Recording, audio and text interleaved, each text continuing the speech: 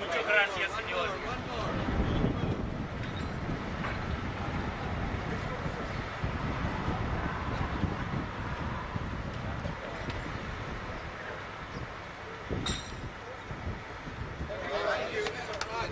Salud.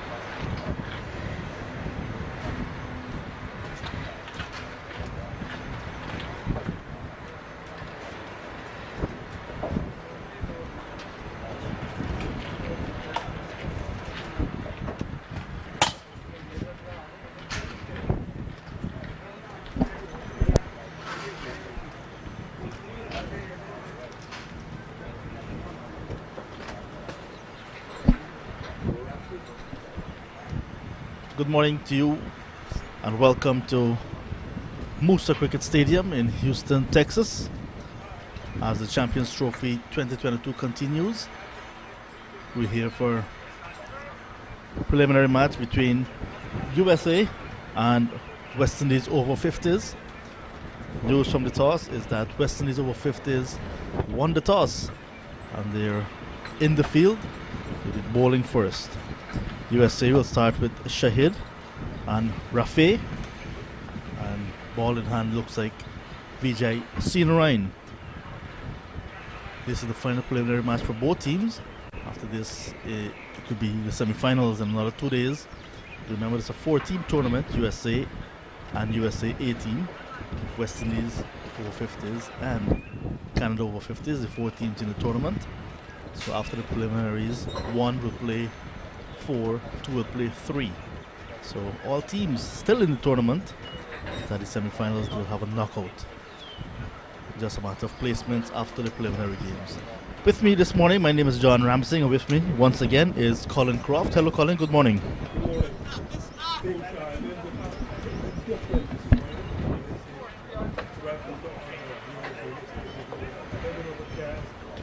Still windy.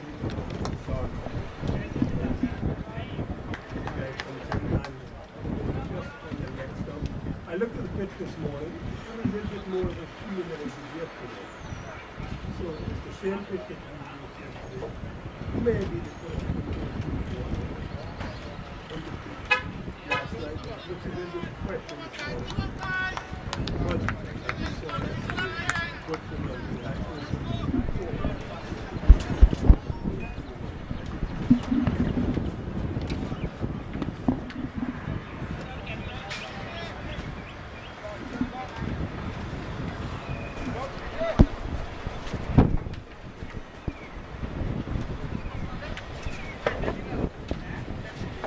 So as we have seen the first run being scored, Shahid getting off the mark. It's a bit cloudy this morning. But other than that, like Colin mentioned, the playing area looks very good, looks immaculate once again. There's a wind again. Colin will tell you about the wind, he'll tell you about the overhead conditions as well. Good morning. Yes, this morning is a little bit more cloudy than it was yesterday. Yesterday we had a few very high clouds. First run this morning. It's the second run actually. Full face of the bat down to mid-off. Yes, I think today is a little bit more overcast. We are supposed to have some thunderstorms and tornadoes passing through here on Wednesday and Thursday. At least that's what the forecast lady said on the television this morning. But today it's still bright, just a little bit more overcast. The cumulus clouds a little bit flatter. Both batsmen off the mark. Ball, 2 ball, spinner operating. This track looks very hard. What can we expect with this new ball? Same as yesterday, I think. The new ball is going to bounce a little bit. There's going to be very little turn. So if you're bowling a new ball as an off spinner, that one is turned down to square leg. This is probably going to be 2. What you do is you try to bowl just about off stump, bring the batsman forward, allow him to make all the decisions. Bowling with a new ball as a spinner, there's not much turn you're going to get. You might get bounced. So you think about your length and line more than anything else. We've had 1 over, 4 for no loss.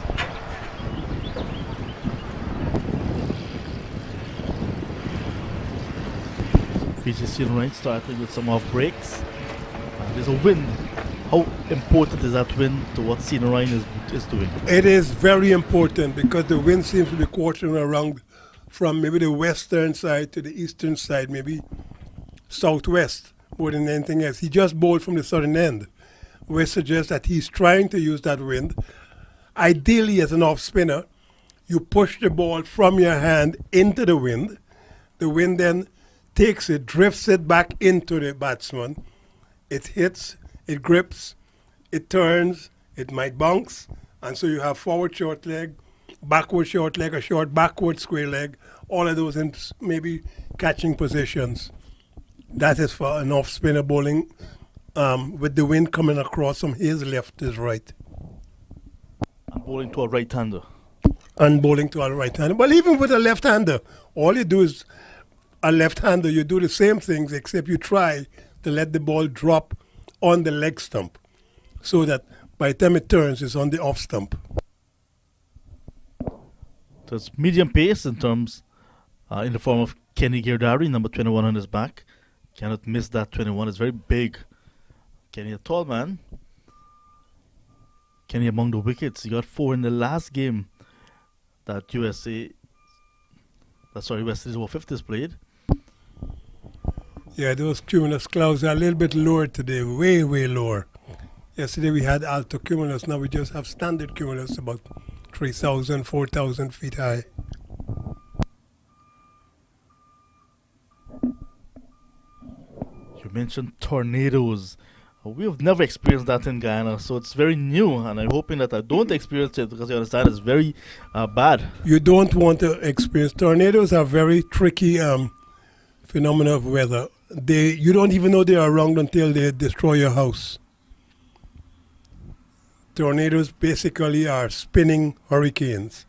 So the pressure inside the tornado is way, way, way, way less than the pressure outside. Your house would explode if a tornado hits it because of the variances of pressure.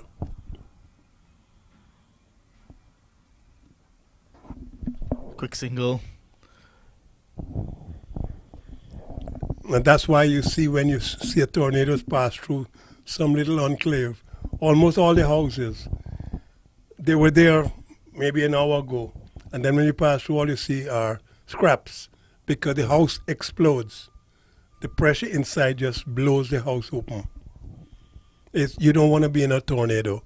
You think thunderstorms are bad or hurricanes are bad. Tornadoes are terrible because you don't know. You have an idea that they might be available and around, but you don't know that they're there until they hit you.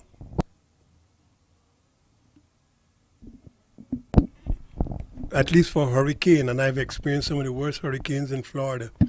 Andrew, 1992, still the worst hurricane, single direct hurricane the United States has ever had. Andrew. Katrina had a lot of aftermath damage, but because some levees broke and all the rest of it, but direct hurricanes, Andrew's the worst still. They're still paying for it in Miami from 1992.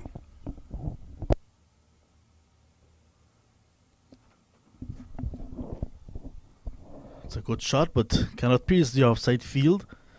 So the over is completed. That's the first from Girdari. 2 runs from his first. USA sent in 7 without loss. One of the ideas, of course, when you send a team in, is that you need wickets. We said this yesterday. We've been saying this anytime in the commentary. You win the toss. It's a 45-over game. We've got 3 segments of 15 overs each. First 15 overs, you need at least 4 wickets in those 15 if you have won the toss and elected to field first. The idea of fielding the first is to get the advantages that you think that the pitch will have before it dries out. Sometimes, and this was evident yesterday, the outfield is a little bit damp, and therefore the fielding team has a little bit of a disadvantage. Today is a little bit drier, so I think there won't be too much of a problem with the wetness of the ball. But if you win the toss and field first, in the first 15 overs, you're looking for 3 or 4 wickets. See, Ryan continues, and it's cut away. Runs for USA at the start of over number 3, and it will be the first boundary in this match. Loose delivery, dispatched. Well, I don't know if it was loose. It was a little bit pushed across the right hand, a little bit wide. Taking a chance. There's a slip, a man at backward point for protection. Hit the outer part of the bat. I don't think that the batsman intended for it to get the backward point. He got 4, but I think his plan was more to hit it through maybe cover point. There are a lot of men in that offside. A slip, a backward point, a cover point, a short extra cover, a standard extra cover, and a mid-off. But these guys have been telling me they play a lot of cricket. Some of them in Fort Lauderdale, some in Orlando, some in the Caribbean. They play a lot of cricket, age group cricket. See, that is the shot I think he was trying to play earlier on. And it hit the outer side of the bat. It went out to extra cover this time. Confident start here, though, by Rafe. Looks very organized. Doesn't look as if he's too intimidated by the bowling so far. This is the second over for Vijay. He's pushing the ball down very, very quickly. Because I think he's recognized that if you give the ball a little bit of air, which might help him, but he's a little bit frightened because he's only got 3 men on the leg side for protection. If you give the ball any flight, then batsmen who are sufficiently competent could get to the pitch and pull across the line and hit over mid-wicket, who is short, so you get maybe 2 or 4.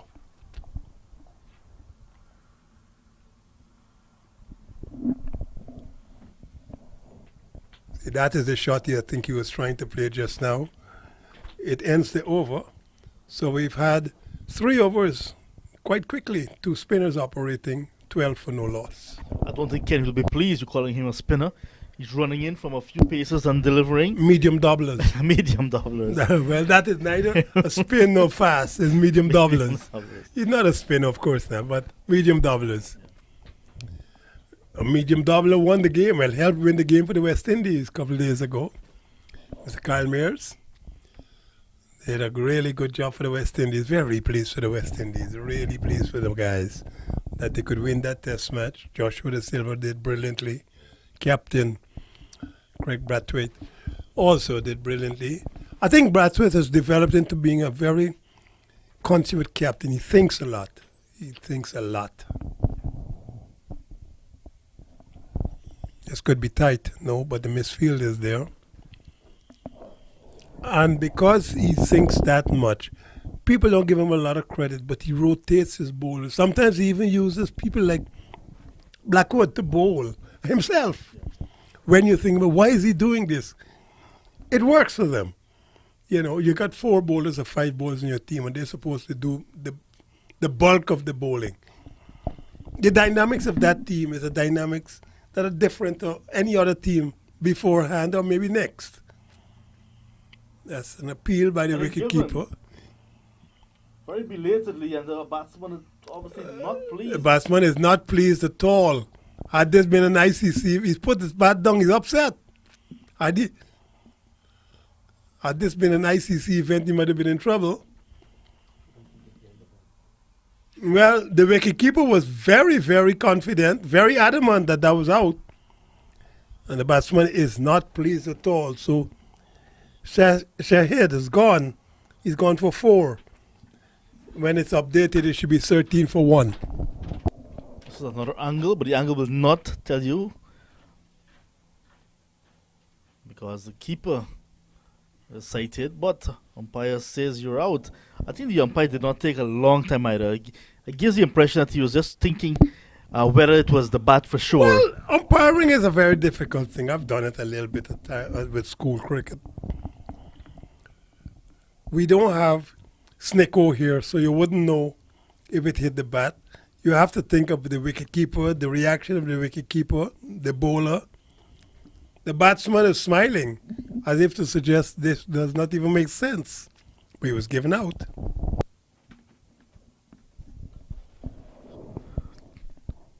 Later on in the match, you'll see Shahid caught wicketkeeper Fazal Jahoor off the bowling of Kenny Girdari for 4. USA 13 for 1. We'll not be able to debate that, but it says that you're out. So, good start for the fielding team. This is the plan. 13 for 1 after 3.2 overs. We're in over number 4.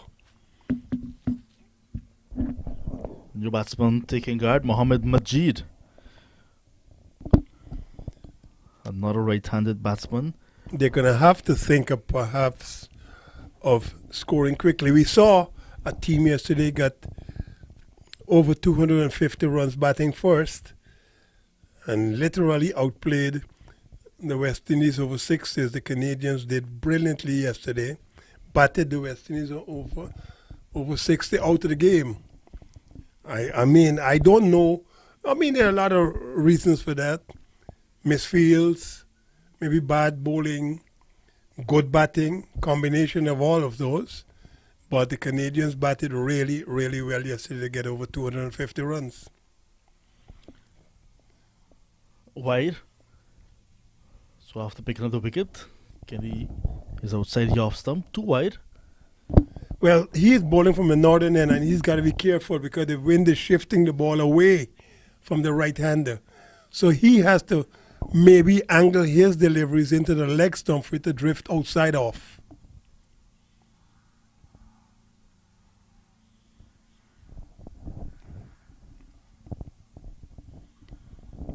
The winds are kicking up nicely here, maybe 5-10 knots coming across from the south and west.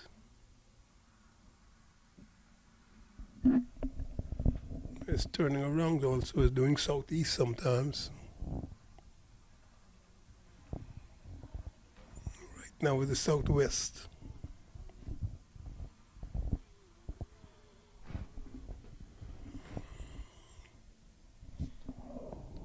Keeper got up a bit too early. A little bit too early. Yeah. Very enthusiastic man, the wicket keeper. He's a tall man. I'm 6'4". I would figure he's about 6'2". Mr. Faz, the man with the Muslim numbers on his back, 786. He tells me that has got something to do with the Quran. He tried to explain it to me. I could hardly understand the Bible.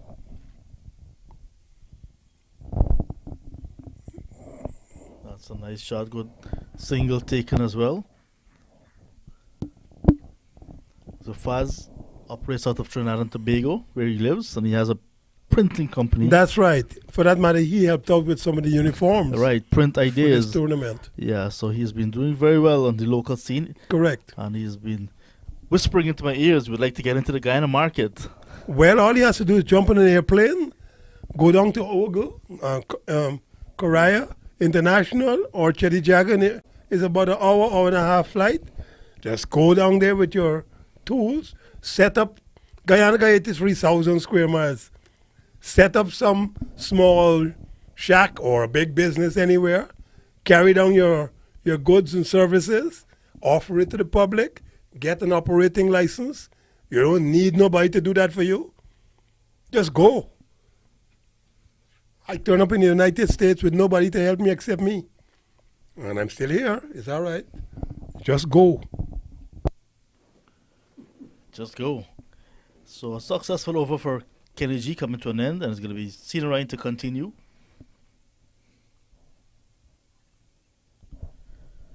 Cena Ryan played alongside Carl Hooper, Shifton Ryan, Chandapal in that mid to late 1990s, well, early 2000s. There you go. So that's his claim to fame. Now all you got to ask him is, how did he not make it like Carl Hooper and Shift Chandapal? Not everybody makes it, so I'm only kidding.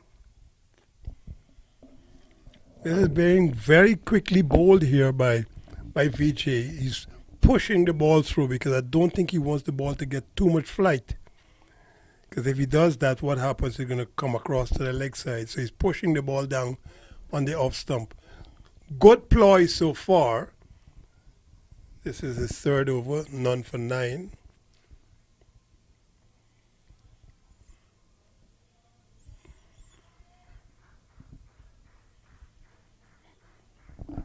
Another Port Morant guy. In his playing days, he started as a medium pacer. A very good batsman. Very good again, medium like pacer. Carl Hooper. Carl Hooper used to bowl medium doublers. Correct. And then decided this medium doubler business is too long. Bowl some off breaks. But he has opened the bowling for Guyana, I think, Carl Hooper, a couple of times with his medium doublers. Yeah, I played with quite a few of them. Clement Neblett, Mark Harper, Rupert Gomes, medium doublers, not fast bowlers, just open the bowling.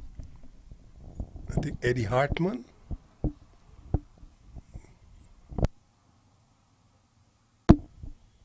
Yeah, quite a few of those guys played for Guyana.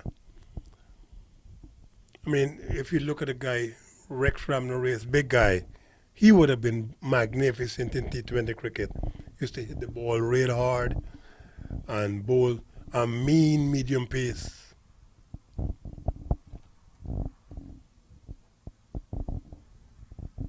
Yeah, he would have been perfect for T20 cricket. But you would not have called him a fast bowler. We've had, now what, 5 overs gone, 18 for 1. A lot of medium fast bowlers. I mean, the out and out fast bowlers you might think about, suppose myself, Keith Cameron, very, very quick. In my time, I'm talking about. Yeah. Keith Cameron was a good bowler.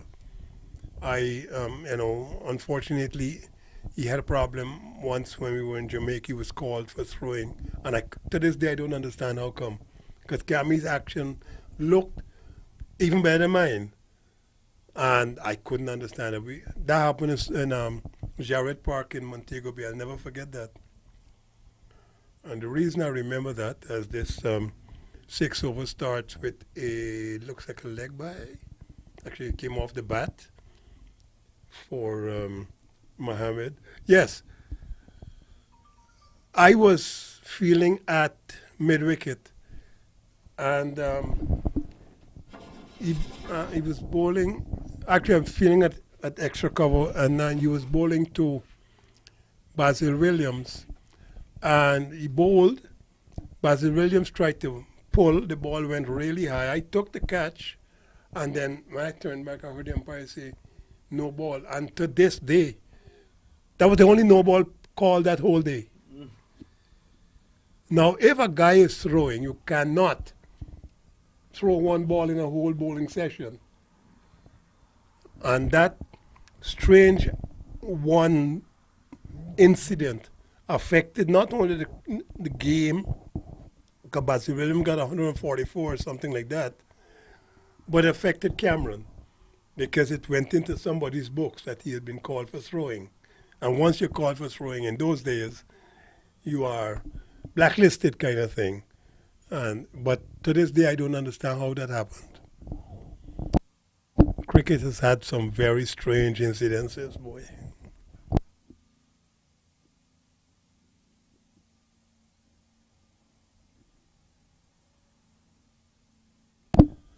Vibert Joe Hashin and Sidney Matthews, I guess, were medium to fast.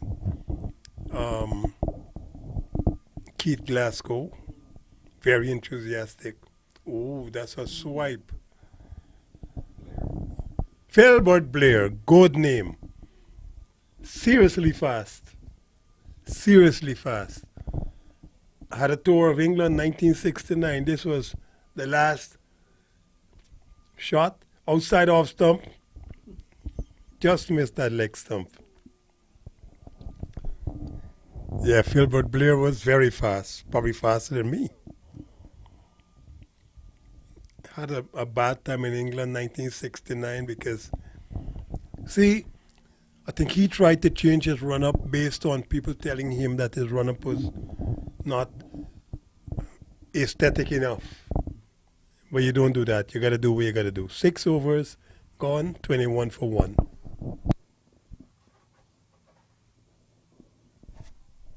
Not sure if you'd have seen John Trim even on video. I saw a couple of, I met him. You know, I think I met John Trim when I just started playing in 1970. He had played for the West Indies in 1950. For the matter, after John Trim, they had another fast bowler who played for the West Indies from Guyana. Give me a guess. Would you remember his name? I wouldn't guess. Maybe Mr. Lawrence, who's just joined us, can help. Charlie Steers. Have you ever heard that name? Yes, I heard Right. of that name. His first name was Swen. Charlie Steers. Left arm, very much like Garfield Sobers, medium fast, like Winston English, medium fast. moved the ball around. Winston English was also another good fast bowler for Guyana. So what happened in 1950, John Trim played. 1962, 63, 64, Charlie Steers played, I think, against India. And then, of course, he started working for the United Nations and those places, stayed in Africa. And then the next fast bowler was Colin Croft. Then the next fast bowler after that was Rian King. It takes about 15 years to develop a West Indies fast bowler from Guyana. Well, it took them. Nowadays, they got a few more. Right after Rion King, there was Colin Stewart. They had Colin Stewart. There's another one called Colwyn Court. There was another guy who played one test match in 2000s.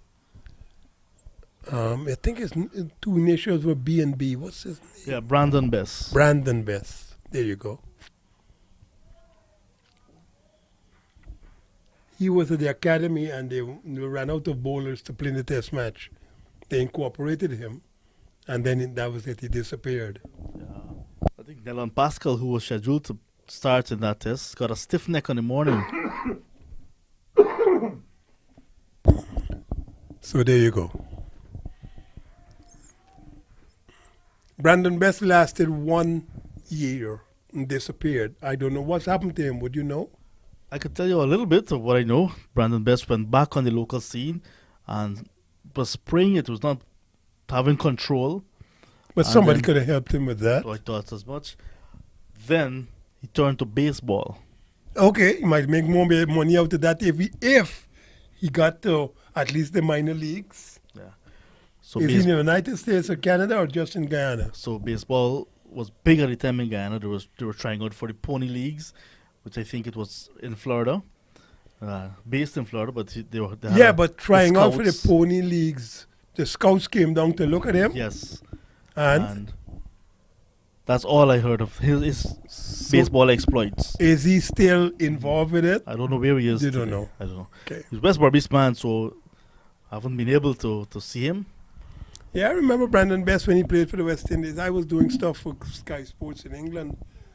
I think they were playing South Africa. But they were playing in the Caribbean. Yes. And you're right, Nelon Pascal couldn't play, the fast bowler from the Windward Islands. And so they incorporated him from the academy. But if he was good enough to have been in the academy, that one was down the leg side. Fast is being a little bit untidy today. Our wicketkeeper, number 786. You see, he's admonishing himself. He's a little bit disappointed with that. He stands up a little bit early in this game, you notice? Yeah, we made mention of that very early in this I wonder if match. he's tired. See, he goes down now. He's up already. See? Now he should be staying down a little bit longer than that. Already up. Right? You gotta wait until the ball is getting to the wicket. He bowled him. Getting to the batsman. That was a good ball. Drifted, played across the line, ball. The bail just popped off. Look at the bail. It is moving towards the offside. Yeah. So, that was a good ball. Kenny's now got 2 of the wickets. For that matter, both wickets that were taken. This was a drifter. Look at it. See? Just after hitting his bat and his pad, just clipped that stump, and the bail definitely just came off. Because I don't even think the batsman thought he was going to be out or the wicketkeeper. But it hit the stump. Here we go again. See? Chopped on and the leg stump hit. Just clipped. Yeah, so the bail falling off, and then that breeze moving that bail across 24 for 2 across the win pitch. over 24 for number 2. 8. Mm-hmm. Yeah, yesterday you were describing all the young fast bowlers that Guyana has got. What about the spinners that you could think about for the future for Guyana? And the reason I ask you, obviously, because you're very much in tune with Guyana's cricket. No, I know you follow the whole Caribbean's cricket. But The new batsman is going to be Sanjeewa. Sounds like a Sri Lankan connection. Sanjeewa on the team sheet, they have him nominated as the vice captain today. Good. 24 for the loss of 2. We've got 2 him. early wickets, so Yes, and in 8 overs, they're doing very well. yeah. As I said, if you, the first 15 overs, you've got to get 3 to 4 wickets in a 45-over game, especially with the demarcations of 15, 15, 15. The fielding team has got to try to dismiss the batting team before they get to 30 overs. That was the idea. Give yourself some advantages. Get them out by 30, but you got 45 to get the total that they've made in 30. That's a big advantage.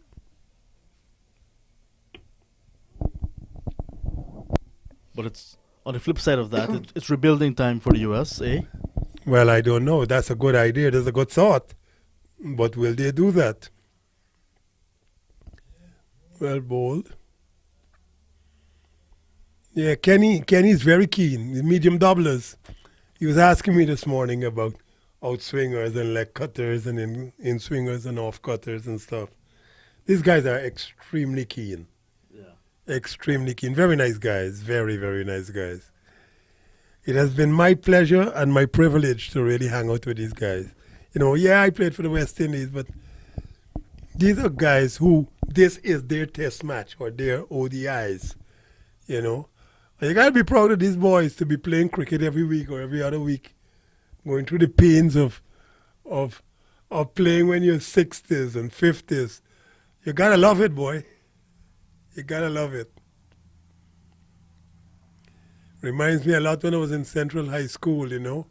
You go down to Transport and Harbors Department, some old grizzled men coming out. Young boy, when I was your age, I used to bowl just as fast as you know, it's me they're talking to. Gotta laugh. No, but those are the different days. You had cricket games happening in Georgetown all over the place, East Bank, East Coast. Essequibo, everywhere. Going home with the bus in the afternoon from Georgetown to Unity, which is about 23, 25 miles. We have had 8 overs now, 26 for 2. We used to pass minimum 50 games in action, either practice or games being, you know, operated on. I don't know if that happens now because I don't even know if all of the cricket grounds are still active. And last time I was in Guyana was 4 years ago, so. But even then, up to 2017, 18, some of the cricket grounds had already being used for other things. So you might be able to bring me up to date with that, Mr. Ramsingh. I know COVID-19 pandemic. Yeah. For that 2 years, the 2 years has been eliminated bad. lots of things, but Everything, a lot of Mr. things. Croft, you were in Guyana last year. You're right. I was there last year, but I don't count that because all I did last year is go from the airport to the hotel to the cricket ground. I'm talking about being able to see what's happening in the country. Of course, I was there last year for the Pakistan versus West Indies. I spent, how long? I think about a week, 6, 7, 8 days maybe. But we didn't go anywhere.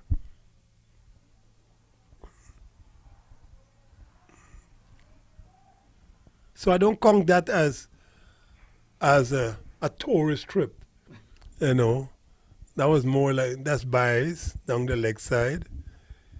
Yeah, my guy is not doing so well this morning, number 786. Might be tired, you know. He's going to come in and he's going to say, how did I do today? Oh, yeah, he's standing up a little bit. But as I said, he could well be tired. He's been playing for 3 days, you know.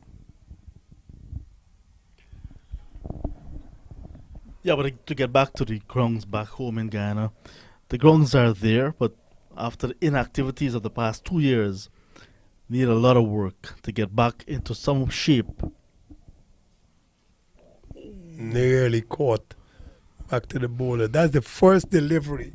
He actually gave a little bit of flight. And the batsman nearly hit the ball back to him. You mentioned the Carifesta Avenue corridor. Yes. Used to have a cricket game going on in every open space. Then the Wolford Avenue corridor as well, Yes. where the schools are. Correct. So the GYO ground, tall grass, multi-nose. See, It's not so tall, but was underprepared. what I ask about is to get those grounds cut shouldn't take that much. A normal slasher will probably take 1 day to cut a whole ground. But that grass is not going to come back for another month or maybe 3 weeks. So you could do that once. There's a little bit of maybe a little bit of an edge there perhaps because the bowler's reaction is that the ball hit the bat. And the reaction as well from Faz seems to Yes. give it away as well. So, Yeah, Faz is asking the umpire too, did he hit that? yeah. Over completed nonetheless. 5 from Sino Ryan, 13 conceded. We had to pick up a wicket. 9 overall completed, 28 for a loss of 2 USA sent in. Where I train in Seminole County, which is just east of Orlando. Orlando is in Orange County. I train at a soccer field, very similar to where the cricket fields we have here. They have about 6 or 7 soccer fields. There's outside off stump, and Fast collects nicely. We have about 6 or 7 soccer fields, 8 soccer fields. They cut those fields alternating every day. So the first field is cut on the 1st and the 8th day. You see what I'm saying? Yeah. I know because I talked to the guys. So they cut field number 1 today, and 7 days from today, field number 1 will be cut again. It's the same cutter they're using for all of them. That's their job. Now, are you suggesting that can obtain from the Ministry of Works or infrastructure or something? Just get a cutter, move down the whole of Woodford Avenue, up Thomas Lands, and do the same thing next week or next month with one machine? Of course you can. So it's about the wherewithal to do it. So lots of these grounds, they're allowed to get too bushy. And then it takes not just a slasher to get it back. Right, okay. So you work a little bit longer on one of them, maybe a week, maybe 2 weeks. But the objective is to get them back to operating optimum, to play cricket, to play soccer, whatever sport there is. If it's got grass, that one just hit the return, hit the non-striker's end. They were thinking about a second, then changed their minds. If it's so well inundated by grass and shrubs and everything else, it can take a little bit more work. Right. But you have to want to get it done before it is going to be done. It's as simple as that. Yeah, but after those shrubs and heavy bush has been cleared off, it's maintenance after that. And that's the point I usually make back home. Why are we allowing it to get to that stage? Well, that's what I was just telling you about. These guys cut these soccer fields once a week. And they rotate the same cutter right around 8 fields. Just like over at Prairie where they have the cricket that we're playing here, where they have all those 5 or 6 cricket grounds. 10 overs gone, 29 for 2. So don't tell me you can't do it. Tell me you don't have the wherewithal to do it. I'm sure they drive up and down Woodford Avenue and what's that, Thomas Road? Yeah. I'm sure they drive up and down and see the bush. But if you don't want to do it, then anything can be done. Our cameras cannot pick it up, but there's a man just on the far side with a lawnmower. Right. And he's been cutting for the past 15 That's his minutes job, or so. just to cut this place. There are 4 guys work at this place that I tell you about, Seminole County's soccer field. The Orlando team, they go out there to practice, and the second team, they got an academy out there and everything. I go out there to run.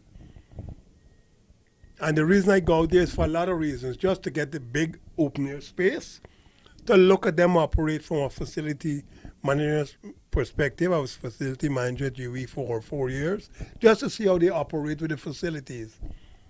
I talk to them. I don't know their names. They know I come out there. They say hi, I say hi, and I will talk to them. But I see what they do. That's their job. They go to work at 6 o'clock in the morning. They leave at 2 in the afternoon. That's their full-time job, just to maintain 8 football fields. So are you saying, and there's only 3 guys. Yeah. So you could get a lot more than 3 guys to operate in all of those fields in Guyana.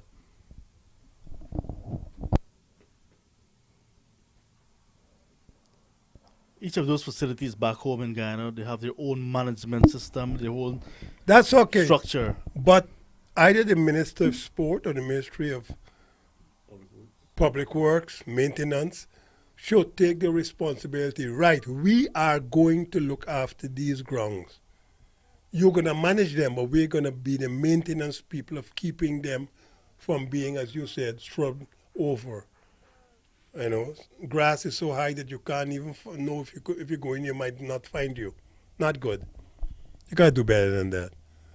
Thing is, it's not something new. It has happened in the 60s, 70s, 80s, up to as late as the 90s when I used to be in Guyana all the time. So what happened in the last 20 years? Just neglect? Doesn't make sense.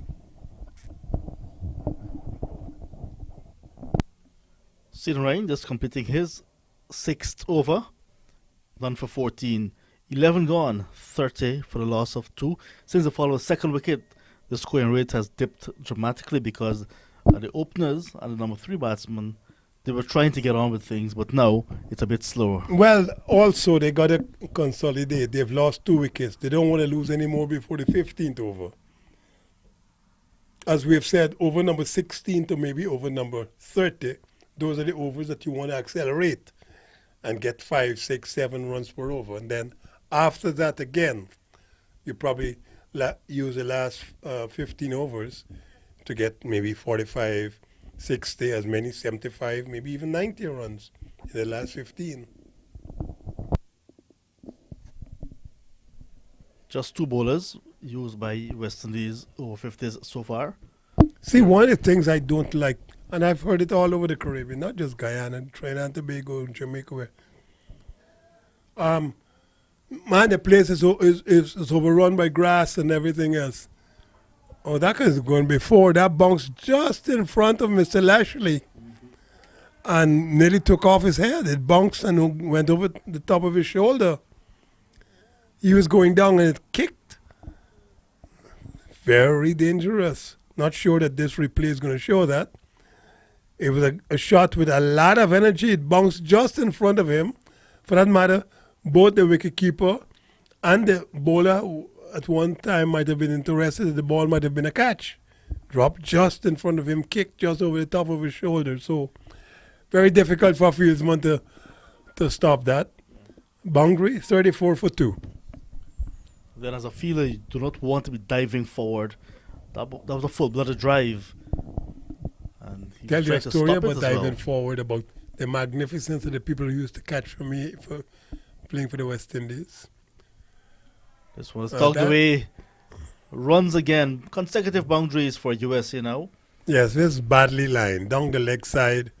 And once you line it down the leg side, even though the wind is going to push it across from leg to off, or you hope so, this was so fully down the leg side of a full length, so he could pull it across the line. See, it's coming back into the right-handed batsman, and he just pulled across the line. Remember, there are only 3 men on that leg side. It's a lot of space. So even if he hits it in the air, it might not get to one of those fieldsmen. There's a wide mid-on, a mid-wicket, and a short backward square leg. We're playing the first test match at Antigua and Barbuda at the recreation ground. And I got 5 or 6 wickets. Clive Lloyd dived forward twice to take catches off my bowling, twice. But they were catching, those guys used to catch like you can't believe. Gordon Grinnell dived forward once to take a catch too. I think that was off Andy Roberts. Or it might have been Michael Holding. What I'm saying is, to dive forward, you have to stay down. You can't move until the ball gets to you. That one is In the air, in And the hands, and dropped. out. That's Azad Mohammed. right. Well, that's what I was talking about. He pulled again across the line. It went into the air. The man at mid-on was wide enough. All he had to do is move one step to his left. And they expect the catch to be taken. So the bowler and the wicketkeeper are now lamenting that because that catch ought to have been taken. 12 overs gone. It's 39 for 2.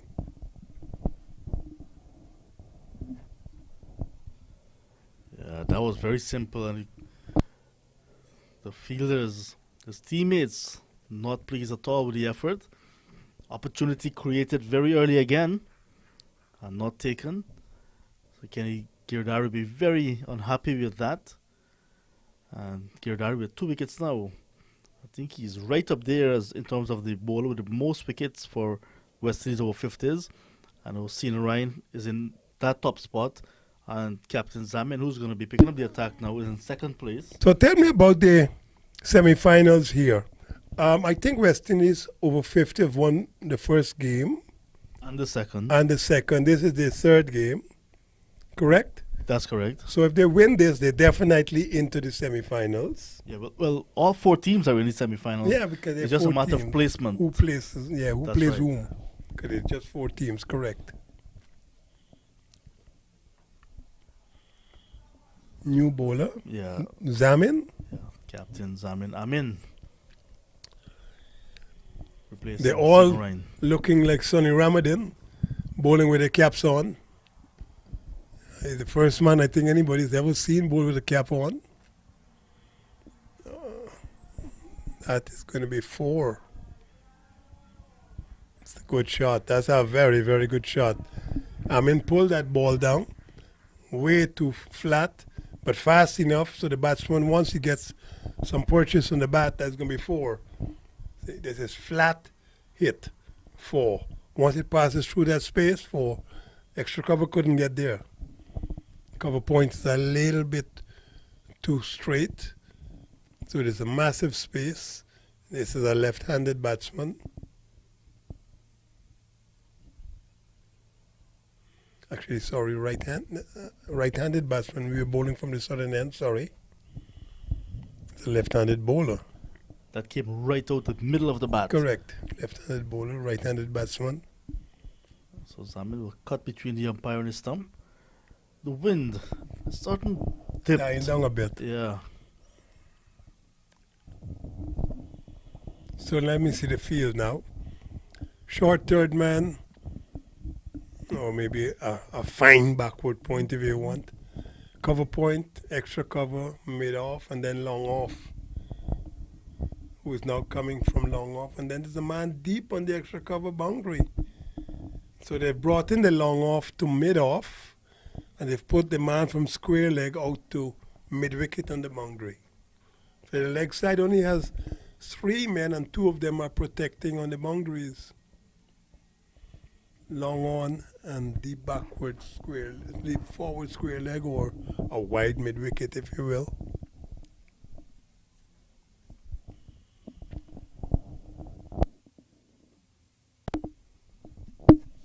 Yeah, Zamin is going to make a few adjustments of the guys on the boundary now. Long one comes in about 3 steps. Chance for a run out of the non-strikers in. Zamin misses the woodwork. But the alertness of the man down at long on, at least he was able to back up nicely. That's what I mean. These guys take this thing extremely seriously. That's- Look at that piece of feeling. Yeah, that's Coach Ishwar Miraj, so he should be able to lead from in front. I'm sure his charges will be watching to see what the coach is doing. And Coach Miraj speaking highly about young Joshua De Silva, Queen's Park Cricket Club person as well.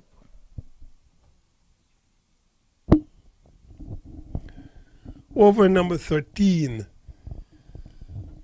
One more ball. 44 for 2.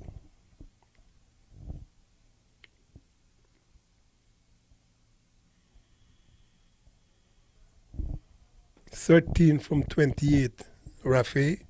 Shanjiwa's got 17 from 23. End of that over. 13 gone, 44 for 2. So let me ask you this then. Outside of the guys that we well know, how do you progress from being a 17-year-old who's represented Guyana, maybe the West Indies as a 17-year-old, to being a regular Guyana cricketer and then maybe for the West Indies? What's the progression? How does that work in Guyana and generally for the West Indies? I understand the West Indies model. How do you do that in Guyana? So what currently obtains in Guyana is that once you're in a national setup on the 17, on the 19s. But what happens if you're not in a national setup? Well, I'll tell you what happens if you're there. Okay. Because those guys, they have a training regime. All right, that like an is academy. worked by the right. So they work out with the coaches. They're with the coaches Monday to Thursday. Okay, that's after school programs, or No, this is with the national setup. but they have to go to school until they're 16 and 17. Yeah. So those guys that are the exceptional ones, I would say, Okay, that are borderline. all right. So maybe not those young 16-year-olds, those that are older. On the 17, there's no program for them actually. Just the See, seniors. that's the There's age no group program I'm for talking those. about, Yeah, 15 to no. 17. No, we've lost those. How do you keep their interest to play for Guyana's your team at 17, 18, 19? That's Just the if clubs. if- The clubs. If you play at 17 for Guyana, you got 3 years in an under 19 team, you know. Yes. So those are the people you should be developing to play for the West Indies when you become 21, 22, 23. 'Cause by then they should have played for Guyana 2 or 3 years. 6 years from the time they started, you could get perhaps from 17 to 23, you should be playing for the West Indies. But there's no structure in place for the youth cricketers until they've gotten to Stop. Say that again. There's no structure in place. Just the clubs. Just Listen the to clubs. yourself. I'm telling you. That must be the only part in the world that happens. You know what happens in this country? Until they get Soccer players, the young soccer players go to an academy in Man United or Chelsea at age 6 and they go through the ropes until they're maybe age 26. it's until they get to that on the 19 level, and then they're allowed to go into the what maybe a semi-academy because they train Monday to Thursday with the national team under the watchful eyes of the coaches, and then on the weekend they would play club matches in the respective areas. Right. I know you're very important, man, Mr. John Ramsing in Guyana. Head in Media Corporation and blah, blah, blah. All those fancy things. I'm only kidding. But certainly you must have some connections with the sporting entities, cricket, soccer, whatever. The people you need to get involved are the 13, 14s, 15s. I would say from 12 even. You might not be able to do it like Chelsea or Man United. We've had 14 overs gone now, 46 for 2. So we're coming up to a couple of intervals. We're trying to get to 50 without any further loss USA. And 15 overs, we'll have that first interval. So you're trying to get the interest of all the kids from about 11 to 17. This is the time they're going to be in high school. So there should be a high school tournament. Maybe under 15 and, if you are in first to say third form, that should be under 15. Then fourth form, fifth form, and if there's a sixth form, you're over 15 to 17 or 18. Those two envelopes should be where you're getting your future West Indian cricketers from. But you could only get them if you interest the students and have programs available. I'm not asking you because obviously you don't know why that is so, but I'm wondering why that is so. There's been recent talk, and I say talk and I can emphasize on the word talk, about reintroducing the schools program. In the air, taken. Straight down the throat, as they say, if the man had mid off. On the back foot, he should have come forward a little bit better, I think, Sanjeev. And if he had come forward and hit that, but he was kind of perched in the back foot. And once you go back, then what happens? The ball comes off the bat, but it's come airborne straight to the man at mid off. So Sanjeev has gone for 19. We're in over number 15. It's 47 for 3. This is a replay of that incident. There you see. He's on the back foot. He should have come forward, hit that on the full. Then it would have been no problem. Probably would have gotten 4-2. As it is, 47 for 3. They're going to come off now for that short break that we normally get at 15 overs because there's no point of a new batsman coming in. We've had 14.2 overs, 47 for 3. So that break that Colin is talking about, we will take a break as well. And as the players take refreshments and re-strategize, 47 for 3, 14.2, we will also take a break. We'll be back in a short while.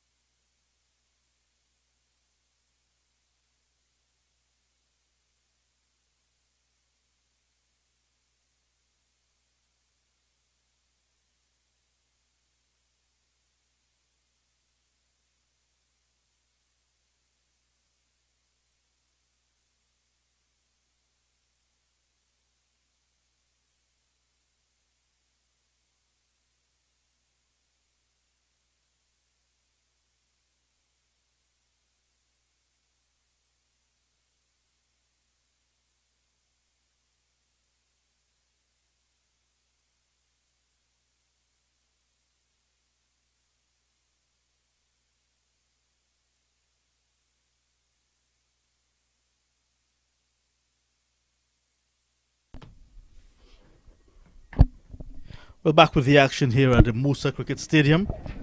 Cool conditions now, but no immediate threat of rain. West Indies captain Amin continues. Still in over number 15, the wicket falling in the second with the second ball. So the players went off. So we're still in the first power play. There's an appeal for a leg before. Amin did not follow through that appeal, giving the impression perhaps bat or hitting on the leg side. Once again, I'm joined by Colin Croft. Hello, Colin. Well, the wind is freshening again from that left quarter from where we are, maybe southeast. It's kind of like a quartering wind. That's going to be 4. That was given generous flight, spanked down the line. The 50 comes up with that shot. So we've gone now to 51 for 3. But that was a good shot. Straight down the line. He didn't try to pull across the line, just hit it really hard through that. Strange. There's 3 men in that extra cover region. He still managed to get the ball through the kashif. Excellently played for that boundary. Hit it really, really hard. Got to the pitch of the ball. Given some generous flight by Zamin and spanked. He will never bowl that again. That one is speared in very, very quickly. He knows that that ball should not have been bowled. End of the 15th over, 51 for 3. So now that the first passage of play, where a maximum of 3 fielders were allowed out of the 30-yard circle, USA sent in 51, West Indies picking up 3 wickets. How do you assess that first passage of play? Right now, I think West Indies will be pleased with that. 51 for 3. They didn't get the 4 wickets that they would have needed in the first 15. But at least they restricted the USA to under 4 runs per over. So that's good. Now, what's got to happen now is that the West Indies are going to have to capitalize and try to get another 3 or 4 wickets in this second, or more, perhaps, in this second 15 overs. So by 30, you would hope, if you're a West Indian supporter or player, over 50s, that you want 6, 7, 8 wickets, or all of them for that matter, and no more than perhaps 130 to 150 runs. And from a USA standpoint? All they got to do the opposite. Don't lose wickets. Consolidate, keep things in hand, keep rotating the strike, get 4 or 5 runs per over. And from that point on, then all you've got to do basically is accelerate, capitalize with it, and make sure you bat into the last session of the last 15, perhaps bat all the way down to over number 45. Batting first, that's the first consideration. You must bat for 45 overs. If you don't do that, you've handed a little bit of the advantage to the team fielding first. So Girdari continues. This is his 8th over. And we've seen a trend developing with Zamin and Girdari, how he's using his fast bowler in the air, but it's a sweeper. Girdari has been allowed to bowl his full quota at the start of the innings with a new ball right through. You might be hearing some noises in the background for some of our listeners and viewers. That's the guy cutting the grass that we were talking about. Maintenance has to be 24/7. You gotta wet the grass, cut the grass, also put some fertilizer, whatever that is, keep the grass active and alive. And just like your afro or your beard, you're gonna trim it occasional. You can't allow it to grow and become such that it becomes unmanageable. So you might be hearing those guys cutting in the back there. Because while we are playing here, he's doing his job, keeping the rest of the arena ready. And while that is happening as well, Colin, it's a very cool breeze that's passing through. Oh, yes. Cloud And it's cover has good, picked good up. working weather. South is coming from the southeast now. I'd say southwest more than southeast. Swirling a little bit. That's the end of the 16th over. 54 for 3. So far, I think the West Indies over 50s are doing a very good job. They've been quite frugal. Just 3.38 runs per over. In the meantime, having lost 3 wickets, the USA over 50, they might be thinking, well, look, we've lost 3 of our best batsmen. Kashif and Rafi, they might just be relaxing and allowing themselves a little bit of leeway of batting a long time. They may not score 4, 5, 6 runs per over, but at least they're not going to lose their wickets.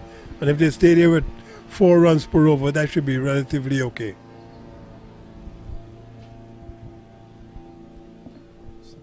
The test series between West Indies and England concluded. I just saw something that came to me. No, I get all these dispatches from Cricket West Indies. Mr. Roland Holt, he looks after me very well. Yeah. But the world is actually focusing on what's happening in India. Mr. Philip Spooner. Oh yeah, you're talking about the IPL. The IPL has started. Yeah, but the IPL is 60 games. It's long. It's long. 10 teams. How do you remember when you were at game number 43? What happened in the first game? Yeah. It's a long tournament. It's very 60 games. 10 They've teams. just added 2 new teams. Two franchise. Well, it's an expansion of money. Remember, India's got 1.2 billion, 1.5 billion. Half of those are cricket fanatics, maybe more, all of them, including all the ladies. I was looking at the presentation ceremony after the opening game, and what we're accustomed to, we as in this part of the world, that maybe as a man of the match, a player of the match these days, you invite the captains. But that presentation I saw, most 4s, most 6s, game changer. Well, there's incentives. Right, lots and lots of all incentives. over. You know, Right. if you're playing... That has picked up as well, because last season it was not like that. Right. So it's an incentive thing, you know. Plus it's an entertainment thing. It's a sponsorship thing. The sponsors want to sponsor something happening. You know, the sponsors themselves want to be involved. So you say, okay, you want to be involved. What do you want to sponsor? Well, he might want to sponsor the game. That's going to be spanked around square leg. That's going to be 4. Badly lined. You've got a man at long on, a man at mid wicket. If you're going to bowl outside the leg stump, you have to get a man at deep backward square leg. There was no person there. Once you line it down the leg side, that's a free hit.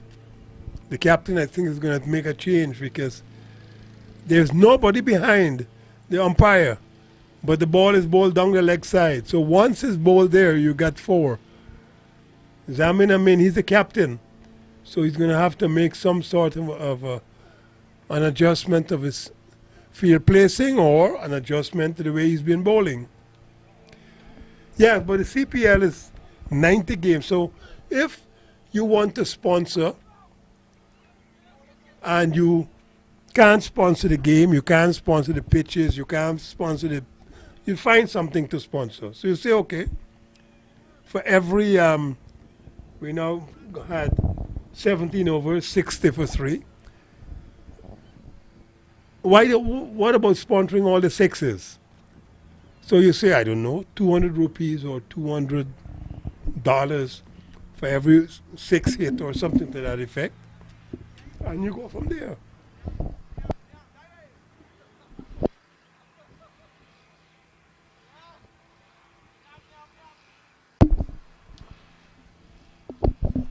I was just speaking to wicketkeeper for West Indies over 50s, Faz, at the break. He's disappointed with his experience. Is he disappointed with his experiences so far this morning? You know, he's the guy that always asks questions. Yeah. So he asks about that caught behind. Yes. He asks about what's happening as well. But before I could have asked him, he said the pitch is playing a bit too paced. It's a little bit quicker than it was yesterday. But that's not an excuse. Not at all. Not an excuse. Anyway, the West Indies have named 16 players for a 2-week white ball skills camp in Antigua and Barbuda. Oh, Colin, he's given This ball that was hit down towards deep extra cover was relayed back nicely by William Lashley. Strong arms, right next to the stumps. Kenny Girdari took the bails off, and the umpire in the perfect position says, Run "You're out." out, Mr. Kashif." But he is not pleased. Not pleased at all. He's walking off very, very, very slowly indeed. We have the Now benefit we of are going to replays. see this. Correct. He's in for the first. He's coming back for the second. That's tight, you know. That's very, very, very, very tight. DRS. We don't have DRS here. Okay. He's Have to going go to back to that turn first now. angle.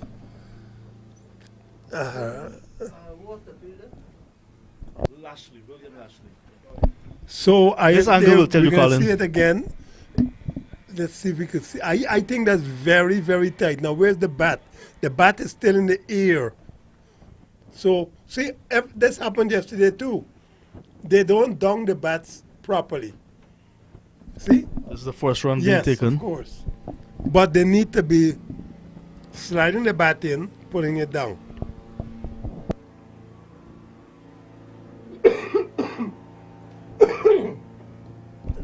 Now we're going to see the run. Umpire moving into position. Ooh. I think that's tight. Hmm. I think it's very tight. I think that he thinks he wasn't out run out. We'll ask our producer to slow it down just a little bit as the bail is being broken. There we go again.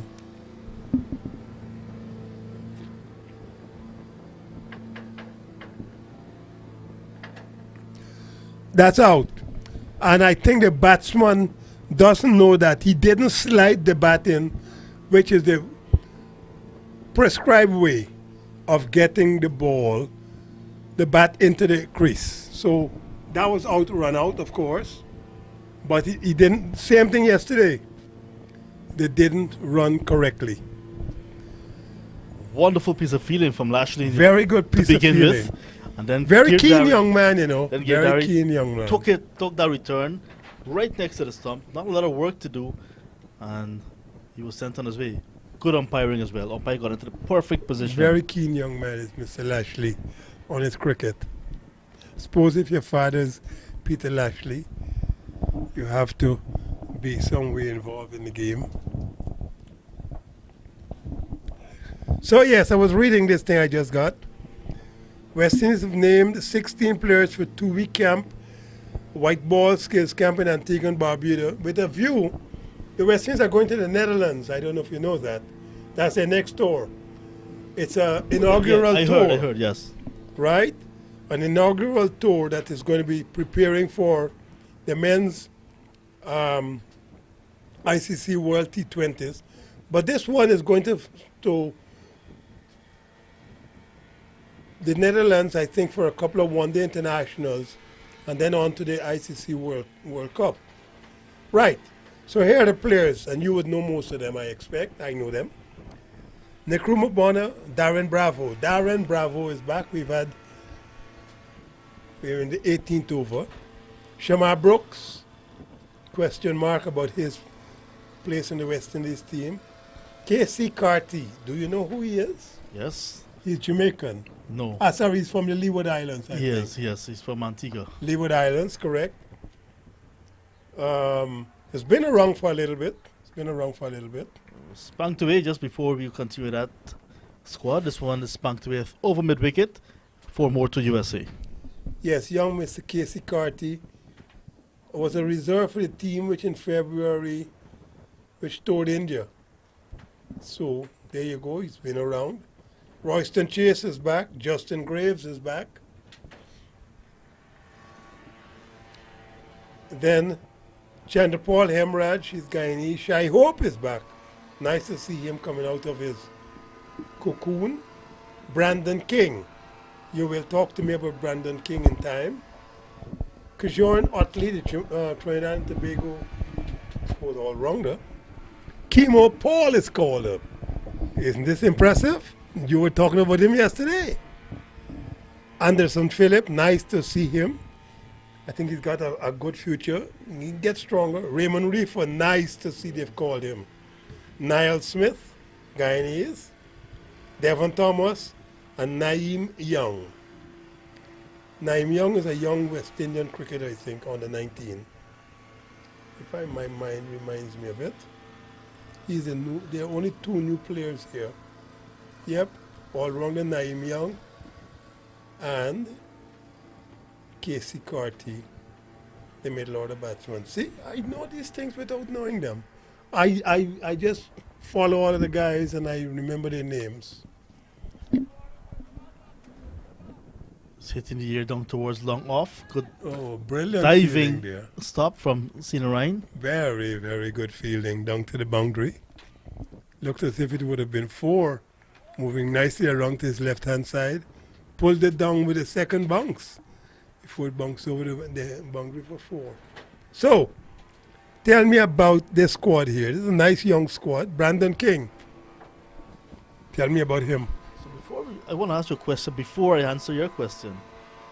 The squad for the Netherlands will be picked from this, or will the all they've done here is said that this is for given appeal for like before, very confident appeal as well from Zamin, and there's good support from the rest of the West Indies over 50s players. And what the guys have been saying is a prize wicket of Fazal is being taken. Fazal leg before to Zamin for 3. USA now losing the 5th wicket in the 19th over, 6-9 for 5. And that 5th wicket is important. A ball of full length. I think he was outfoxed there by the flight. Played well before the ball got to him. Missed it altogether. Ball dropped, hit probably his boot, and definitely hit the pad in front of the stumps. Out LBW. 6-9 for 5. Yeah, the replay suggests that it hit the back pad. Might have clipped that front pad too. But definitely out because he missed the ball altogether. Now the batsman was outfoxed there by the bowler. And the West Indies over 50s doing exactly what they needed to do. They had 3 wickets in the first 15. Since they've come back out, they've gotten 2 more in about 3 overs. Perfectly done so far. There you go. The ball is drifting down. So he missed the ball altogether. That would have hit middle and off. I'm asking if the guys in that squad will be the ones to go on to Netherlands, or if the others will be joined, like the Pollards and so on, that we haven't heard about. What I think is happening with this camp, this is the first camp. Okay. Because I don't think they're going to Holland until perhaps maybe June or July. I will check the events and see. I know they're going to Holland, but I don't know when. The fixtures came out because I remember seeing an Correct. email that the authorities, the cricket authorities in the Netherlands, welcoming the West Indies side to their... In late May, they go to Holland. So the West Indies doesn't have any more cricket between now and May. I don't think. So, but we're still in March. So there might be 2 or 3 camps. Karen Pollard is in the IPL. Yes. So I don't know that he needs to come to be in a camp. Right. He's playing white ball T20 cricket at what is just the highest level outside of playing internationals. You know, the CPL, the IPL. So he's being prepared. He's, cricket ready. All the people playing in the IPL or the CPL, when it comes later this year, will be playing at that level.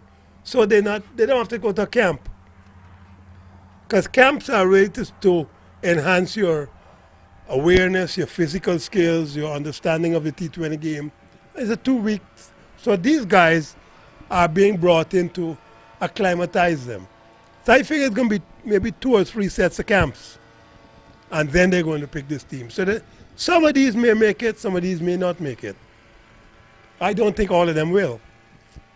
But it's a good thing. Yeah, I was a bit concerned about the lack of makeup. the experience. Yeah. These are just, I think, the first batch, as they say. Right. You know, but I probably think they're going to have about 3 or 4 intakes before they're done. Yeah. So back to Mr. Brandon King. Yes, please. Why is he not progressing the way he ought to be?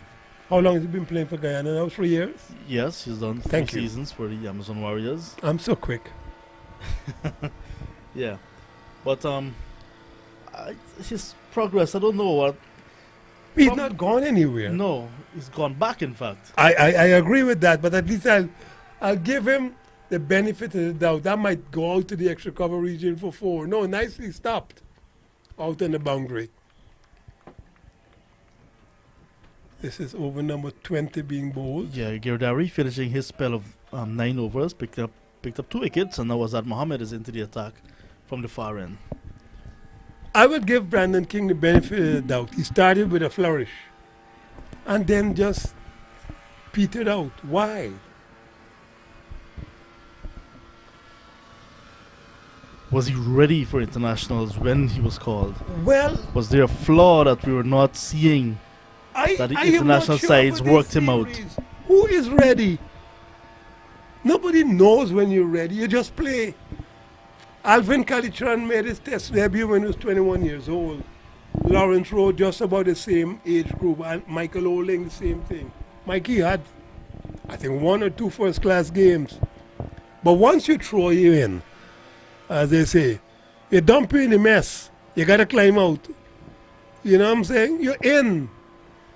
So once you're in, your purpose now is to focus enough to stay in. What happened to him?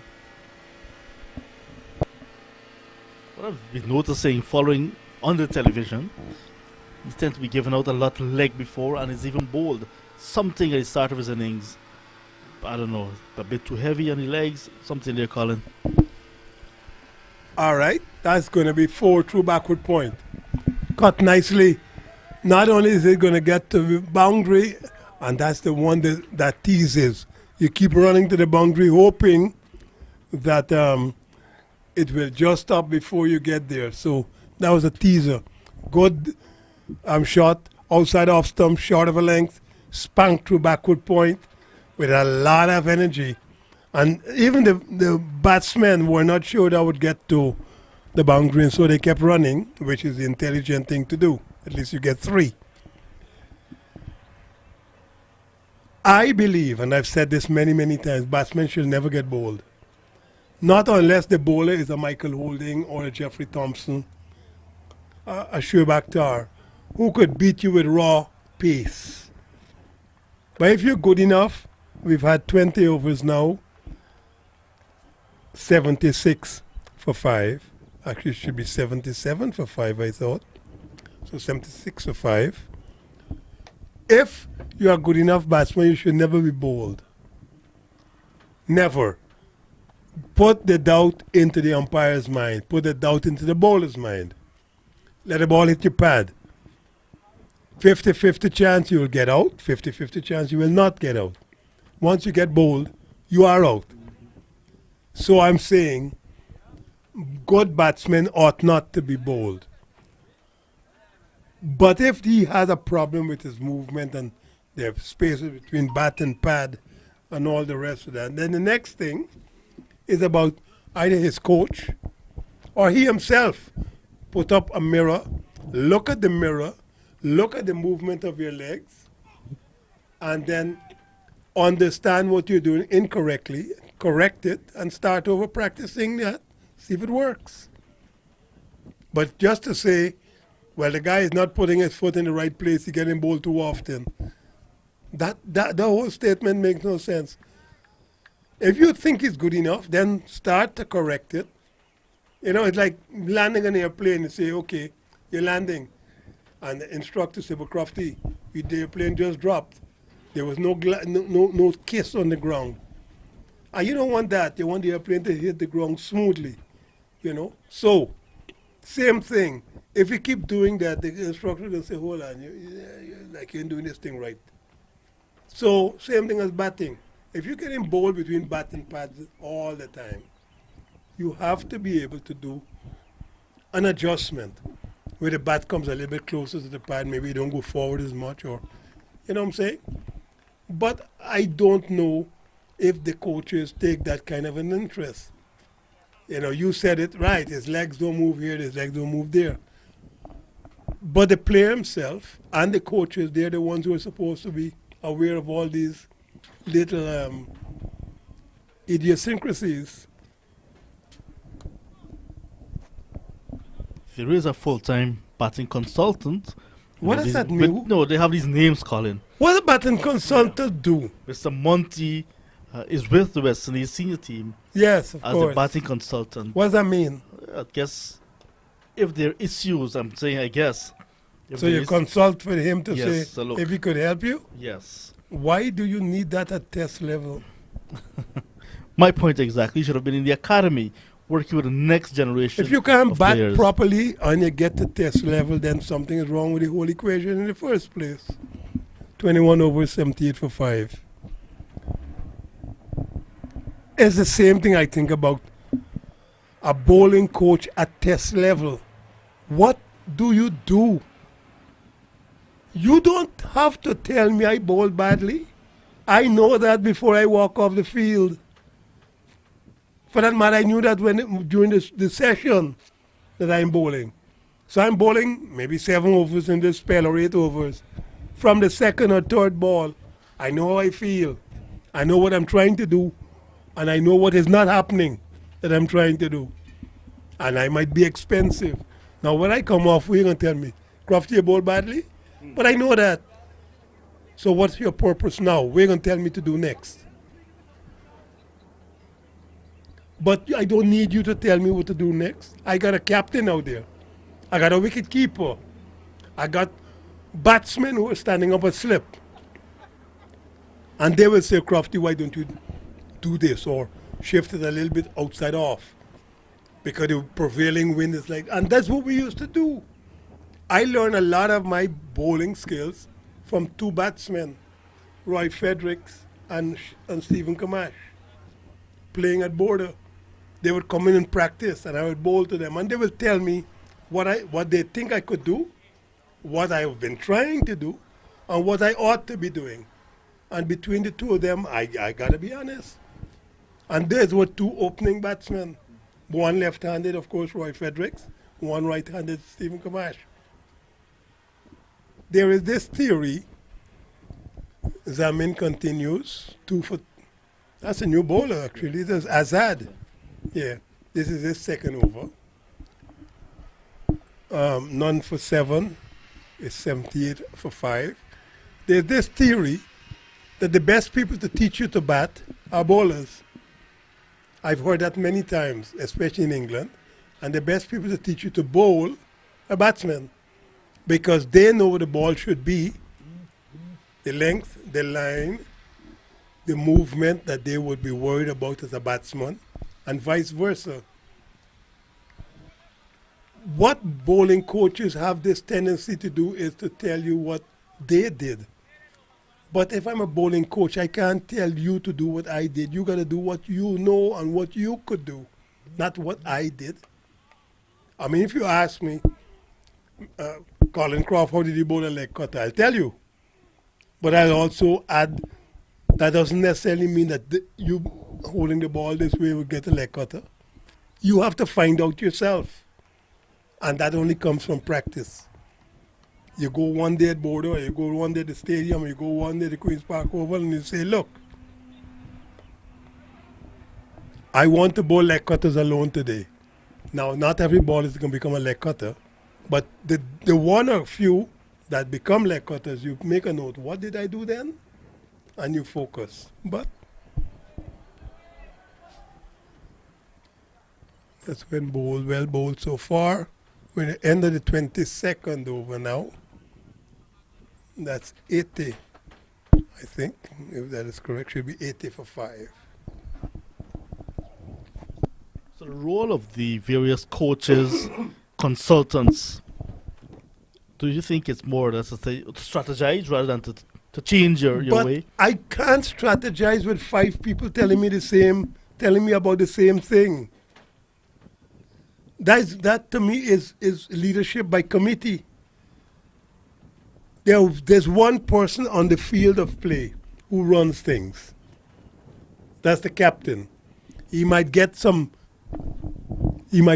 counsel from the vice captain, probably from the wicket keeper, probably from the close-in men at slip or wherever. And this obtains from before I played to now. Those are the guys who will say what they want and what they want you to try to do. At that level, they expect you to do what they want. Or, on the other side of that coin, they know what I could bowl.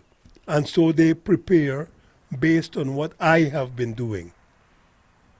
You know, sometimes the captain wants something that I can't do, and sometimes I will do something that he doesn't want, which is a different thing altogether. But between there, you get a balance. Why do I have to go into a dressing room and listen to a bowling coach, the head coach, the captain, a psychological coach about my bowling?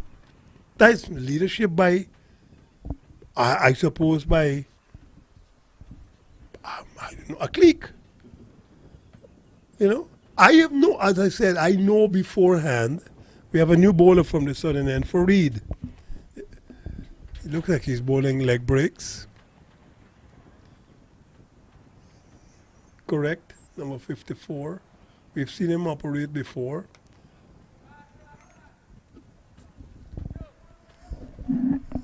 There's a top spinner. It's spanked out to the extra cover region. You get 2. So I come in. All you could say is, you know, and Lloydie would say, or Viv would come up to me. Viv was normally the one who would bring the messages, or to all of us. Clive Lloyd would be at first slip. Viv would probably be second or third slip, depending if Gordon Greenwich is there or whatever. And Viv would be the one who brings the ball after the ball is bowled. He comes up. He said, Crofty, well, why don't bowl around the wicket? Or why don't you just shift a little bit outside off? I know this man. I played against him before, and he would, or something like that. But at least that's going to be 4. Nice shot. Nice shot. Spanked through extra cover. A lot of energy in that shot. Again, the ball is a little bit of short of a length. Started earlier on. There were 2 from that second delivery. This one is hit a little bit harder. He gets 4. So that becomes now 86 or 5. We're in over number 23. So I'm saying on the field of play, it's active. They are making the changes. I come into the dressing room and you're going to tell me a ball. Okay, them bowl so well. Try this. But you got nothing to do with the dynamics out there. That's the captain and vice captain, wicket keeper, and maybe some of the guys in the sleeper region, which is a big difference to being in a dressing room. You're telling me the same thing. I don't know. Maybe that's the way I look at it. Oh, it's bad backing up in the outfield after the ball had beaten the keeper. It was not a good throw to start with. Yeah, they ran well. Yeah, the fielder there who should have been backing up the wicket keeper also missed it. So overthrows for USA. Hussein having an ordinary start to his bowling spell, replacing Captain Zamin Amin from the commentary end. The leg spinner bowling with this wind. Do you think he should have been? He should be bowling into the wind. Theoretically. Right? He should be bowling with the wind in his chest, theoretically. But again, because I remember I was vice captain for Guyana one time in Trinidad and Tobago, and Fowd Bacchus came off, and I had Derek Kalicharan bowling leg spin with the wind. And then I switched him around because we were trying to get the Trinidadians out. It didn't work, but at least I was trying something. We've had 23, 89 for 5. I think all of these coaches should be in the academies, the A teams, B teams, whatever you want. When you get to test level, I need somebody to tell me I bowled badly, then something is wrong with my whole concept of the sport. I know when I've done badly. I don't need you to tell me that. You know, when I would go in and say, well, Lloydie, that didn't work. What do you think? Can we do this? Can we do that? And that's a conversation between the captain and maybe Derek Murray, who's a wicketkeeper, then or Jeffrey Dujon later on. But you ask, you talk, you know. Duge would come up to say, Crofty, we don't try this boy. That man, his legs this or his legs that. And fine, because you're taking all of that in. But what's the bowling coach going to tell me then? I bowl badly? That's the only thing he could say. Because he was not out there. He doesn't know the dynamics of the game. He doesn't know what's going on out there. It's foolishness. You know, a lot of people ask me about coaching. Coaching is teaching. If I have to be teaching you at a test level how to bowl, you are in the wrong place. Because I can't teach you to bowl at test level. You ought to know what to bowl. You ought to know what you're bowling. Then you use those experiences to top off at test level to get wickets. Anyway, we are in over number 24. 91 for 5. The Rafa is not going along badly. 43 from 53.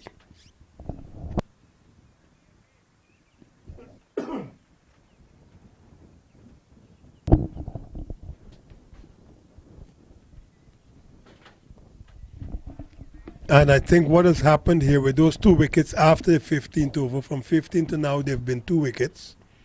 The USA are trying to accelerate, not lose wickets, and try to, at the end of the 30th over, maybe 150 runs.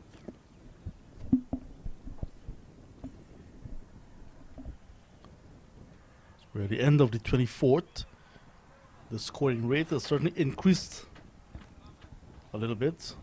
Not quite dramatically, but has increased a little bit by a percentage, by a decimal.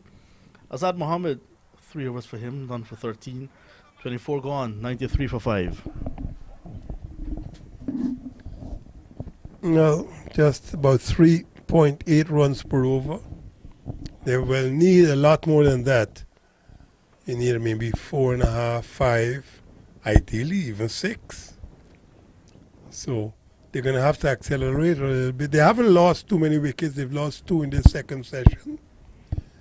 So now, if they could get to maybe 140, 150 for the same 5, that would be a really good session for the USA over 50s.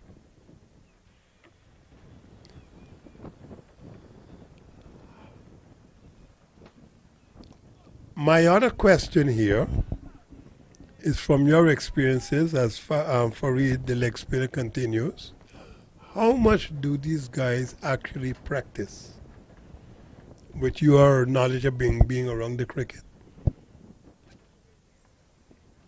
Is it a concentrated practice in the afternoons, 3, 4, 5, 6 hours from about 2 o'clock till it gets dark, whatever? Or most people, you work, you go to the cricket grounds afterwards and you get 3 hours of practice? That's probably going to be 2. They just settled for 1. Could have been 2 had they tried a little bit better, I think, with that one. Or, if you're not employed, you could be at the cricket ground for midday. Carry your lunch, carry a lot of water. You could practice by yourself, you know. I used to do that as a bowler. I used to go to border, get about 12, 18 balls. You bowl 12, 18 balls in a row. You take a rest. You go, you bowl again, 12, 18 balls, you take a rest. 12, 18. But every time you bowl, you're thinking about what you're doing. You might even set up markers to, where you want line, length, and everything. On your own, you don't need people to help you to do that because you know what you want to do. I don't know. That reminds me of Neil McGarrell. He used to do the same thing right at border. But I know the guys that are in the franchise, the Guyana Harpy Eagles franchise, they're with the national coaches from 8 a.m.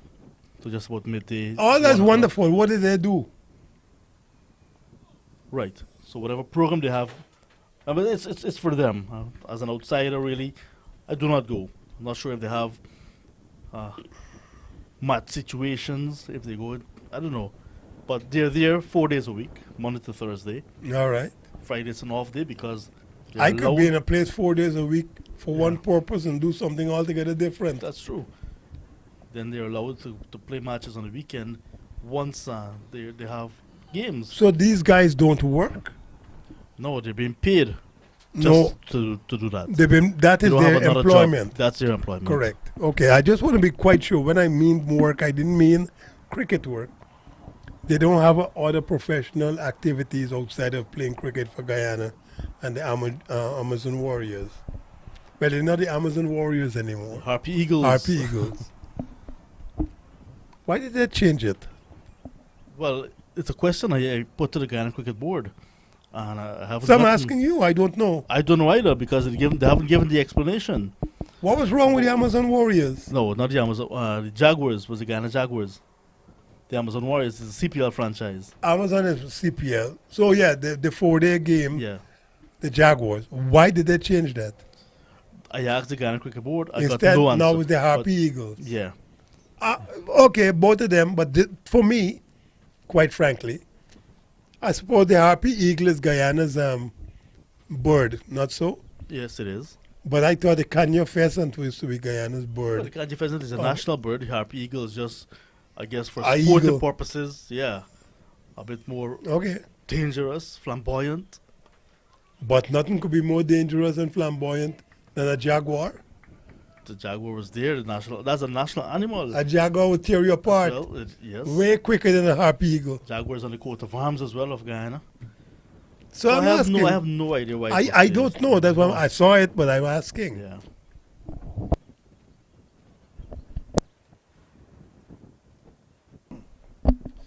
I can only give an opinion, but the Guyana Cricket Board will have to give the official reason why it was changed.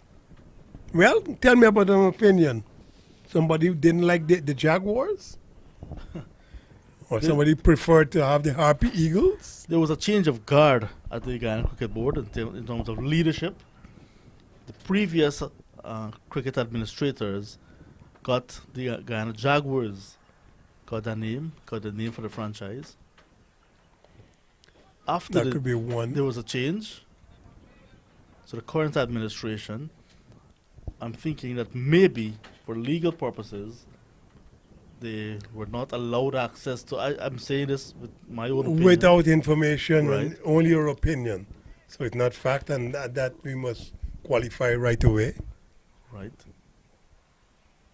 So, the new administration thought it best to start over, so to speak, with a new name. And I'm speaking about like banking accounts, Yes. whatever else they might have had financially. So what you are saying to me, which is what I think I understand, reading all the newspapers, is that there's been no continuity. That's right. The last administration ended, and that's the end of that. That's it. So now we're starting over with a brand new Guyana Cricket Board administration. That's right. Everything. That in continues. itself is detrimental, but we'll Very. go past that. Yeah, like I said, it's just my opinion, so I don't know for sure. I know that because I read the newspapers and everything else. Because I mean, I think they even got court cases pending. Lots based and on- lots of court cases. At one time, cricket was being played in the courts. Oh yeah, I could tell you. 26 overs gone, 99 for 5. But actually, the 100 The 100 comes is up up, for yeah. that last stroke. Remember, folks, we apologize, but we're using the same score sheet that you are seeing. And so that last shot brought up the 100. 26 overs, 100 for 5. So at least the USA have gotten to the 3-figure mark. Now they got to try to get to double that in the next 19 overs. 26 overs gone. 100 for 5. Rafiq has got 47. He's played well out of 60. So he's going at least 75, 80%.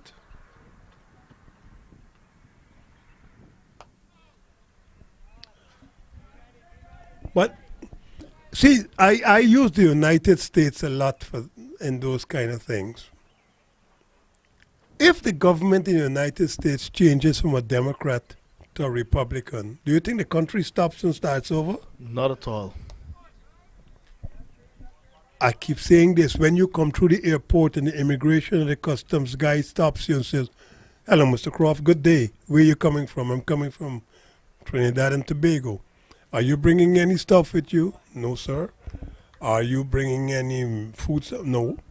Thank you. Have a good day. You think I know if he's a Republican or a Democrat? I don't know. And I don't care. And he doesn't want to know me either. All he wants to know is that he does his job and I ain't got nothing illegal. Why are we so small-minded? That could be an extra run. No. That one administration leaves, that's the end of that. Close the books, start over. What about monies? What about transferring funds? Yeah. What about how do you start over with no funds? I'm just asking. Yeah, funds and assets. This should be the 50 for Rafi. He's going to get close to the boundary at that cover region. Ran one though. Just one. So I ask these questions because I'm being educated by you guys, informed. I mean, the Cricket West Indies, I think they had a little bit of continuity, but they also had their snafus. But at least they didn't have to start over and change things around. One of the things that has been happening as well, I can tell you this, there have been no press conferences on a regular basis, or any basis really. Well, because you have that opportunity to ask questions of those persons, but it's just not. It's 27 overs gone, it's 103 for 5. I think the COVID, as we've already said, for the 2 years of COVID-19, has been the facade, the shadow of hiding everything. So now that everybody's coming back out, you're going to see how many holes you have. You know, once you have a facade over the ground, you might not see the cockroaches under there and the holes that the earthworms have dug. So you don't know. When you remove that you will see what's going on. Because what I'm saying is this. You can't hide anymore behind COVID-19. So now you got to come out in front and lead. I really hope it goes well. That's all I could say. That could be 4. That's lovely played. Really, really nicely played. Good shot indeed. Down the leg side. And he swept it. That's 50. It's 50. Yeah, Rafiq. 53 from 63. What a way to bring up your 50, boy. Really, really nicely played. Pitched on leg stump, maybe middle and leg. Paddled around through backward square leg. The man had short fine leg, had no chance. That was 4 from the time it hit the bat. He's got 53. Parak has got 12. 107 for 5. We're in over number 28. Heading towards a second break in this innings. That's driven nicely again. So very accomplished batters for the USA side, and they're picking the gaps easily. But Muhammad again, not having his best of tournaments by his standard, leaking a lot of runs. As a journalist, and I will ask you this question after this ball, you might know all of the cricketers. But when the West Indies puts out a list like what they just did, you see a list of 15 or 17 names. And while John Ramsing and Colin Croft might know their origins, at least 50% of the people reading that list do not know the origins of those players. Why do they not put where they are from? I've asked this of Cricket West Indies, and they've said the answer is we prefer not to highlight where they were born. Now, how am I supposed to find out where they come from unless I got it from somewhere? The Cricket West Indies website is not fully up to scratch, so they don't have all the players. So you got a couple of names. How am I supposed to know which country they're from? I actually think from the time a guy plays youth cricket for his country, since the websites are not 100%, either Cricinfo or Cricket West Indies websites, then every time a list like that is published, you see XY from Guyana, XY from Jamaica, XY Trinidad and Tobago, XY. At least you have a country to look at it from, and you say, okay, I might call up a friend of mine, say Colin Murray, and say, Colin Murray, tell me about Joshua Da Silva. He's a young Trinidadian wicketkeeper. Not now, but when he was starting. Right. Tell me about him. What do you know about him? And so on. But I can't call anybody up to ask about the new names because I don't know where they're from in the first place. Why is it that they don't put that? As a journalist, how do you deal with that? You may know them, but I bet you all Guyanese journalists don't know the names or where the origins are. Yeah, just like you, you at sea. But what I would do now, I would ask questions of the same person or persons that would have sent that release. Because more often than not, we are connected. Let's say Philip I Spooner. don't want to do that. That's the point I'm making. Yeah. I am in the United States. You want me to make a phone call to find the secretary of the board to find out where X, Y comes from? That is not mine. That is not necessary. See, look, if you have proper information available, anybody who plays soccer for the United States, you know what school they went to, they know where they were born, what school they went to, what degree they have, or if they don't have a degree, what club they play for, and so on and so on and so forth. We do not have that. So then I am looking for the basics here. Identify the player from the country. At least. At least I that. take your point, and sometimes we, as journalists, now, let's say for example, You that take list, it for granted that you know the names, but people out here do not know those names. we have a hard time in getting the details of some of the newer players as well. It's difficult at times. I've asked people at the Cricket West Indies why they don't put Colin Croft, Guyana, John Ramsing, Trinidad and Tobago, XY, Jamaica, wherever they come from. What I and this again is an opinion like yours not so long ago. Ooh, that was a good delivery. Played around it a little bit outside the off stump, hit the edge. That was the sixth ball of that 29th over. 113 for 5. What I think has happened here is that somebody has decided that they are intimidated to add the last syllables, meaning your country of origin, because somebody will suggest, oh, they got too many Guyanese, or they got too many Trinidadians, or they got too many Belgians, or they got too many Jamaicans. What exactly is that? This is a Caribbean team. It's a West Indies team. If the selectors think these are the best to be there, So be it. so be it. Why is this fear of upsetting people by doing the right thing? Nobody knows some of these names. I know most of them because I followed it like you. Or you could find it somewhere if you work hard. But none of the archives have all of the names. As I said, if a young man is playing basketball for University of Central Florida, I promise you, you know which primary school he went to, which high school, which area he was born. Not just he was born in Central Florida, but he might have been born in Altamont Springs or Pine Hills or Lake Mary or wherever. All of that is in his bio. It used to be so for West Indies cricket. That is gone. But that's a piece of information lacking on the whole system.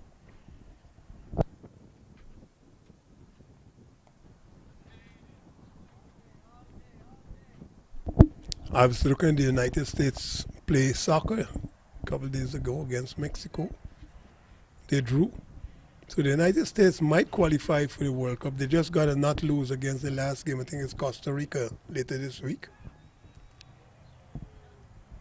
Canada's going to the next World Cup. They've qualified. First time since 1986, I think. Oh, that's interesting. They topped the CONCACAF group. Yeah. Congrats.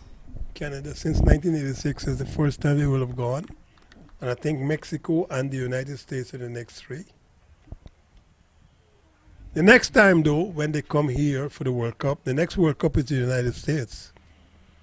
So the United States and Canada will not have to qualify anymore because the next World Cup is going to be Mexico, the Caribbean, Canada, and the United States, I think. So this is the last time those teams will have to qualify before the next time. But the next time they're going to be an extended soccer World Cup, not, I think it's going to be 48 teams. It's going to be a big World Cup. So we'll see. End of the over and end of the second passage of play, the second power play coming to an end. USA being asked to bat first after 30 overs, 114 for the loss of 5. Zambian 2 for 21. So 2 wickets coming up in this second phase of play for the Caribbean side. And USA scoring, well, they moved from 51, so they've upped the tempo in terms of their scoring rate. 51 for 3 after 15 to now 114 for 5. Yeah, 114 for 5 though would suggest that the West Indies over 50s are a little bit more ahead. They didn't get as many wickets in that last session as they would have liked. They got 3 in the first, 2 in the second, but they've kept the scoring rate down, still below 4 runs per over. It's now 3.80, 114 for 5 after 30. So for me, the team that is probably more satisfied as we go to the second break of the 45 overs, is 15, 13, 45, is that the team that is better organized right now, I would have thought, would be the West Indies over 50s. They've restricted the USA over 50s to 114 for 5 from 30. But that could become better for the USA guys because Rafe has got 58. Parak has got 13. They've played well with this partnership. And so they could up the ante in the last 15 overs. I'm hoping they get, if they bat well, 160, 170 at the end of 45. All right, so we'll be back in a short while as well. Do have a break yourself and then come back refreshed for the final 15 overs in the USA's innings. We'll be back.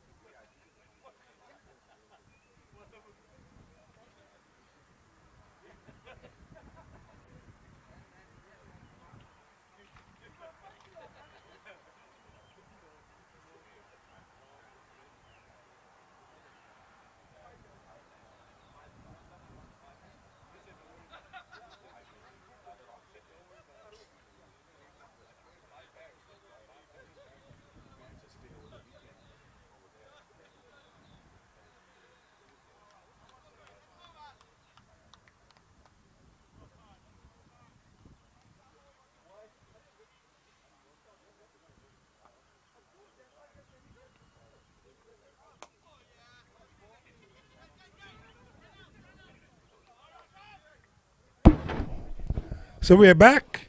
114 for 5. This is over number 31. The USA now got to start accelerating as we say good afternoon to those who are joining us again. This is the third of the 15 over segments.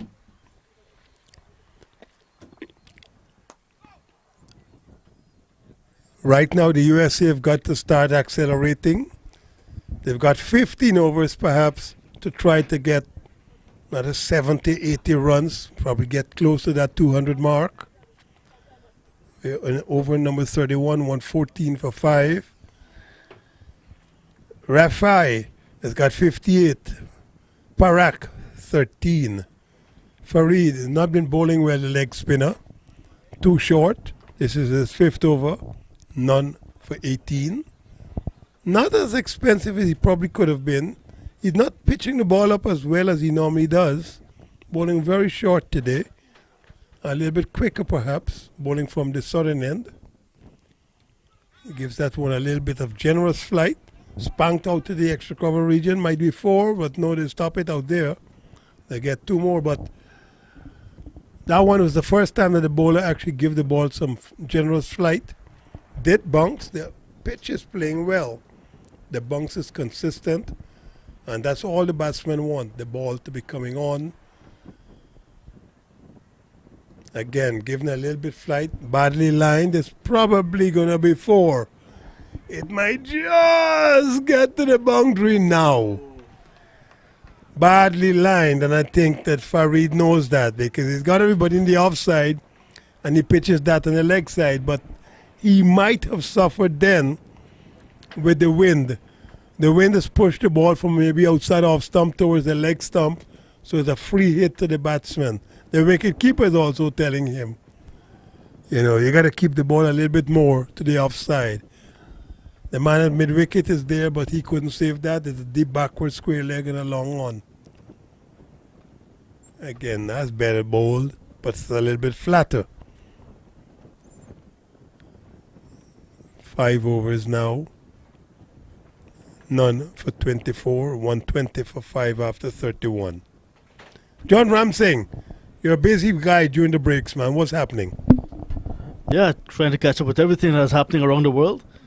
And there's another tournament that will be starting very soon in South Florida. But well, you got to do like when my son was a kid. He's real small. He said, Dad, you're doing so many things. You're ambidextrous. Well, there you go. You got several hands going in all directions. Yes, you got to multitask sometimes. It's going to be a bowling change from the far end. In fact, no, from this the commentary box end. With Mr. Lashley coming into the attack. Yes, the far end. That's William Lashley. I was talking to him this morning about his bowling. Just remembering, he's actually bowling, I think, from the right end. The wind is coming across from his right, from the south. I suppose the southwest, coming across to the northeast, and he's bowling from the north. So it's going to be coming from his right, from the batsman, a right-handed batsman's left side, across, which should help the off spinner.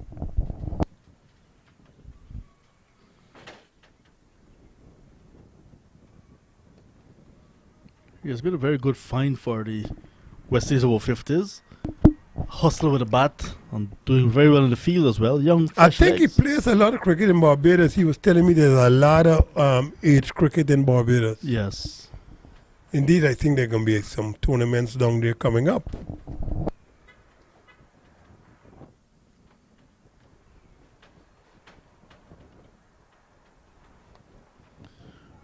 Do you remember the last time these teams were in action? This one was played nicely into the gap, but will not get to the boundary. And they will look to complete 3 runs. The last time these teams played was last year, August, in Canada. They're back here in the US playing again. And I understand, I'm hearing something through the grapevine that West Indies will host Canada and USA in Barbados. Okay, I think I understand something is going to be happening in the Caribbean. We'll see. Yes. I know there's supposed to be an age group World Cup in Canada and Australia. Yes, that's for the over not 60s. so far from now. Yeah, later this year. The over 60s will be heading over to All these heading plans, down under. and then they might be going to the United Kingdom also. Yeah, the United Kingdom Over will the be for summer, the over 50s. probably definitely be in England. Yeah.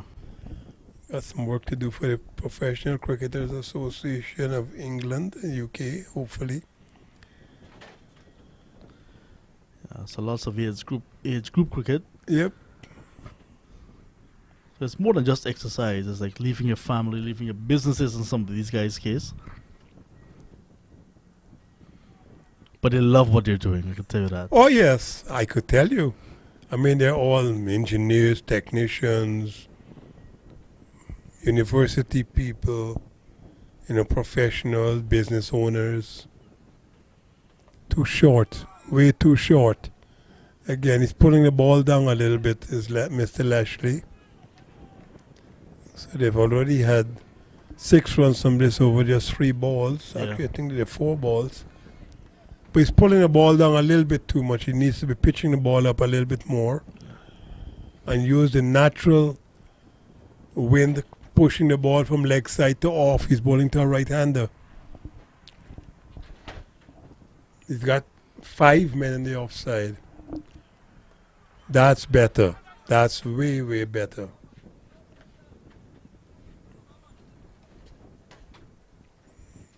So yes, just give the ball some flight. Generous. We've had 6 deliveries so far, 6 runs so far.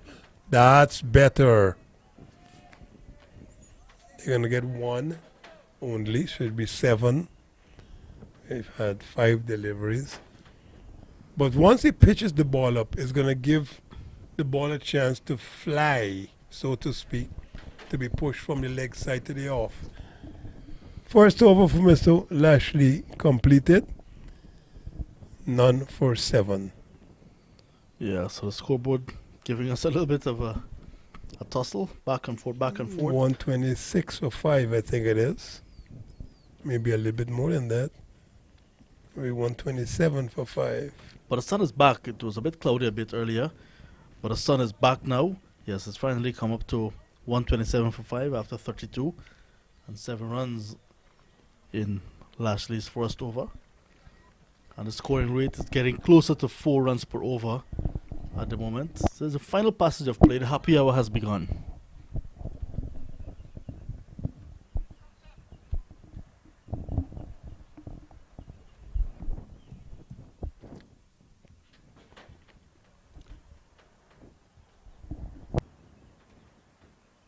Man in your picture there, Faz, my guy. 786 on his back.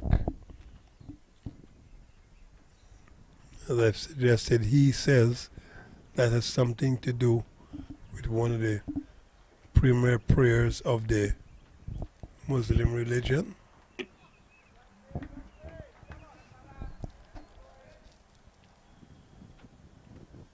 So US here doing not badly. Rafael has got 67. He's got a lot of time. 32 overs gone. So he's still got 13 overs to 45. And in those 13 overs, he could get those 33 runs for 100. Nobody's yet made 100 in this tournament. So he could probably push in for 2. Probably push in for 2, and then they change their minds. Now they can be 2. There might be 3. There might be 4 more. That's going to run away. There you go. Not necessary. Not necessary at all. So 1 has become 5. Comedy of errors.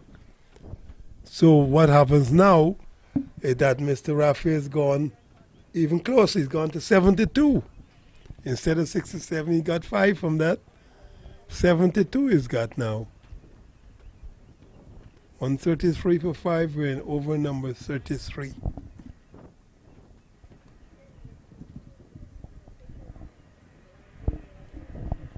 They can be running for 2 here. Just a nice flick down the leg side. Badly lined again by Fareed.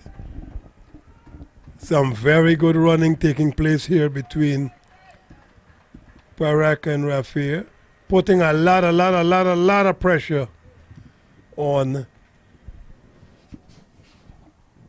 the West Indies over 50s. They're running really well. Flighted and floored. And dropped. I like that. Flighted and floored. Should have been taken by the man at backward point. Farid has not been bowling well, but when you serve up a chance, you expect it to be taken. Outside edge, the foot did not get to the pitch of the ball, and the bowler is upset. Of course he is. All bowlers are upset when you drop catches. And that was another easy catch for Azad Muhammad. We've had about 3 or 4 catches dropped in this innings already. Yeah, 2 from Azad.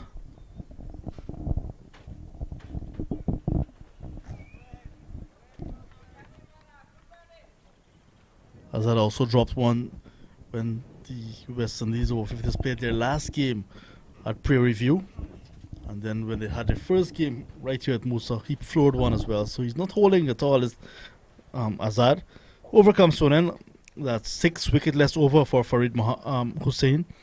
137 for 5, 33 on. So you were saying you have all this work to do. You're putting together magazines, and I hope they're paying you well. You don't have to answer that. All this work that you put in. I did say to you, well is a relative word. Well for Mr. Croft may not be the same for myself. I don't even know what you're talking about. All I need is to pay my bills and go to the grocery and fix my car. Whenever the 2 cars that we have there are not running, I gotta do something to get them fixed. Go to the 2 groceries I use primarily. I'm good. That's it. Pay my bills. Oh, that's gonna be 2. The chase is on. Quick, Again, way too short. Just too short. The speed of Lashley's bowling is good, but he's pitching the ball a little bit too short, which means the batsman then gets a chance to time the cut. He's now got a short third man, backward point, extra cover, long off on the boundary, and extra cover on the boundary. Okay. Every time he tries to bowl that quicker delivery, it goes down the leg side. If he could pitch the ball up without having to pull it down and of a good speed, that's bold. That's well bowled. At least it's played in front of him. They're going to get 1. They're probably going to get 2, but they decide only on 1 as it goes down to the mid-wicket boundary. But he's got to temper his approach, Mr. Lashley. He's coming in a little bit too quickly. Let the ball stay in the air a long time. Let the ball stay in the air as a long time.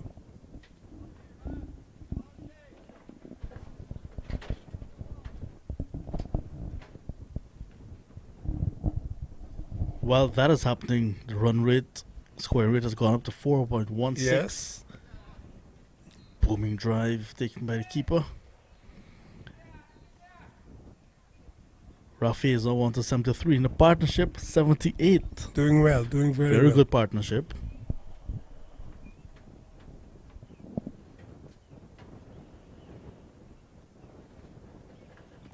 That's well bowled, the last delivery. That's what you want. The batsman not sure if it should be forward or back. He eventually misses it.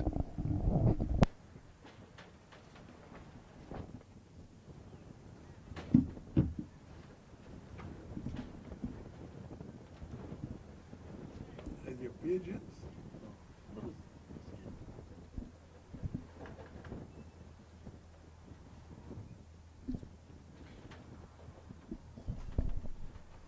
71 run stand. They got to get out of fall of Fazal's wicket, 6-9. for 5 in the 19th over. Since then, they've joined forces and they're looking very well together. Earlier, we saw the fall of Shahzad. That's Shahid Shahzad 4, Mohammad Majid 4, Sanwira Weerasinghe 19, Kashif Rana made 6, Fazal Alam 3. So Rafi Kazi, who opened the batting, is still there on 73.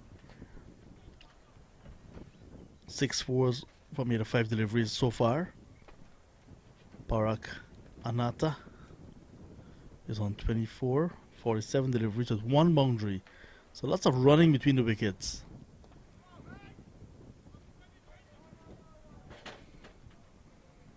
Five byes, 1 wide, 1 leg by so far. 7 extras in total. So 140.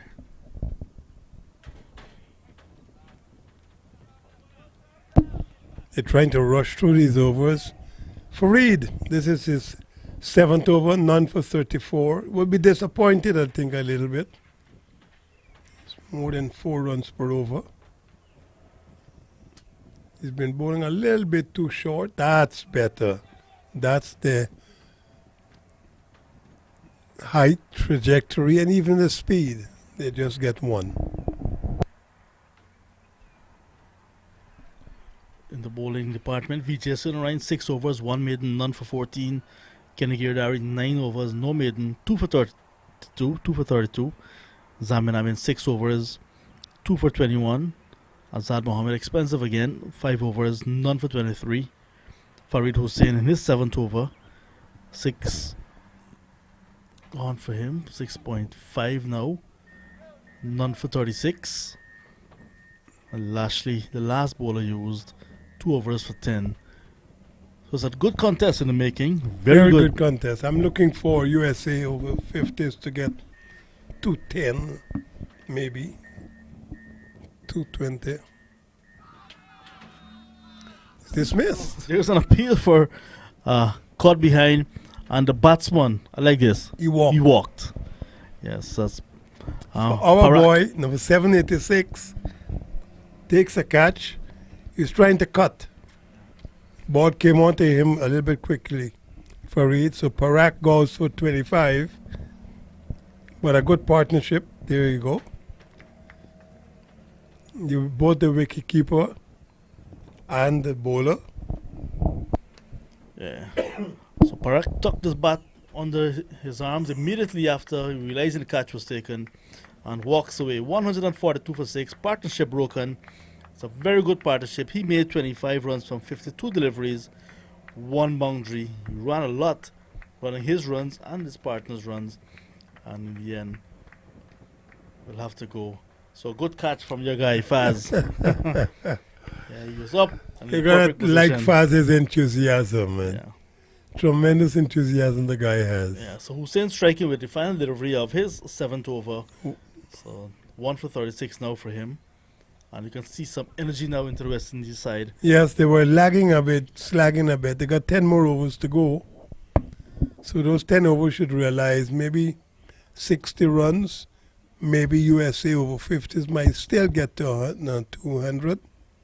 They're 142 for 6. So some bowling options still available to West Indies. We have Vijay Sunarayan with 3 overs in the bag. Amin, the captain himself, 3 overs in the bag. Farid, 2 after this. Lashley has just started. He has just finished 2. So in those 10 overs, West Indies have options that you can call. Good resources in the bag. Mohammed, as well as Azad Mohammed. None for 23 from 5. But he is available.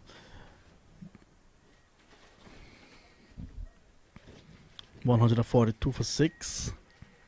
10 overs to go. And the new batsman has just made his way to the middle.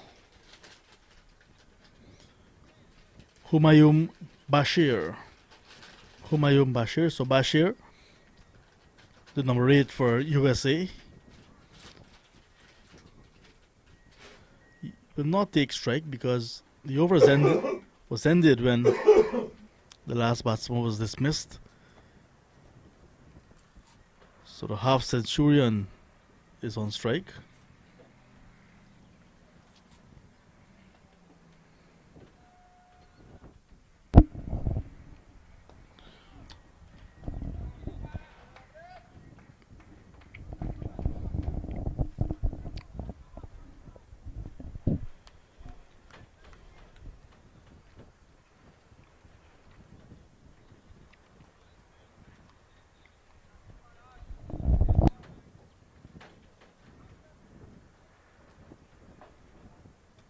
New batsman now taking guard. He is also right-handed. Looking to get off the mark with a suicidal single sent back by Rafi. Wants to get off the mark very quickly, the boy. Nothing wrong with that at all. Young Bashir, you want to call him because you said a boy. Humayun. Bashir. Meantime, the wind has picked up again. It's still pushing in from the southwest, but it's now again having the flags sticking out, 10, 15 knots, I expect. And the umpire holding on to his hat as well. Yes, really very windy now.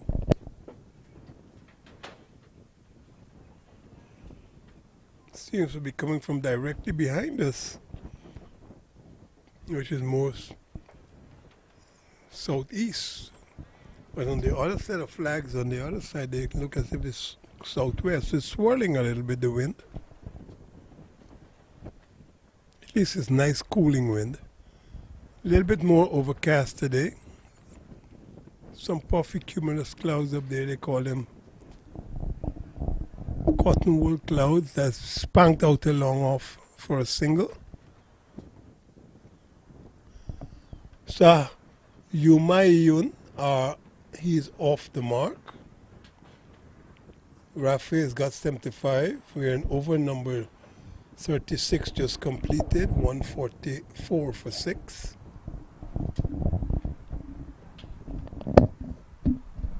At the same rate, if they bat out the overs, the USA side will get to exactly 180.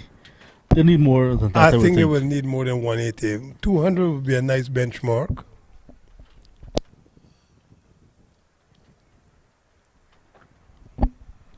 So after picking up a wicket in his previous over, Hussein is going to continue. He's going to be bowling to the new batsman, Bashir. You said something a little bit earlier about the cricketers in Guyana being paid for. You know, they're being paid to be in a camp and all the rest of that. Do you have any idea what kind of monies they're paid? No, no. So they have different tiers. The reason I ask that is because you have to make it attractive enough for the players to want to be in those camps. Yeah. You know, a guy wants to play for the Guyana and the West Indies, of course. But this day and age, you can't just say come in and give him a pittance. He has to be able to make a living. That's a big swipe. So Hussein now, having picked up that wicket, seems to be giving it a little bit more flight, being a bit more generous. So, you know, I'm asking if you have any idea of what they get. This one is in the air, but overhead of the two fielders, one at backward point, one at cover point, and he's going to run into the boundary. So Rafi stepping on the accelerator now, just a few overs to go in the innings, and he's now on to 79 with his 7 boundary. What I like about this shot is that he waits until the very last moment to cut the ball away through backward point. The batsman waited and waited and waited and then cut the ball through backward point. And the other thing is, the bowler probably bowled a little bit too close to the batsman, but it bounced, and that allowed the batsman to play with the face of the bat. For it is a little bit expensive. This is his 8 over, 1 for 41, 149 for 6 now, the USA over 50s. And the Rafi has got 79. Yeah, so the highest tier in this, they have contracts for the players. This one is in the air as well. And it's going to run pretty close to the boundary at long off. Zamin Amin and the fielder in Daniel Sadio giving chase, but just to retrieve. Hitting in the gap. Safe shot, 4 runs. Excellently played.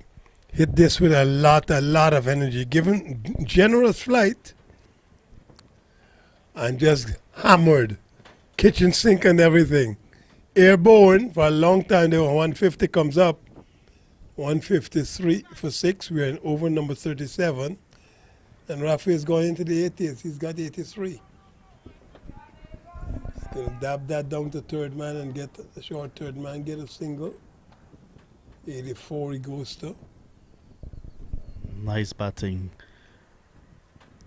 Loose delivery, dispatched. Better deliveries, single. 10 runs from the over so far.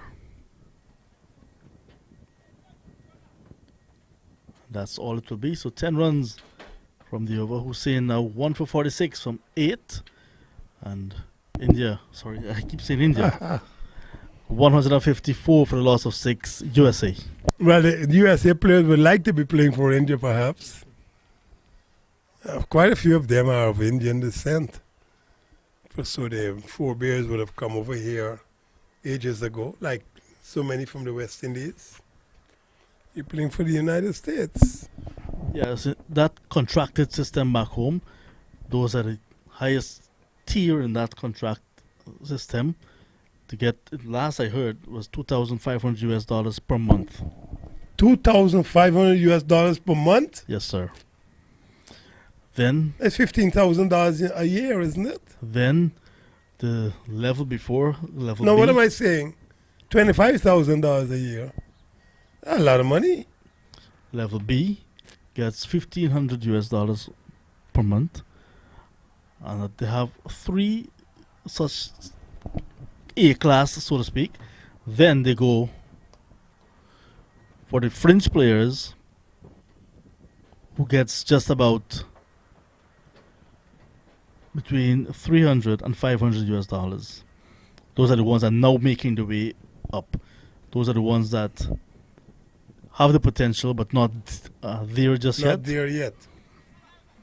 And then there are players who are given the opportunity to have a Cricket West Indies contract that are not part of this payment plan because they're already earning from Cricket West Indies. Could be lucrative. That sounds nice. $27,000 US a year to be just available to play cricket in Guyana. That's nice. That's nice. $27,000. That's nice. And I'm not playing for the Guyana team yet. Well, there's just 5 matches in the first class season now. When I grow up, I want to be like those boys. When I played for Guyana, I could even get $27. So good luck to the boys. Oh, this one's probably going to be 4. Oh. Too short. Too short. Once you bowl that short, the line is good. The length is wrong. Pulled it down too much. So that's 4 more. Runs flowing nicely now for USA. Yep. Way too short. The length is good. Sorry, the line is good. The length is wrong. It's way too short.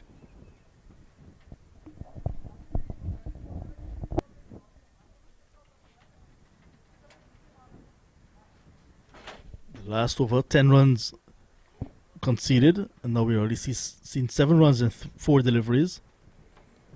Slowing it up nicely this time, Lashley. That's better. A little bit of extra flight. Probably beat the batsman with a little bit of drift.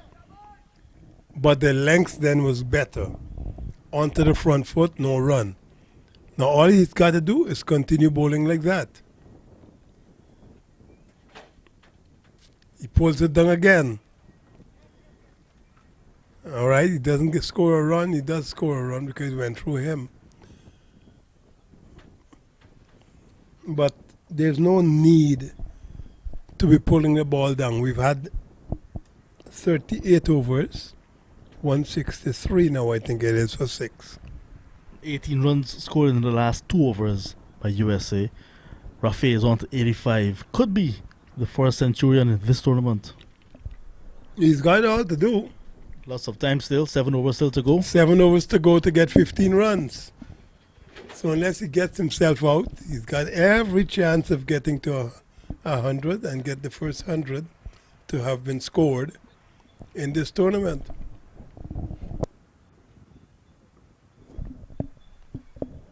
His strike rate has certainly increased after passing just about maybe 60-65. 92 deliveries faced, 85 runs to him, 8 fours.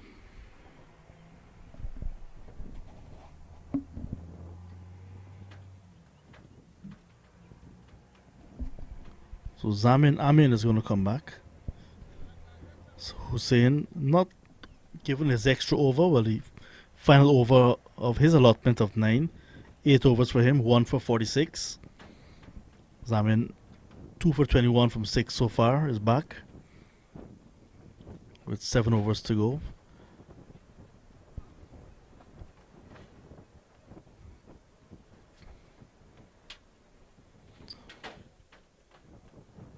So Zamin has gone past Vijay Srinaran in terms of most wickets for West Indies over 50s.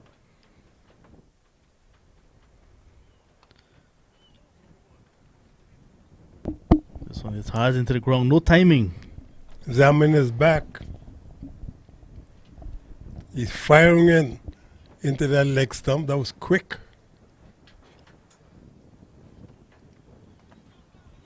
And then given some generous flight, he can be pushing for 2. He's very keen. Is Humayun. He's got 10 now from 13 deliveries. Actually 9 from 13. 10, I was right.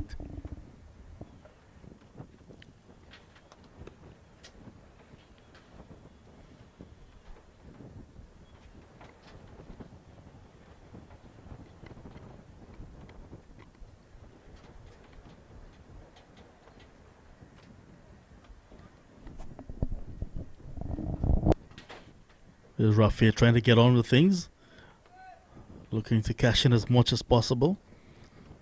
But Zamin not giving any room just yet.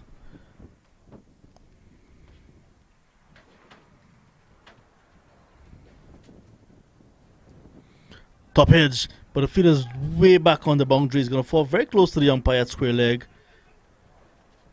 And the two fielders wanted square leg on the boundary and that mid wicket. Deep mid wicket, both coming in. So despite the top edge, it fell in no man's land. And Rafi moves on to 87.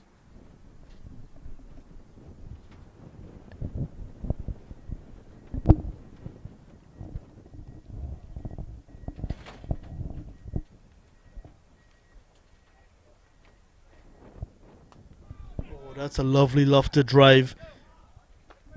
So we cut off at long off, but we'll come back for 2. And good return, but not able to break the woodwork at the non-strikers end.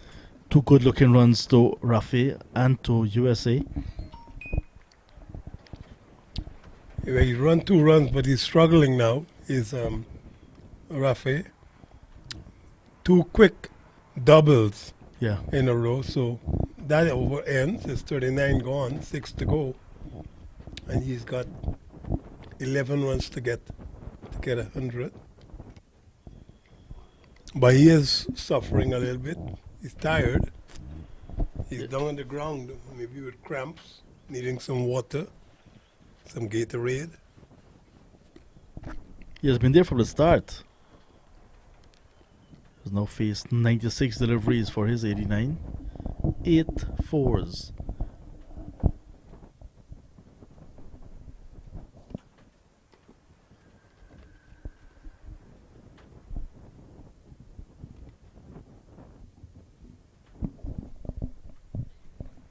So 8 fours in that knock. So 57 runs. He had to be up and down. And then with his partners, very good for him. He had to Gotta be keep running as running. well. So they're taking a breather. They're talking. While the fielding team now is also taking a breather. There's going to be a new bowler from this from the northern end. Sean Ryan is back, and he's going to replace Lashley. Correct. Lashley was a bit too inconsistent today. Yep. 4 overs, none for 20. So Sean Ryan, 6 overs at the start of the game. 1 maiden, none for 14. Looking to put the brakes on the scoring. And the best way to do that, Get wickets. 167 for 6. So this partnership has also started to be capitalizing on some bad bowling. 89 for Rafi, 10 for Humayun.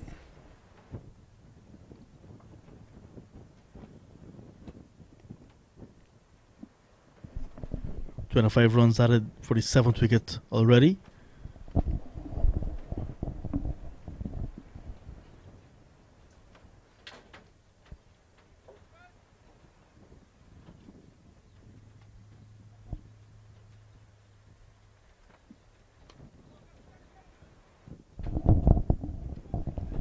Just a casual one down to long on.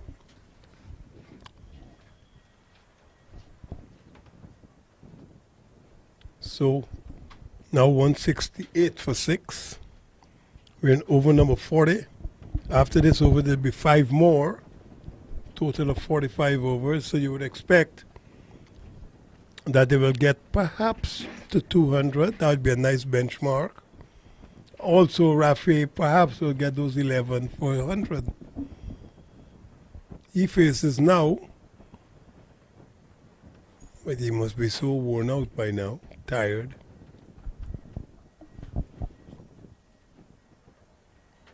He's down on his haunches. So I could imagine he's been working hard. He's been batting from the start. 39.1 overs has been at the crease since we started at 10:30 local time.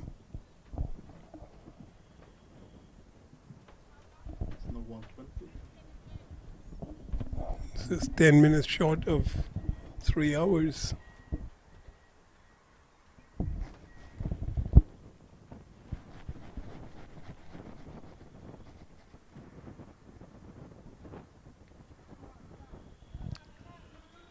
He's going to run 2 because the ball has gone to square leg, but it's to the right of the man at mid-wicket who had to come across the square leg to collect that.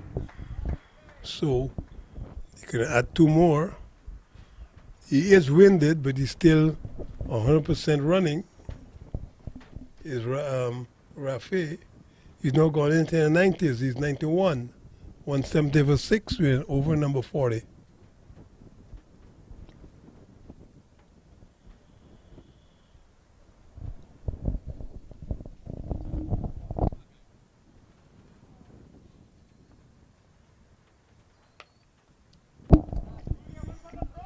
Oh, there. That's an interesting shot. Very, very interesting shot. That's a tired shot, I think. Yeah. He got away with it. He got a single, but just looked tired playing that.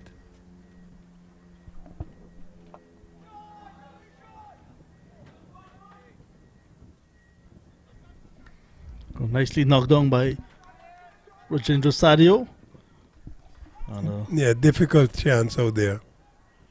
Very difficult. With the wind swirling and everything, very difficult. Yeah. When the ball hit the ground here, Colin saw a lot of Yes, dust coming dust. Yep. Means it must be pretty dry out there. It is.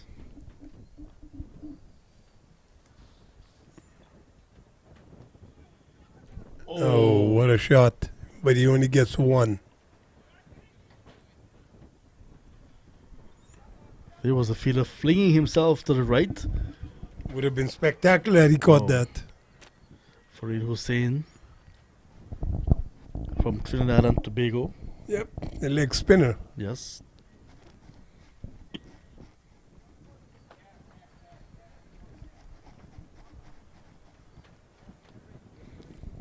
This one is in the air. It will drop short of Mirage, who's on the cover boundary. The long off and a cover point on the boundary from this spinner bowling from the northern end. That's the end of the over 40 we've had. 174 for 6, 92 to Rafa. Hammer Yunus got 14.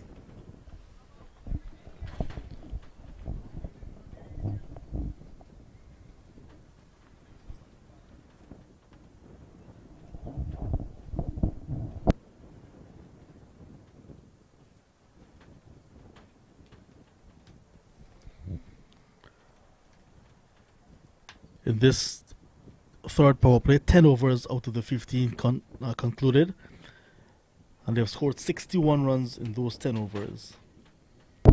Yeah, acceleration, good acceleration. They're now gone up to 4.38 runs per over. 40 completed, 175 for 6.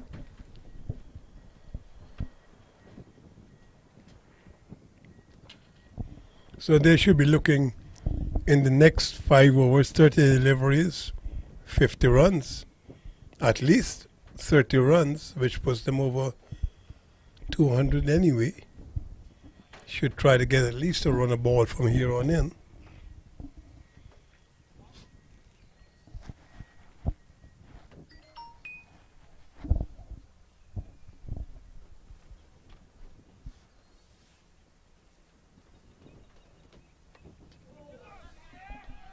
This one's helped along the way, dropping one bounce in front of the fielder, and it's going to go into the boundary.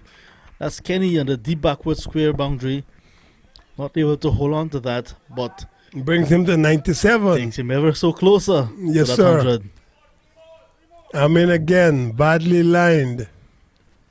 3 more. Outside leg stump. Free swing. Hits the middle of the bat.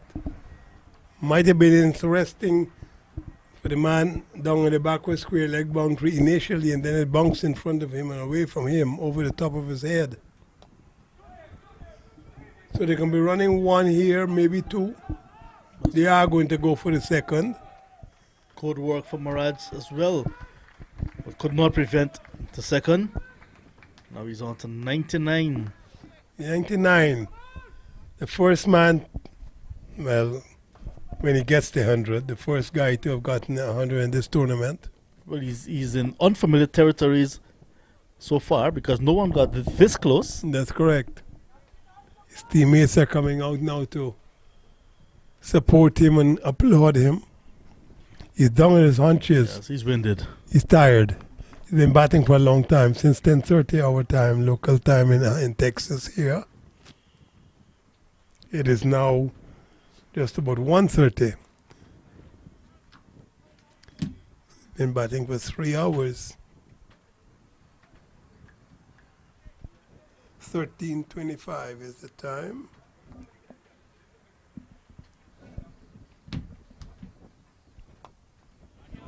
And that's the 100. Very, very, very, very well played.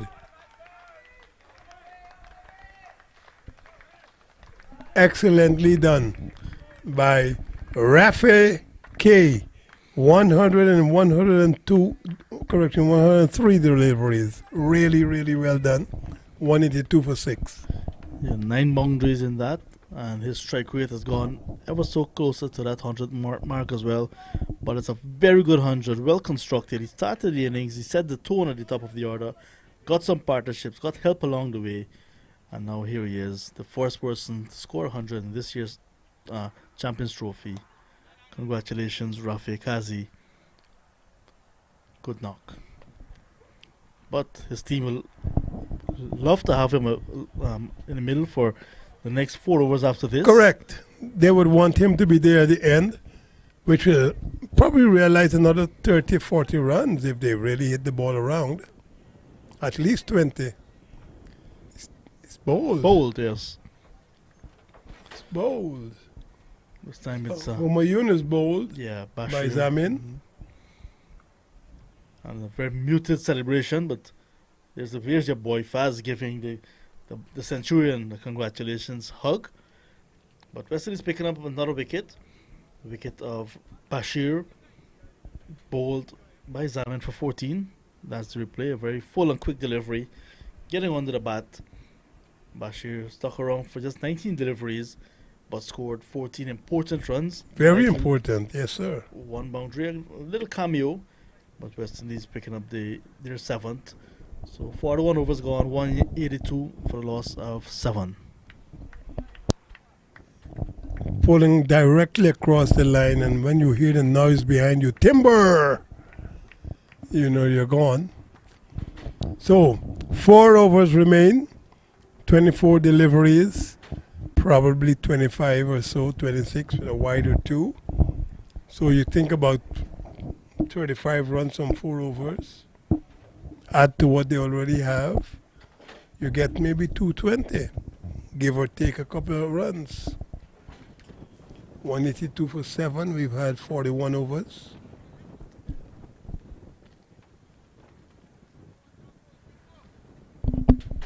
The new batsman is Saeed Shafiq Ali. 72, number 72 on his back. Didn't Faz congratulate Mr. Rafi already? Yeah, But he loves the but innings. you know Faz, Faz will be there. Faz is one of those guys who would, be involved anyhow. There he is, trying to keep himself subtle and elastic. Tall man for wicketkeeper.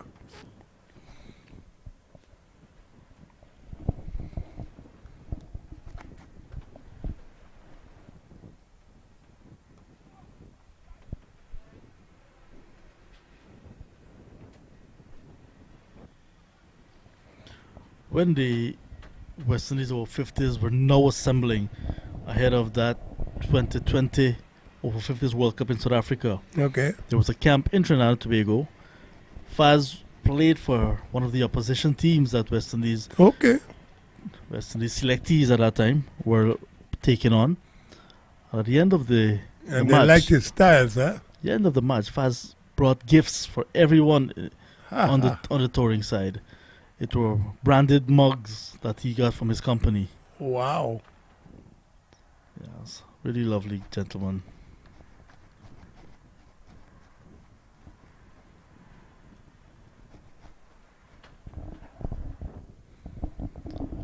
Stephen Ryan is back and he's going to continue. This is his 8th over.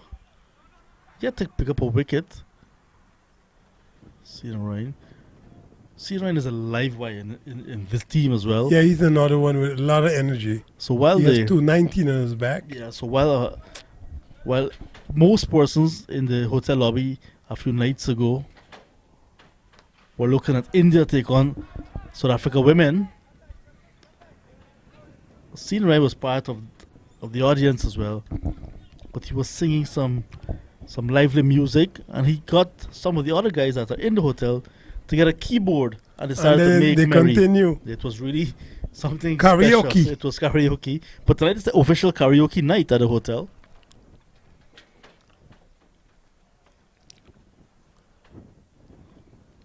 So, Stephen Ryan. The live wire.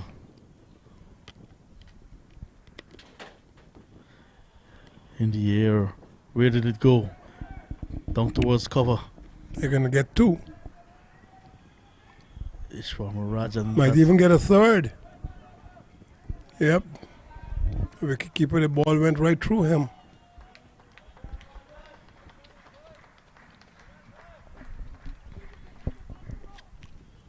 I think the batsmen have decided we're going to take chances as much as we can. Rafa's got 100.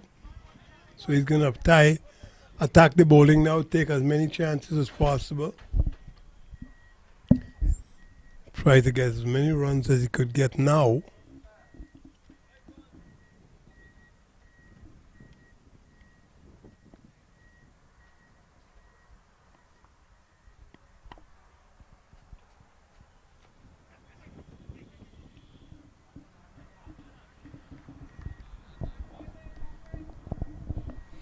So Shafiq was taking a strike there. There's a single on off he made one say, but Rafa Rafi refused. Yeah, two things happened there. Maybe he's too tired, or he wants to strike at the start of the new over, because that's the end of 42, 187 for 7. He definitely refused. 187 for 7. 187 is one of those numbers, of course, where everybody thinks that is bad luck.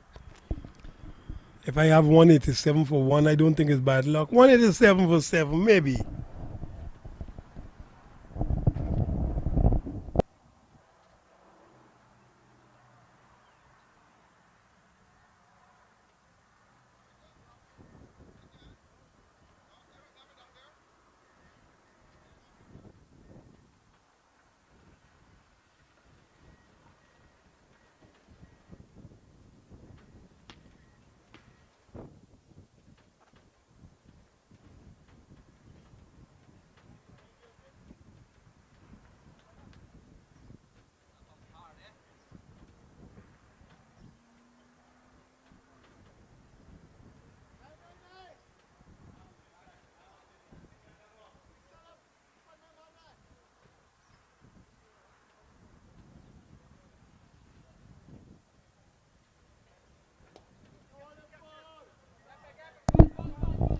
inside out. He only might get one. They're running for two. He got to really gallop.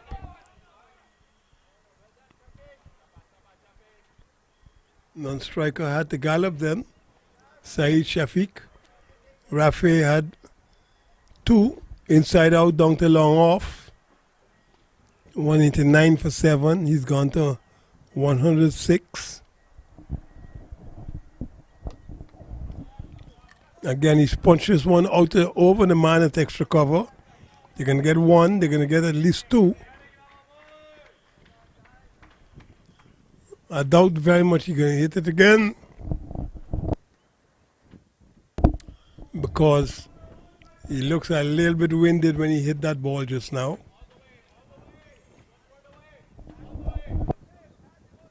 Now making changes, bringing a man from mid-wicket off the boundary into the circle and putting extra cover out in the boundary.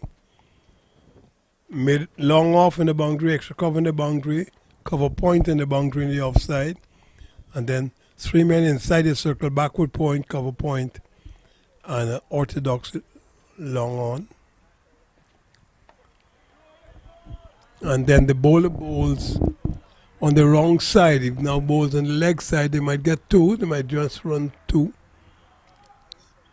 The guys are running out of steam, so they don't want to try to get three and get themselves run out.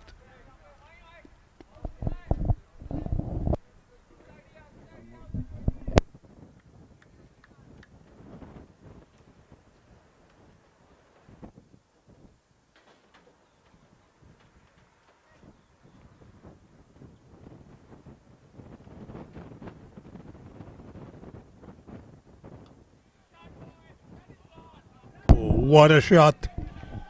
What a shot by Rafi. That's probably the best shot of his innings. That one drifted into the offside. I think he decided whatever comes now I'm going to hit because I've gone past 100. And he got to the pitch to that really nicely and spanked it through the extra cover region. The timing was good. The placement was excellent. He gets 4. 170. Correction, 114 he's got from 109 is 197 for 7. So quickly that approaching that 200 mark.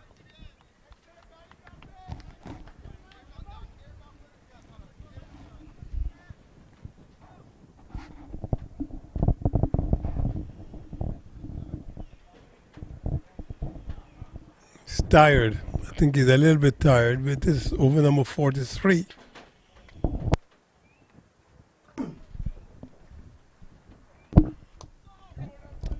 Going to hit that one down to long off. It went down there quickly, so they can only be getting one.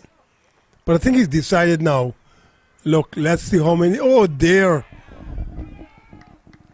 The bowler gets the ball. He returns it to the wicket keeper. The wicket keeper didn't have a chance. One extra run. That should be 199 now for 7. And Rafa has 116. And Rafa has 160 now from 111. He's gone past a runner ball now, looking very good. Well, tired, but scoring very effectively. Look at that, over 2, 4, 6, 8, 12 runs from the last over. Just one ball not scored off of. He should be tired. He's been batting the whole innings. Yeah. Maybe when he comes off, he will not go back on. Because, I mean, he's been batting for nearly 45 overs. Could be a little bit tired. 116 from 111 deliveries. 199 for 7 from 43 overs. Another 2 overs to go. So they want to get at least to 225, hopefully. Really nicely played by Rafi.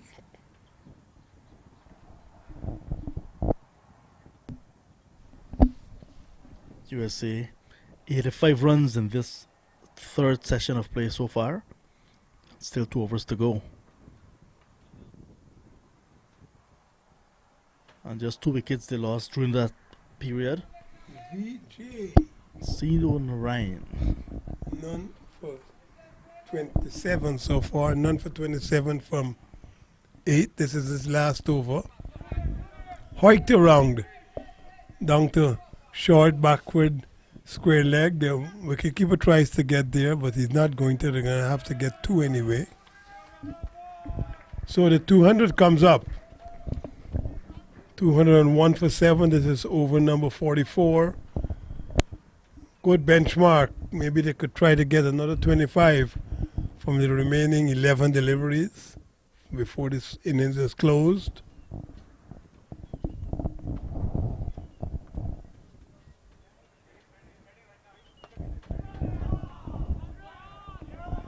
Oh, what a hit. William Lashley on the long on boundary started to look as if he's going to take that one easily, but eventually just held his hand up as the ball went over his head. That's a massive shot from Shafiq. That's a hoik. Outside off stump, pulled across the line over long on for 6. If you do it, it goes well. If you don't do it, then you look real bad because normally the ball goes up. But he hit that really, really hard, and he hit it well. So it went sailing over long on 6. So Shafiq moves to 9, 207 for 7. A lot of energy going into these shots. Hope he doesn't pull a fetlock or pull his back. Wow, look at those slugs.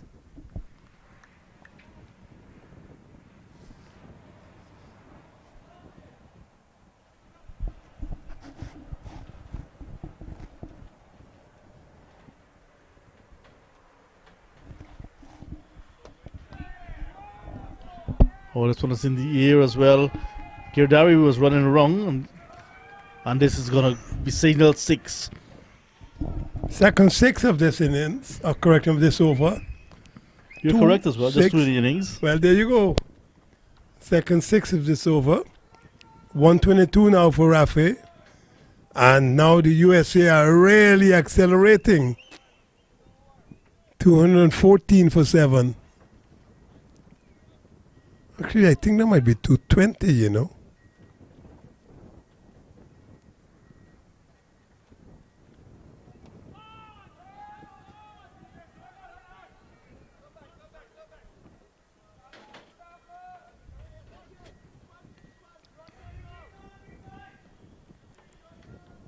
$215 for 7 now.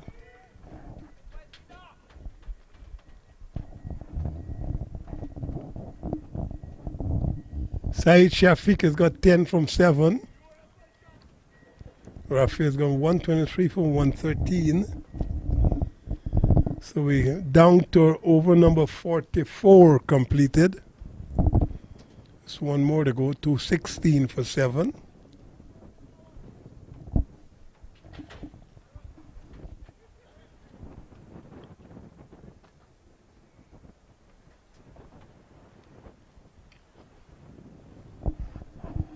So who's going to bowl this last over?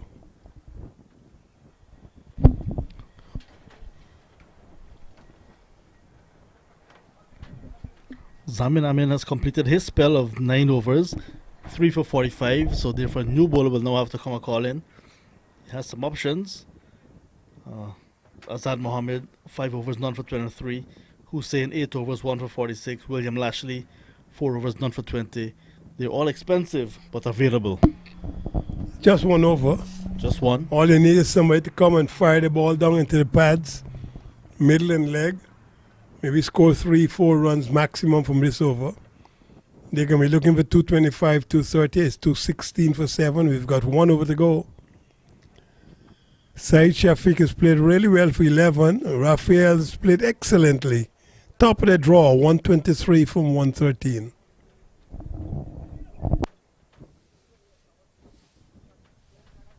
So it's going to be Hussein who's given the ball and the responsibility.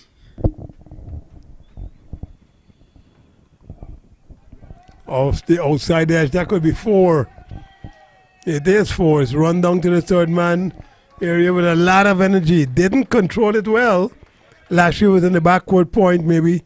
Boundary had to run to his left. But so much energy in that shot. Down to third man 4.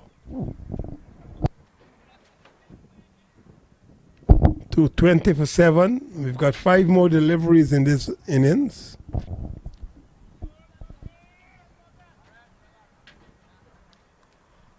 They could get to 230 maybe.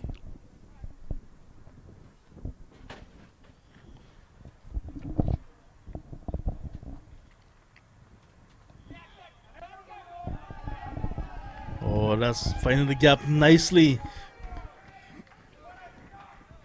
Shafiq playing well. 2 boundaries in a row.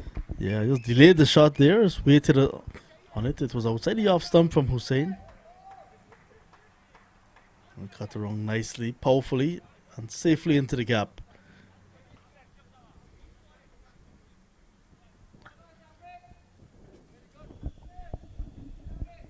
USA accelerating at the right time. Now the run rate has gone past 5 runs and over. Correct. They could get to 30 because they started with 2 boundaries.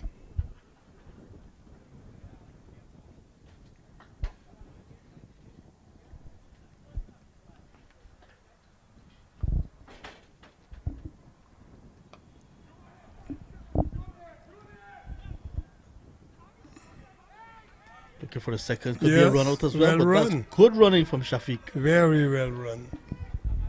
Well, he was going back to the danger end, the striker's end. So he said to his partner, I'm going to go. You just keep running. It's been really good work. Very workmanlike is Shafiq. Rafa, top draw. Excellently made. 123 from 113 so far.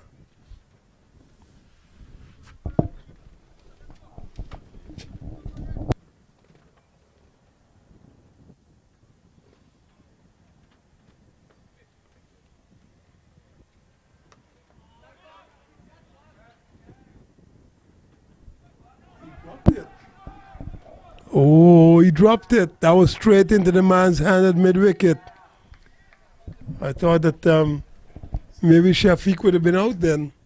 Straight in and straight out. Ishwar Miraj had lots of time. He got into position nicely, but just couldn't hold on even on the third attempt.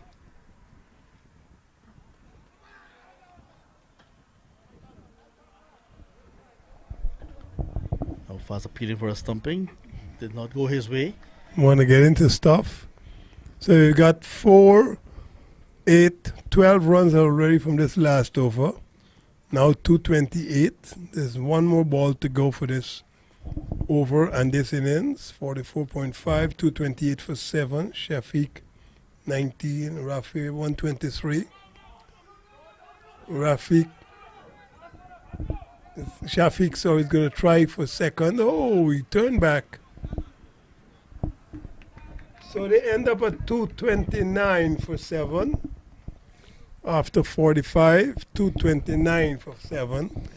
Vast improvement in this last 15 over session because they've gone past the 5 run per over mark already made. At one stage they were just doing 3.8, so they're 5.09 now.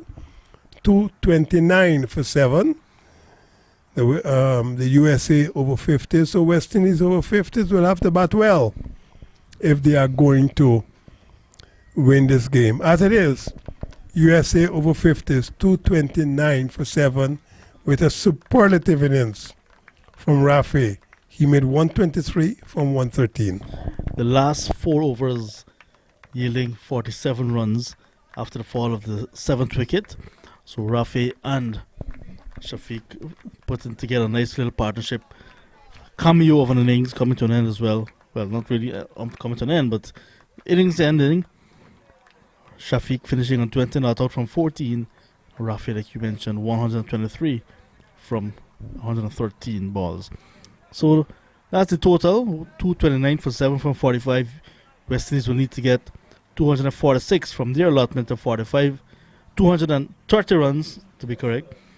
230 from their allotment of 45 overs. We'll be back in about 30 minutes with the run chase.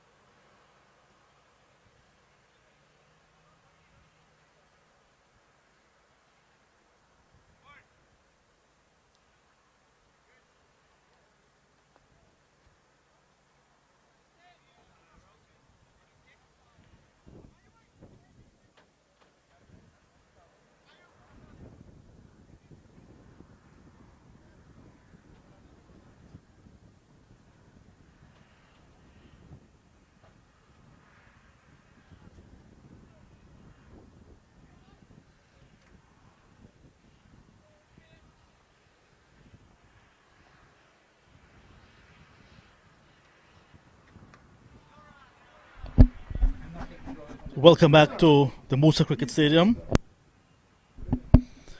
West Indies in reply to 229 for 7 made by USA.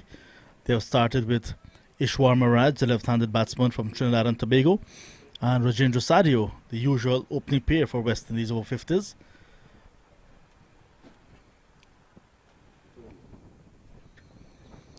That's a very good delivery from the opening bowler, Bashir. Good carry, nice bounce, nice pace. It's refreshing to see some good fast bowling. I mean, it's early days yet in this innings, in this run chase, but it's good delivery outside the off stump. The asking rate is 5.15. So West Indies have lots of work to do if they're going to get to 230 to win this one. Both teams are already guaranteed semi-final spots, but placements in that 1 to 4 order is what they're working on right now. That's a booming cover drive and nicely knocked down as well.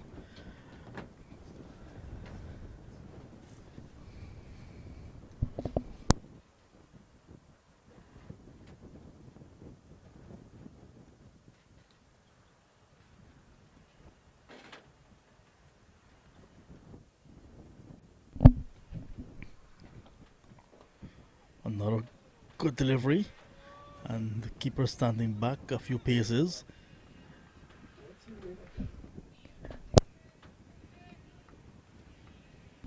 So it's very sunny and hot during the innings break. I was on the outside, and it took me 2 bottles of water to feel a little bit better. It's very hot. This one is slashed away, but cannot pass backward point. Earlier we were entertained by a wonderful innings.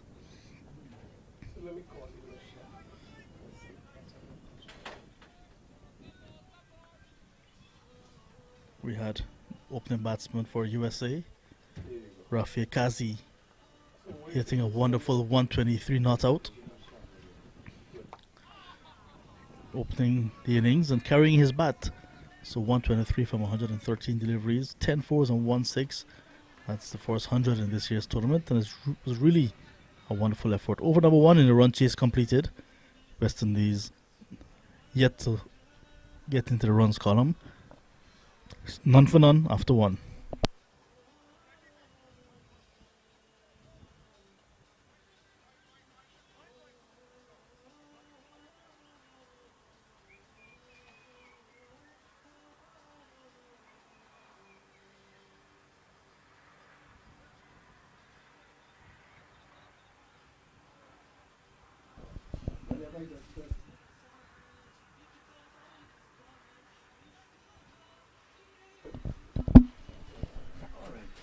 So over number 2 is going to come up with Rajendra Sadio having to face his first delivery. Sadio from Port Morant in Berbice, Guyana. Right-handed batsman, was among the runs. Got some starts, but we'll need to make it count. If he gets another start today, it will be very good for him and West Indies, but he needs to go on for his team.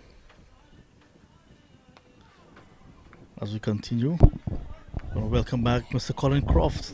Good afternoon to our viewers and listeners everywhere. Bid ask here for the West Indies over 50s. They got to get 230 from 45 overs. That was the original equation. They have not yet started to score. This is the second over.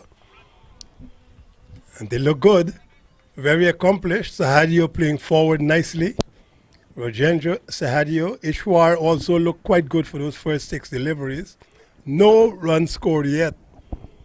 So it looks as if the Americans are going to put some pressures. Most of these guys, I understand, come from the Boston area. Just like our guy Bilal. So he knows most of these guys. There's a slip, backward point, cover point, extra cover mid off. So far, so good. Wicketkeeper has on pads inside, I think, or maybe none, which is a little bit brave. I know a guy who was wicket keeping Faz. He had on gum shields like a boxer. Said he doesn't wear helmets, but he put on a gum shield. That's going to be the first run for the West Indies over 50s. And the first run for Rajendra. So after 1.5 overs, 1 run on the board.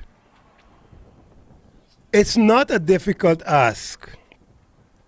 Right now, 225 runs required from 43.1 overs at 5.31 runs per over. It's not really a difficult ask. It could be had relatively easily, but you've got to be able to rotate the strike. Get ones, get twos. Occasionally, you'll get boundaries. You've got a left-hander and a right-hander. That also facilitates good running. Tight run, very tight run. There were screams of, let's get him. Because it was very possible that that may have just been a run out. Didn't happen. So after 2 overs, we've had a start of the West Indies over 50 innings, 2 for no loss. So calling at the interval, I attempted to find Mr. Rafi Kazi, the Centurion, but he was nowhere to be seen. I saw him in there. I asked his teammates where he was. He was inside taking a well-deserved rest. Correct. Yes. So I did not want to go interrupting him. What he could have done probably is gotten some ice and just gone into ice bath. Yeah. Because he worked really, really, really hard. That was a good innings. Yeah, really lovely. Really good innings. Mr. Rafi Kazi. Not out 123 from 113 deliveries, 10 fours, 1-6. And the strike rate is impressive, 1.108. So carrying his bat for the duration of that innings, very important for him, for his team. All right, it is difficult for anybody. Yeah. And over 50s, yes, sir. So he deserves a rest. I know some players carry their bat from the dressing room to the middle and they're back in a hurry. These guys are taking this thing seriously. Some good shots are being played here already. We haven't seen too many runs scored. The bowling has been good. Yeah, Mr. Bashir, the bowler who's operating now. I like him. Yeah, he's the one who... He's running in very purposeful at the moment. And he hit the ball all over the park just now in that last partnership. Nice medium doublers. High knee lift. Very keen. These guys take this thing so seriously. Bragging rights, it's called. They have lots of leagues within their various areas. Correct. Sunday League and so on. And based on what I've been hearing from these teams, I think they play more cricket than some of the teams in Guyana, the established teams in Guyana. That's a good ball. Bowling from around the wicket to the left-hander. A little bit of skid on. Way too close to be cut. The batsman, Ishwar, decides he's going to try to cut. He's got just one slip on a backward point. The backward point is not in a catching position, so it can be a gully. Backward point, cover point, extra cover, mid-off, and then a deep third man in the boundary.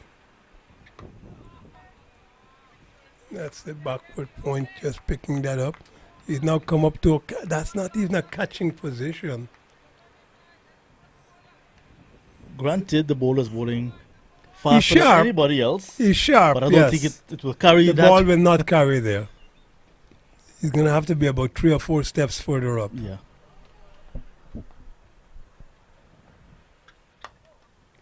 I remember Joel Garner feeling gully for me, and he always used to say, I don't want the ball hitting me in my ankles.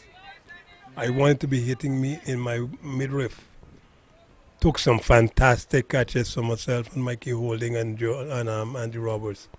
Joel Garner could catch at gully. I mean catch. Unbelievable. Good shot. The catch I remember more than most, but it's taken quite a lot. That is the end of the third over. We were playing against England at Barbados. We won that game. That's the same game that everybody remembers with Michael Holding bowling boycott. With, I think, the fifth or the sixth delivery of that first over in that test match. 1981.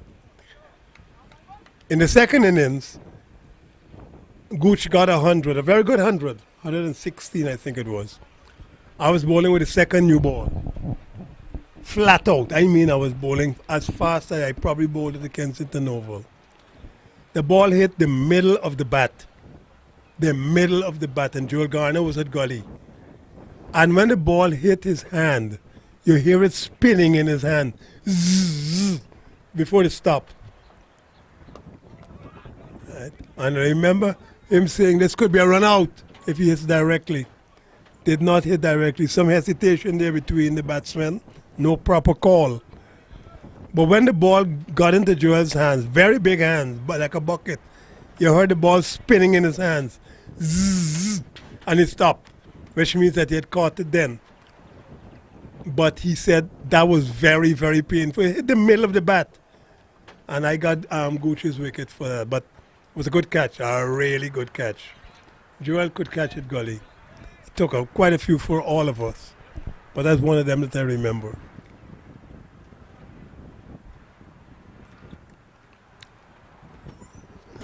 Different time. Second new ball. I never used to like bowling a new ball. I started my career bowling a new ball, but I didn't particularly like it. By the time I got the West Indies, had Holding, Roberts, Gardner, myself, it was nice for me to bowl a ball that's relatively old, 8, 9, 10 overs old. Didn't always happen, but happened quite a few times.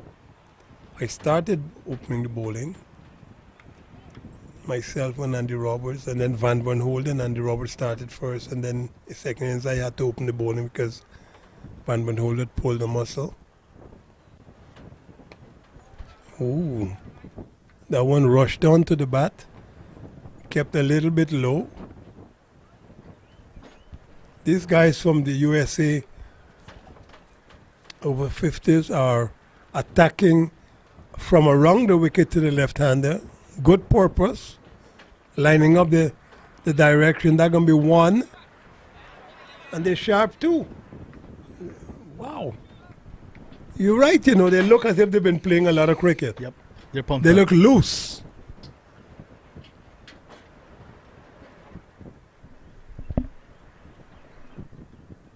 .230 to get.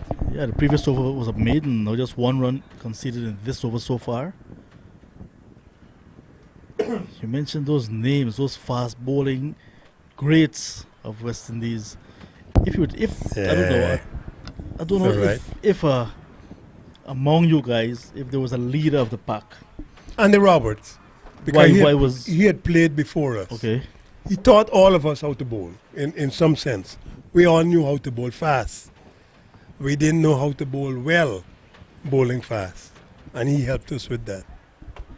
I mean, Joel and I were picked with very, very little experience. He had 4 first-class games. I had 5.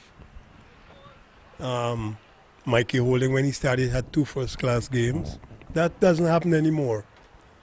You see a guy with potential and give him a break. They don't do that too many times anymore.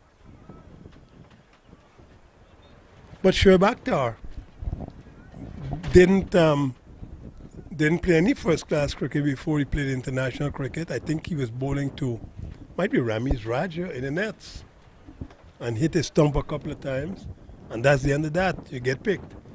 Fidel Edwards was done the same thing with Brian Lara, practicing at the Kensington Oval, and Lara said, look, this guy got some pace. Let's go. Sometimes you got to take a chance. It works. Sometimes you take a chance. It works. We've had 4 overs, 4 for no loss. A slow start for the West Indies over 50s. In taking those chances, you got to show up. Make it count. Put your hand right up at the top. You were a replacement. I was a replacement, and we got lucky. I keep telling people that. We played against Pakistan, who played cricket exactly the way West Indies played. attractive, flashy, scoring, cutting, missing, all sorts of things. And we got away with it. So by the time we settled down, we were already established. But we were lucky. We were very, very, very lucky. I tell people that all the time. Nowadays, we probably would not have been that easily included. We might have had to go through more of an apprenticeship. You know, everybody had potential. 1972, when I met Joel Garner for the first time, I was going to England for the first time. That was my first trip to the United Kingdom. Good ball. Just outside off stump. A little bit of a wobble. Kept a little bit low too. Well taken by the wicketkeeper. Excellently taken. Because this ball kept a little bit low. I think the bowler missed his mark. Yeah, there it is. But nicely taken. The wicketkeeper does not have any pads on. At least it doesn't seem so. It might be inside the pants, but I don't think so. So had that missed his glove, that would have cannoned into his knee. So I was going to England in 1972. I could have played youth cricket for Guyana that year, but courtesy of Mr. Lance Gibbs, who everybody knows is a former Guyanan West Indies and Warwickshire off spinner, and a guy called Godfrey Ray, who was then the sports editor of the Guyana Chronicle newspaper. They put together a package that allowed three of us to go to England for coaching. Ajoda Posada, an off spinner, Robert Adonis, fast bowler, and myself. That was from May to August, September of 1972. Indeed, when I came back to Ghana in 1972, I came back with Yuma Sekela and Miriam McKeever on the same airplane. Because they were coming to the very first Curry Festa that was held in Guyana in 1972. So there you go. I've had all sorts of escapades and experiences. But I could have played youth cricket that year, and that year is when I met Joel Garner for the first time. We stopped in Barbados and spent, I think, 2 days before I went on to London. And they were practicing at the Kensington Oval. I went there and I met him. And he said to me, "It's a good thing you're going to England, you know, because I would have shaken you up," because he was playing for Barbados youth team. You know, that's all right. You know, I'm still very good friends. I was in contact with him up to the other day. That's the end of the fifth over, 4 for no loss. Not a good start here for West Indies over 50s. Not a maiden. So 5 runs. Sorry, the pitch 5 is overs. good. The pitch is excellent, don't you think? It is. Looks good. Yes. Yeah, the bowlers are getting nice curry as well. I mean, if you look at that photograph, you might see just a dull shadow of the batsman moving along. There's Correct. a nice sheen. I remember Sabina Park had a sheen. Correct. Up to 1995, I think it was. Sabina Park used to have a magnificent sheen, not just a sheen, a very good sheen.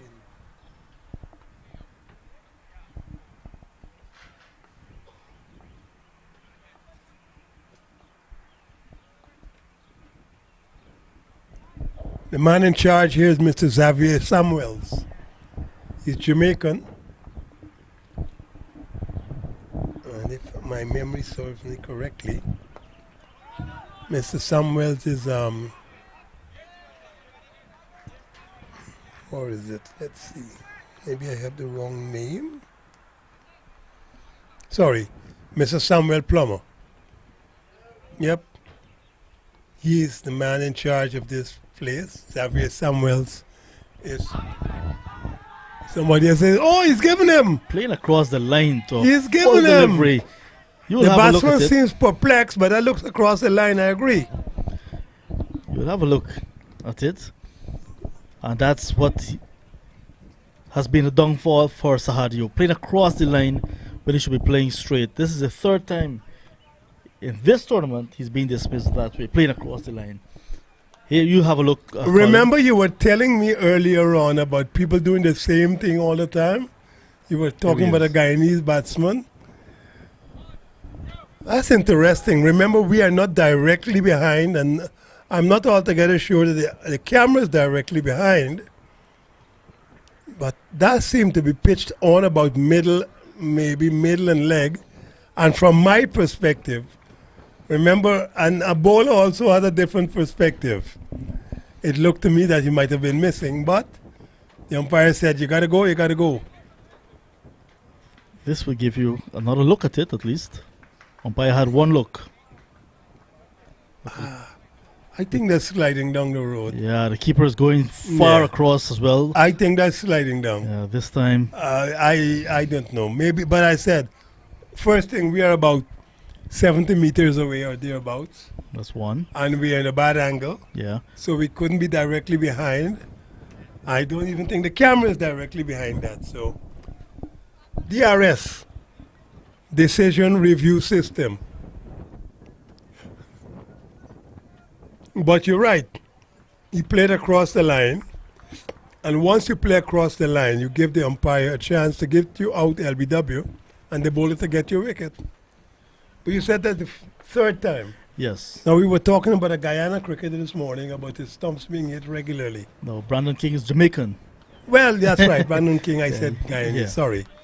Correct. But the same thing. It is. You know, if you get out the same way 3, 4, 5 times, something is wrong with either your approach or your focus. Sometimes it might even be your eyes. So the new batsman, Lawrence Puran. This is the old man, father of Mr. Nicholas Puran. Nice man, Lawrence. Yeah. Talked to him quite a few times. Very perturbed that his son is not playing international cricket. And I agree with him too. I can't understand why Nicholas Puran is not playing for the West Indies in all formats, but you get me angry with that. We might have words that I can't put on this broadcast. It doesn't make sense. Who tells the guy he's a one-day cricketer or a T20 cricketer? And what has he done wrong that he can't play? Right, end of the 6th over. This is going to have to be a big ask here now from the West Indies over 50s. Still gettable at 5.79. Still gettable. So this is the 6th over completed. 39 to go. The last 4 overs, 1 run was scored. Right. That's what I'm saying. Still gettable because it's still less than 6 runs per over. But they got to start something of a gallop now. Get a start. They've lost 1 wicket. Only 4 runs scored. 6 overs gone. So all the advantages right now are with the United States over 50s. All of the advantages. Their outfield is excellent, it's dry, it's fast, the pitch is still very, very good for batting. The ball is coming on nicely. They should be pushing here for 2. They're going to just get 1. So, yeah, I think that they're going to have to get a gallop on here, the West Indies over 50s. Run a lot. There's a lot of space in this outfield. The bowlers are quicker than probably the quickest I've seen in this whole tournament. These I agree, two. yes. You know, these 2 bowlers operating right now, especially Yuma Yun. He is really sharp, really sharp. Yes, sir. Umaroon Bashir. Very, very sharp. That name sounds Bangladeshi. Like Habibul Bashir. It sounds like Bangladesh. I must ask him. Habibul Bashir used to be opening batsman and top batsman for Bangladesh and captain at one time when they first came into the world T20s and world ODIs. I met him a couple of times, but his name sounds very Sri Lankan. Sorry, Bangladeshi. You get confused with the 3 sets: Bangladesh, Sri Lankan, Pakistanis, and then of course there's the Indians.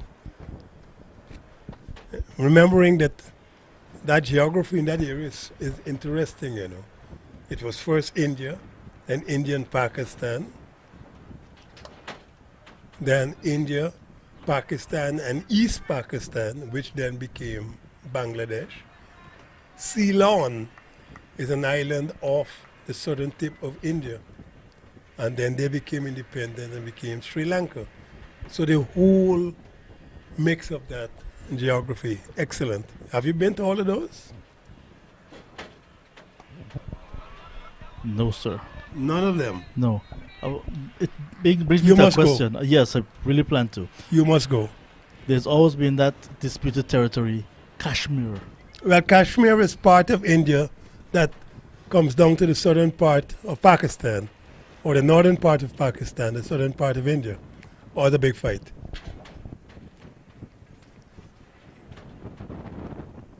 I think it's something to do with religion and whatever else. Not going to get into the mix. There are two, Southeast, I there, guess. there are two conversations that started a long time ago, and still we're nowhere close to the end of that. It's religion and politics. Well, sometimes the two are the same. Two of these. Politicians are religious leaders, or religious leaders are politicians.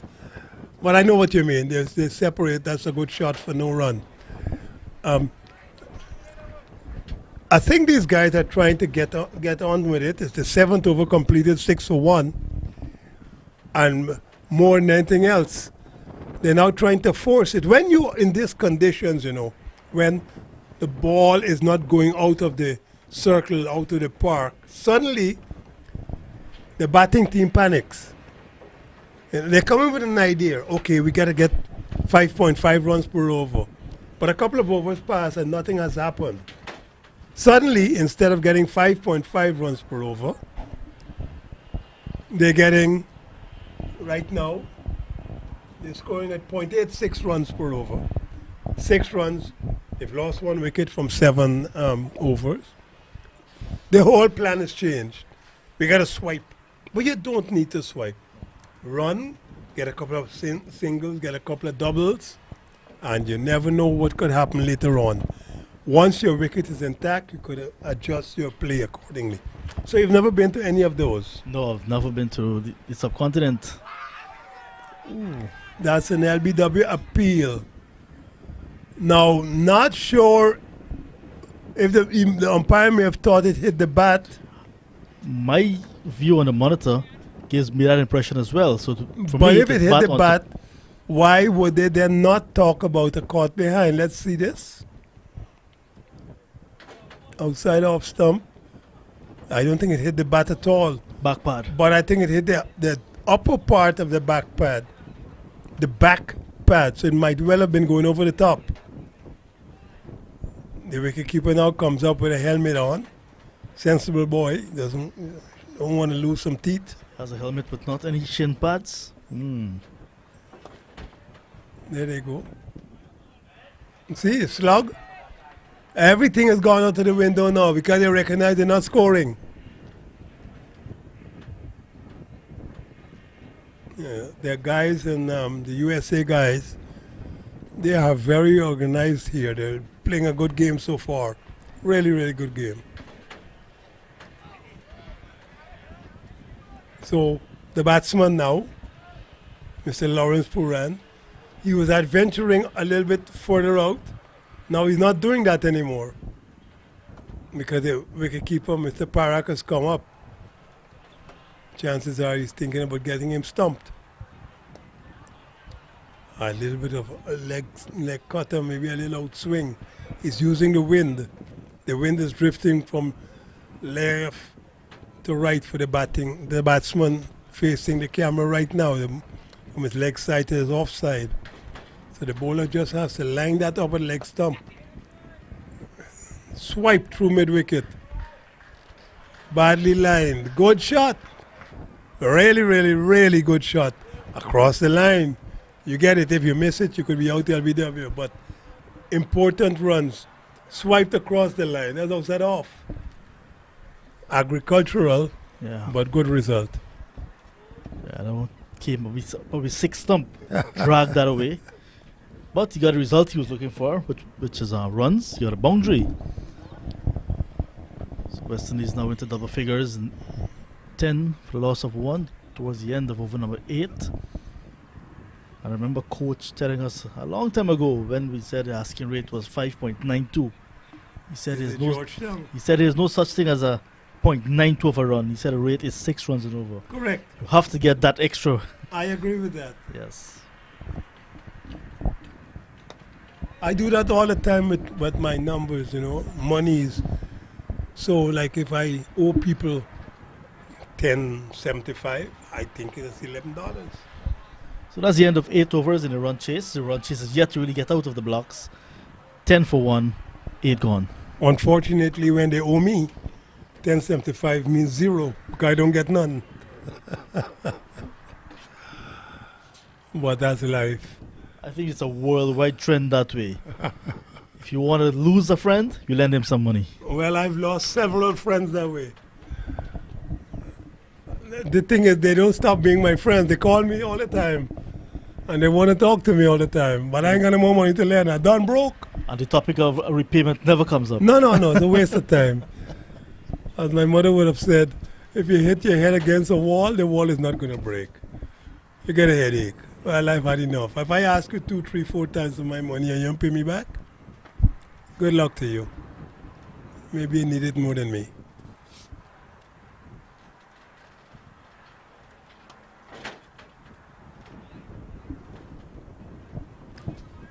Yeah, this is the best opening bowling partnership I've seen for this tournament.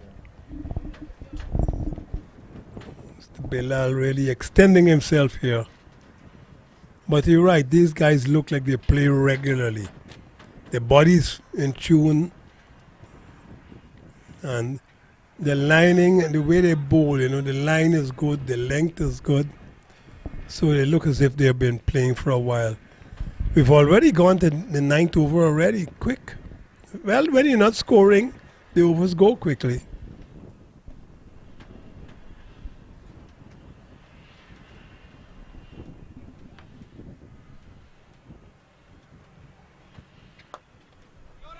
That's a full toss. And couldn't get rid of it. He's batting himself into that shell, really. It's even a loose delivery. He's finding it hard to score off. Just the man at third man and fine leg down on the boundary. Everybody else inside the circle even.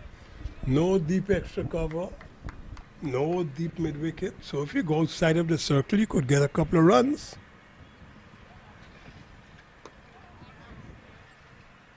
Yeah, but the batsman is defensive. His first movement is coming forward to prod. So even if you bowl a full toss, as was done just delivery previous to that last one there, then you know that he's not going to hit it anywhere because he's not in a position to do it.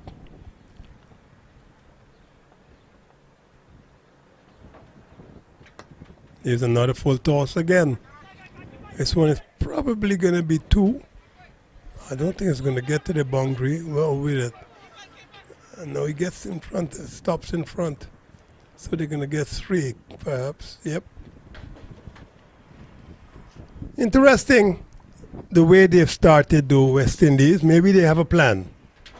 You have to hope they have a plan. Yes. Slow, sure, don't lose wickets. Make sure that we end the first 15 with no more loss, and then we could accelerate from 15 to 30. I know the bowler, Bashu, has a plan because the last delivery was sent down wide of the crease. Correct. Round the wicket to the left-hander. Now he's gone over the wicket to the right-hander batsman. Well, that's because they play all the time. Yeah. And so when you play, you think, you concentrate. How do I bowl to a left-hander? How do I bowl to a right-hander? You start that and you change as you go along.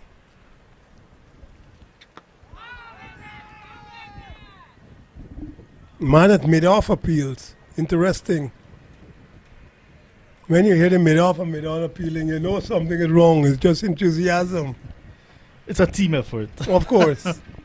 Over completed. That's the end of 9, 13 for 1. The target, 230 from 45. I remember I was playing a shell shield game. Must have been in St. Kitts, maybe. I was feeling that Roger Harper was the bowler. I can't remember who was batting, but it was a massive, massive, massive, massive edge. And at backward square leg, I appealed. From backward square leg. Everybody appealed because it was given not out. Yeah. But it was out. But it just was not given out. It was so bad an edge that everybody probably in the ground heard it. But that's how it works. So some news just popped up on my social media that Clifton Hicken, I'll tell you what about that after this one. It goes back over the head of the bowler, Like 6 down or towards 4? long on, so umpire signals 4. 4. It's a good shot, full delivery. Just went through the line. So Mr. Clifton Hicken has been appointed the Commissioner of Police in Guyana. How long have you not had a commissioner of police? A few years. It's been at least 3 years, I think. Yeah. 3 years without a commissioner of police. Just the acting commissioners, yeah.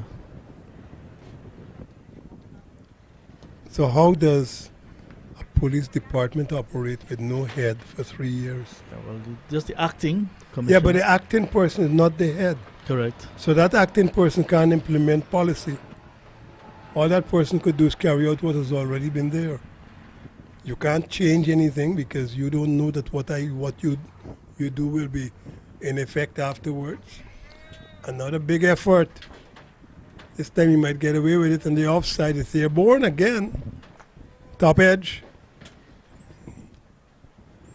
But as I was suggesting, this is what the West Indies over 50s will have to do now because they've put themselves in a little bit of a hole. That's a swipe. I think he's decided, well, look, once the ball is up, I'm going to go. Slash because we are way behind the ball here. Overs required, correction run rate required now 5.94. That's a lovely shot. He will only get 1 for the face of the bat down to mid-off. And what I like though about these two is that they look very busy running between the wickets, the two batsmen, Lawrence and Ishwar. So you know the policeman here who has become Commissioner of Police in Guyana? You know everybody, you know. Well, strange In Guyana, enough, everybody knows everybody. that's correct. Strange enough, Mr. Hicken, now Commissioner of Police. This one's over the head of that fielder, short mid wicket, runs again for West Indies. And another policeman to pick up the 2 because Mr. Lawrence is a senior superintendent in Trinidad and Tobago. Okay. Yes. Yes, so Mr. Hicken, former president of the Georgetown Football Association, plays sport for Guyana Police Force, as you may know, Eve Leary. Yeah. Yeah, so they have a lot of activities. Yeah, I played Mr. cricket Hicken- at Eve Leary a lot. And Mr. Hicken has been part and parcel of many cricket and football tournaments. Wonderful. So he's in sport and he's very active. Wonderful, wonderful. He's very visible. And then of recent, when in his capacity as acting commissioner just recently, made donation of sporting goods Okay. to some of the communities because Wonderful. he said, we don't want to be chasing after you guys. Just let's give you some sporting gears and you can use your energies elsewhere. Yeah, but that's interesting. Who knows? They might sell it. You know, not everybody wants to play sport. That's true. If you want to play sport, you'll find a way of doing it. But not everybody wants to play sport. So that's an assumption that because you give them the gear, they'll use it in the right way. That's a bad assumption. But at least the gesture is very well accepted. And now it's congratulations to him because he's become the Commissioner of Police in Guyana. Excellent. I wonder if being a Commissioner of Police in Guyana has political ramifications. I don't know. I don't think a Commissioner of Police should be politically aligned to anybody. That's my own feeling. But that doesn't mean that obtains. If I'm a Democrat or a Republican, it's my business. I'm a policeman. That's everybody's business.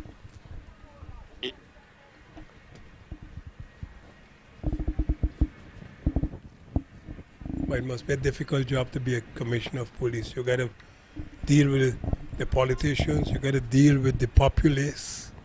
You got to deal with your own ranks. You got to deal with everything. You got to divide yourself in about 5 or 6 different ways. I like the way these two guys are running quickly through the returns for 2 runs. So Lawrence and Ishwar are doing very, very good work here. Lawrence Puran, Ishwar Maraj. So Lawrence Puran is the policeman, so he should know to run after people. He's running after. Well, no, he's in after the pretty ball good at the shape. moment. Yes, he's looking good. About 45, 47 years old. Not a bad. In good shape for those boys. Maybe 51, 52. He has to be over 50 to play for the team.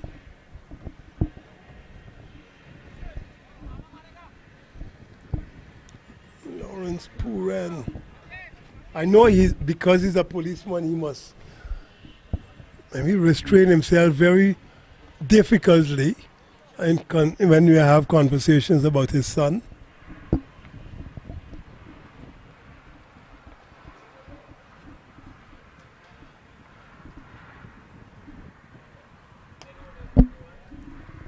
There he goes. Slugs this one to mid You're wicket. going to go for 2? Gotta go for 2. That was No, I think he started late. And maybe the pads kept him back because he started the first run very late. one thing I've noticed since I've been here covering this tournament. There is usually one for the throw if you go early. Yes, because the arms of these guys are not going to get the ball from the boundary to the wicket keeper It's usually in one throw. it's usually relayed. Correct. And that's something our teams batting will have to look at. New bowler, Himanshu, Manchu operating with this. Patadia. Correct. Right arm, orthodox. Bowling mostly arm balls.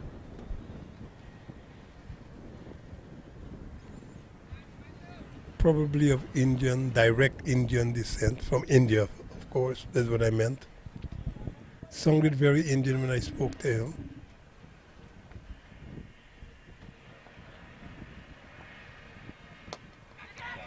Oh, that's a gift. That's absolutely a gift.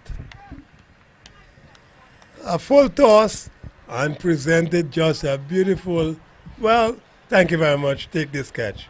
That's gone. So Patadia striking his very first over. You'll see on the replay. A low full toss.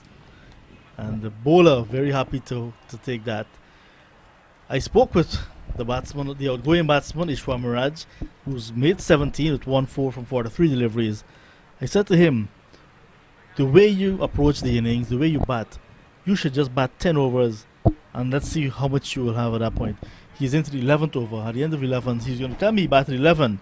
But with 17 under his belt, I'm not pleased. Now, you need more than that. Of course. If you bat 10 overs, I assume you hit half of those. How many deliveries did he face for that 17? 43 43.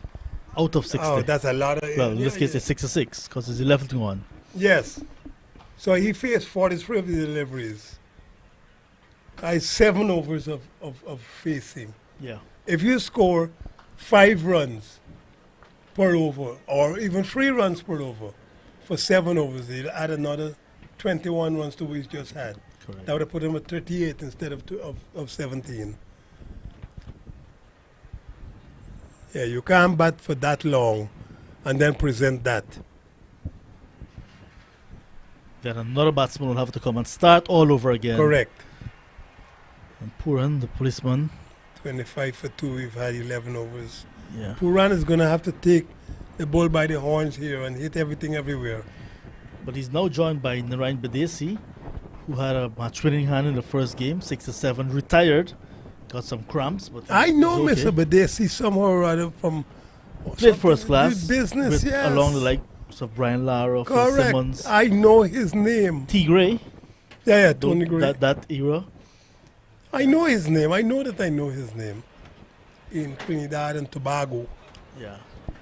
So he's replaced another Trinidadian in the form of Ishwar Miraj, the one who coaches at the Queen's Park Cricket Club. The Badesi name is relatively well known in Trinidad and Tobago, though. I mean, it's an unusual name, but it's relatively well known in business circles in Trinidad and Tobago.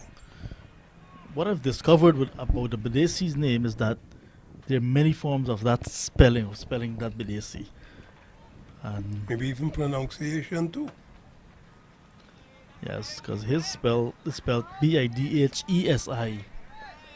And there's some with BID, some with BED. Yeah. Yeah, so lots of different. I've also seen BEDASSIE. Yes. And all sorts of stuff like that. Yeah. Oh, your own choice. There's a Bidesi Sporting Good in New York. There's Bidesi Well, West that's what I'm Indian saying. Store. I know about that name in several other ventures.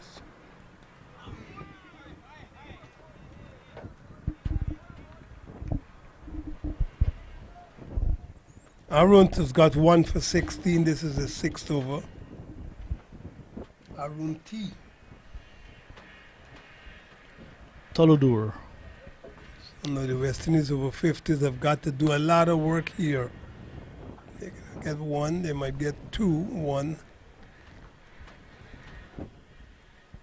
Because that equation has now gone over 6, it's 6.09, so you got to get from here on in, according to you got to get 7 runs per over, or you can't win. 'Cause you can't get 0.09 of a run. He'll be run out. There's also another Bidesi in Trinidad and Tobago. Good friend of mine, Barry Bidesi. He's in the hotel industry. Correct. I know who he is. One of the Cascadia, hotel, Cascadia. of St. Anne's. I know who he is. Yes. Yes, Barry Bidesi.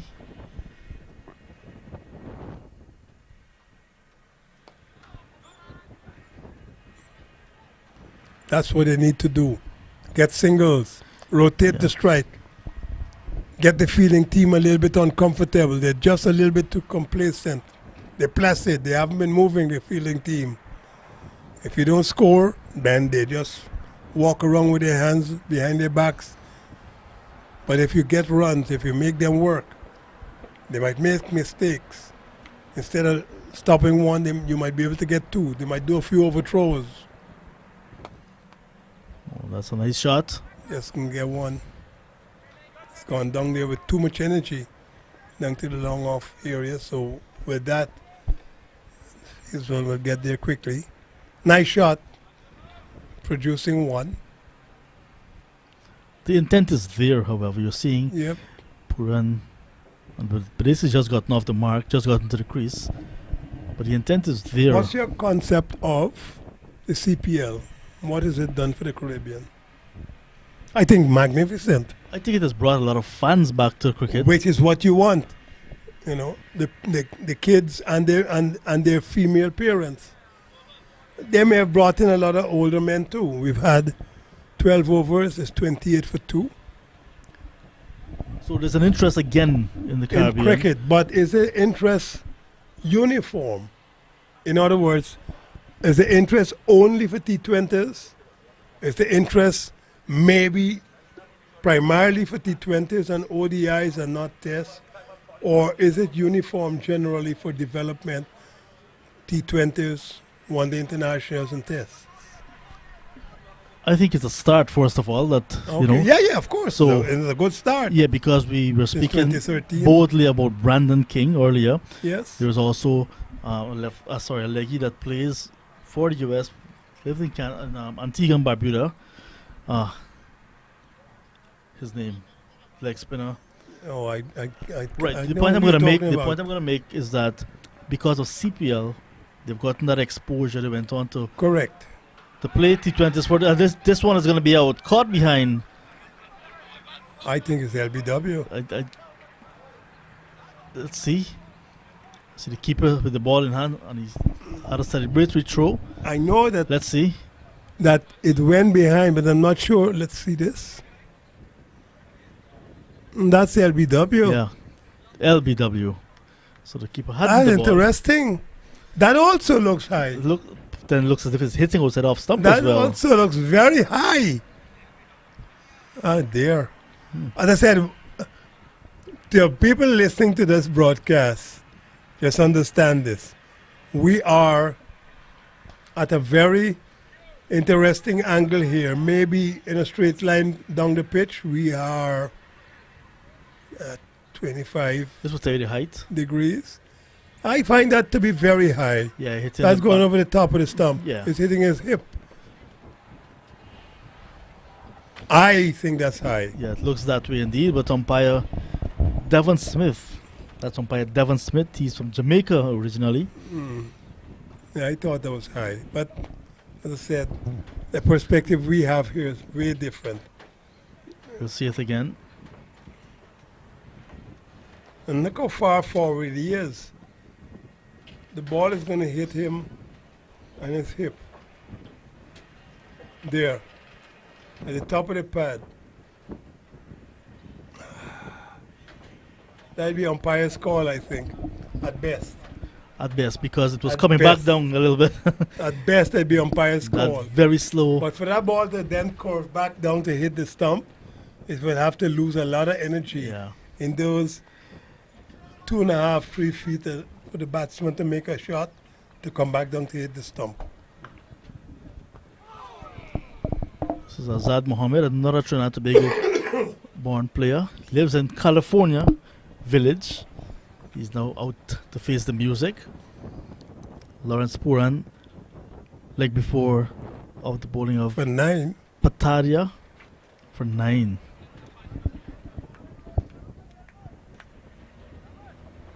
the USA over 50s are doing an excellent job here, 28 for 2. Some repair needed to be done now by the West Indies over 50s. The run rate they have is 2.33, 28 for 2. This is the 12th over. So first thing they got to try to bat out 45 overs and then see how close they could come to that 230 required. Mohammed is short of runs in the tournament so far. Has an opportunity again. That's a good over coming to an end. We're not having an updated score, but could be a wicket maiden. What happened to the score? Mr. Pataria, So what is it, 13 overs gone or 12? 13 would have started at this end. So what happened to the scorer? Score is stuck at the moment. So it's going to start ticking now. So they just take that wicket. 12.1. But it was in the 13th over. That should be. Previously we had maybe Fully a up one to ball date, delay. yeah. We haven't had a one over Now we delay. have a full over delay.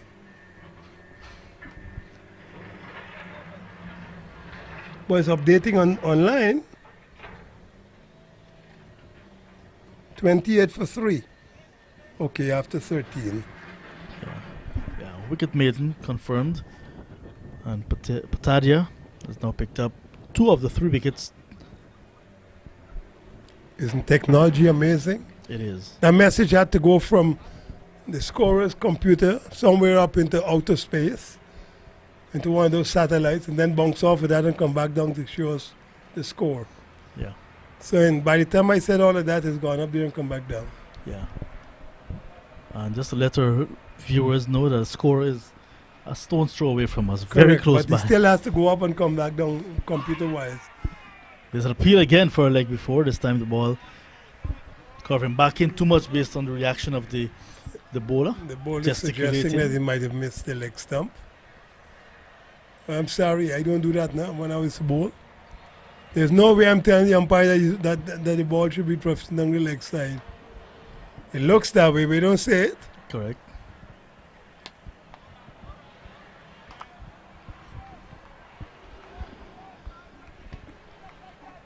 So your new commissioner of police is a very good addition, you think, because he's a sports-minded man, very involved with the sports.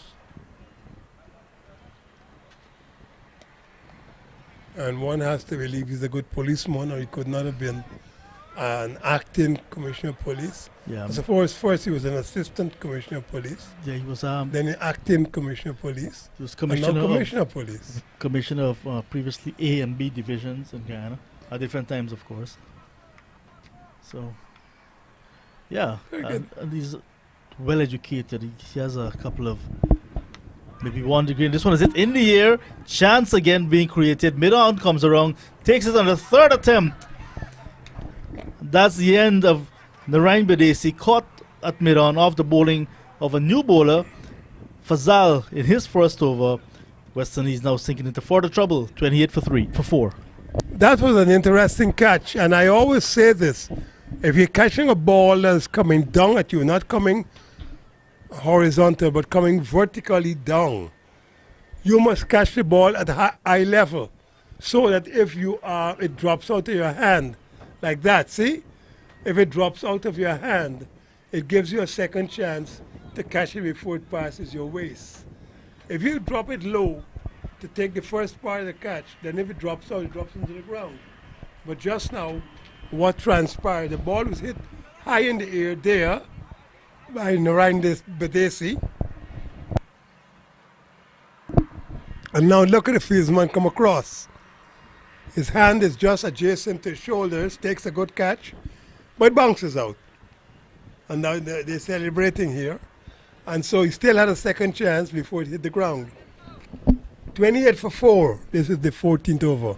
But let's begin with the shot. The shot that was played was a ball on the line of maybe middle and off, and he looking to go through the onside. Yes, the leading edge. a leading edge or a back edge. Timing is wrong. It went straight up as opposed to going out.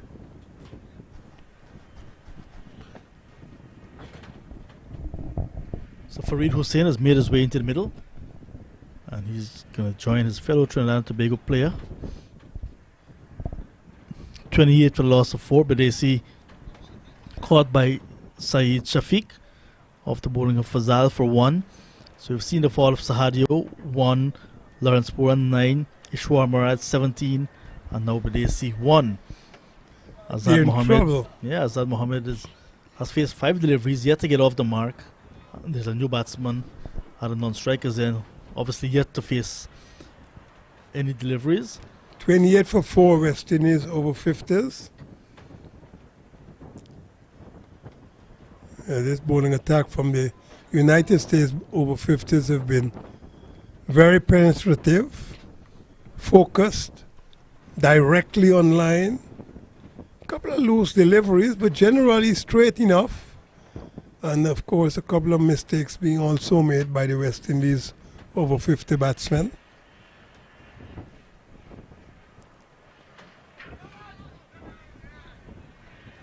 The fine leg is very short. Don't know why they put fine leg to be that short inside the circle. At the end of that, what, 14th over is it? Yes. So one more over before that first interval of this innings. But the run rate at the moment, just 2 runs and over. 4 wickets in the bag already. Required run rate, almost 7. So this first passage of play, clearly won by USA. They got 4 wickets and the team has not yet gotten to even 30. So I agree with that.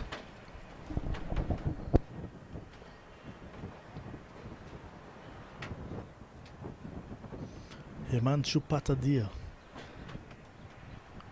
2 overs, 1 maiden, 2 wickets, 4 runs. Good analysis.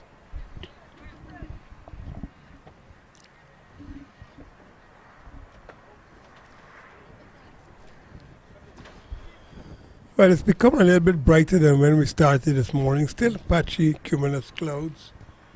We got some alto cumulus, but standard cumulus. Somewhere between 3 and 5,000 feet. Swipe.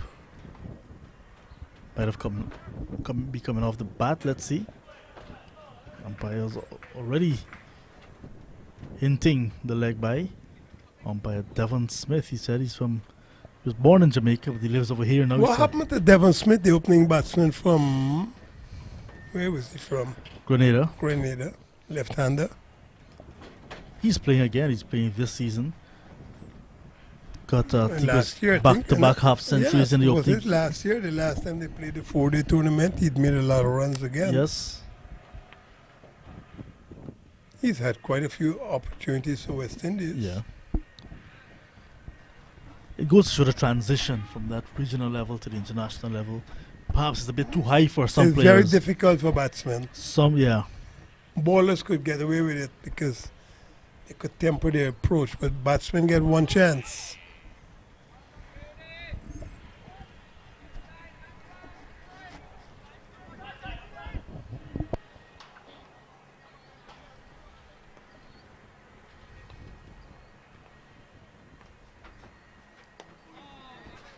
So the consolidation for West Indies have started. Survival, not consolidation yet. They will have to survive first.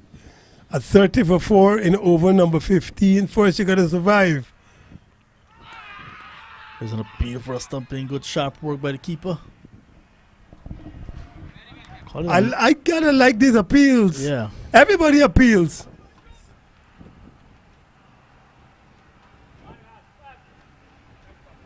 Now the bowler appeals for stumping. Got the ball in the bat. Yeah. So we're saying all the time that we're in an angle, but umpire Smith, I'm not sure if he's standing behind the stump. If you look at that line, Well, not worrying. There he is, DRS.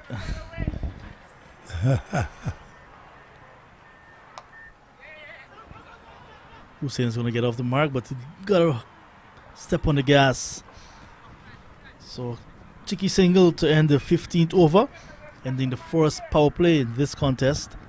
West Indies set a target of 230 from their 45 overs.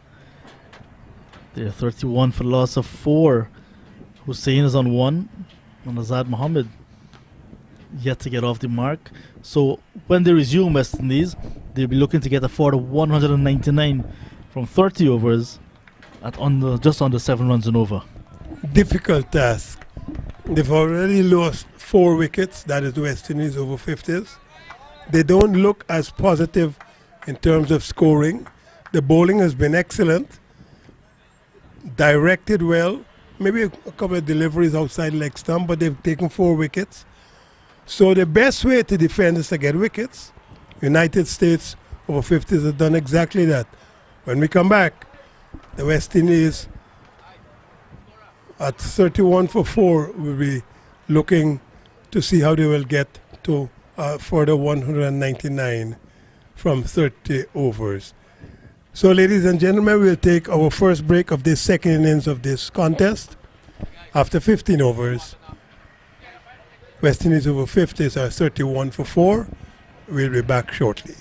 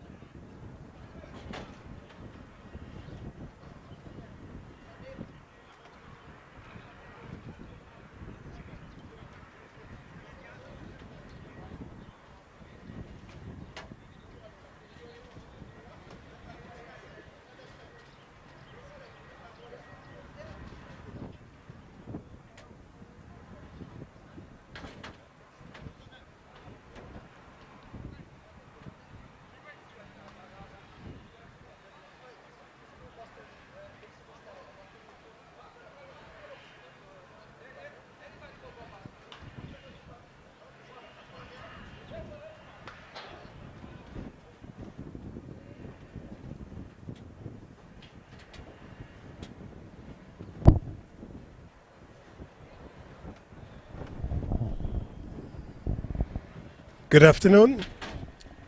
So we are back here at MOOSA, the cricket venue that is going to be used for the ICC World T20 2024 when it's going to be hosted by the West Indies and the United States of America. After a short break, after 15 overs there's normally a break, after 30 overs there's normally a break. The West Indies over 50s are in deep trouble after 15 overs, 31 for 4. Good afternoon, my name is Colin Croft. And they've got a lot of work to do if they're going to get that required 199 from 30 overs, the West Indies over 50s. Run rate required, RRR 6.63, so that equates to 7 runs per over required now. The USA over 50s made 229 for 7 in their 45. This is going to be a very difficult task for West Indies over 50s, already having lost 4 wickets. The enthusiasm and the energy put out by these guys from the USA over 50s, mostly from Boston, I understand, has been excellent. They're really on the top of the game. Apparently they play very often. As I say, good afternoon to Mr. John Ramsing. He's a very busy man, I know it. Cutting corners everywhere to be in contact with the rest of the world. Good afternoon, sir. Hey, good afternoon, Colin, once again. Rest of the world. I want to say good afternoon to my good friend Jim Morrison before I forget. Hello, Jim. He's in New Zealand, I think, He's in right? New Zealand. Hello, sir. And I hear you've been talking about us, perhaps suggesting we've been talking about Guyana. Well, Mr. Ramsing is from Guyana. I was born there. So what I'm trying to do is to get information from him about my home country. I haven't been there properly for about 4 years. I was there last year, very temporarily for a couple of T20s when Pakistan toured the West Indies, but the games in Guyana affected by rain. I think there were 3 on the T20s and only 1 had a result. Good shot. I like the energy that these guys in the outfield have. Everything is returned with alacrity, speed. This is a well-drilled team. They play often up in the Boston area. And they look bouncy. Mind you, when you've made 229 for 7 in your 45 and you got a team 32 for 4, you should be cock-a-hoop. Yeah. So we have a game on our hand because these guys in the middle for West Indies as well. They've been playing very regularly in Trinidad. And Azad Mohammed, the right-handed batsman, and Farid Hussain, who's with him, they're saying that, well, they told me they're coming off of good performances in similar type of competition in Trinidad and Tobago. Right, but see the word good sometimes, we said this before, good is relative. There's this pressure here. You talked about your friend in New Zealand. You must go to New Zealand also. Oh, let me tell you a story. One of the most beautiful places in the world to be when you drive. 16 overs gone, 32 for 4. Still scoring at 2 runs and over. Lots of work for West Indies over 50s. When I was locked out of the country when the COVID-19 pandemic. That's right, you were locked out in South Africa. Okay, I was on my way from South Africa trying to get back home to Guyana. At JFK, I was about to board my Caribbean Airlines flight and they said you missed it by 12 hours. By what? Missed what? The flight or the deadline? Guyana government had closed the airport. Okay. Because of the COVID, pandemic. Yes, of course. Yeah. And on my way to from South Africa, it was a 14-hour journey. I had no idea that had happened. So when I was about to board my connecting flight, there was... So you flew from Cape Town or Johannesburg? Joburg. Directly to New York? No, we went to Abu Dhabi. Okay. And then we came across to New York. And yes, 14 hours. But when I got to JFK, there was not even a representative of Caribbean Airlines at the airport. JFK, we could have played cricket. in the It airport. was nobody there, yes, Nobody. of course. Just a few. That you must know. have been March or so in 2020. It was March. You're right. Everything had closed down by then. So when I was locked out, eventually got home 3 months later. But the story I'm going to tell you, while I was locked out, I was looking at the country I would love to go to be locked out, In or New to lock, or Zealand. locked into. And New Zealand was the first place I was researching. Also, during the first set of lockdowns, New Zealand was still relatively open Yes. because they had done a really good job of keeping things, should we say, organized. Commandeer. The man is coming in here with cans of beer. That's not beer. I'm that's, not quite sure That's energy drink. what's the plan Mr. here. Oh, Prof, that's energy drink. this is energy drink, huh? Yeah, they're bringing beer for us. I'll take mine afterwards. Thank you. Yes, they had probably one of the better organized responses to the COVID-19 thing, and Yeah. so. But I don't think they were allowing people to go in.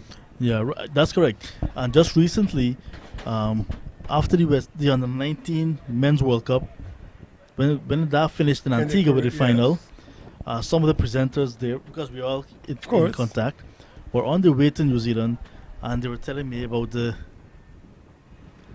mandatory 10 to 14 days quarantine Correct.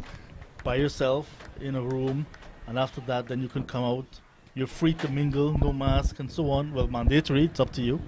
It's a personal requirement if you have it, if you think so. Right. So I think New Zealand, they have handled it very well.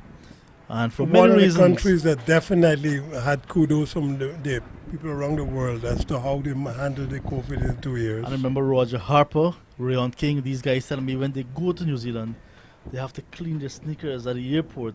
They're not allowing dirt from other parts of the world to go in. And this is something I really admired, and was researching and understand they have no poisonous snake as well in New Zealand. Man, and they I don't so know that. loved that part. They don't know that. They may not have seen any. So for many reasons, I was looking at New Zealand as a third home, maybe. There's a book I once read. There's a book I once read called "There Are No Snakes in Ireland." You must read it. You must look for it. That Oh. just hit the tips of his fingers, slash through maybe second or third slip. The man at 1.5 slip just got his hand to it. It will go down as a drop catch. But that was going fast, very, very fast. Would have been almost miraculous for him to have taken that. He's bordering on a gully position, very wide. 1.5 slip. slip to Yeah. third slip. Correct. Overcompleted nonetheless. West Indies surviving here. 35 for a loss of 4, maybe 36. The last time I went to New Zealand, it was the West Indies were playing. It might have been 2000. Actually, it might be 1999, 2000. Because I remember it was the turn of the millennium when they expected all the computers and everything to go crazy in 2000 from 1999. And they had, I think, the America's Cup in New Zealand that year. Some absolutely magnificent yachts. Of course, I had to go to a few of them. I don't know how I got in because nobody stopped me. I just walked on to some of the yachts. They were brilliantly organized. I mean, security-wise, that's not a good thing. Maybe I look, I don't know, important. You know, at least I was dressed, you know, business casual. But I went into some of those things. So that was 1999, 2000. I did a lot of driving in New Zealand in that tour. Where do they drive, on the right or on the left? On the United Kingdom. It's the left-hand Yeah. drive, like Australia, like New Zealand, like the Caribbean. Because remember, New Zealand and Australia started with an influence from the English. So they drive like the people in the Caribbean, well, the Southern Caribbean, because the Northern Caribbean, Bahamas, they drive on the right. But I did a lot of driving. There's only an understanding that New Zealand is made up of 2 islands. So you got to go over to the other island, you have to go by boat or airplane. But it's really nice, really, really, really nice.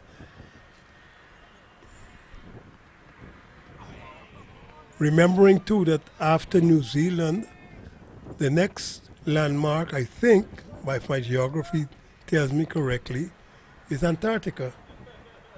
Because they're deep south, deep south. I'm sure you could Google that and find that out. So, I remember driving a lot on that tour. This one is down the leg side. We've had 3 deliveries from this over, still 38 for 4. So I think the next landmass after New Zealand, going further south, is Antarctica. But I might be wrong.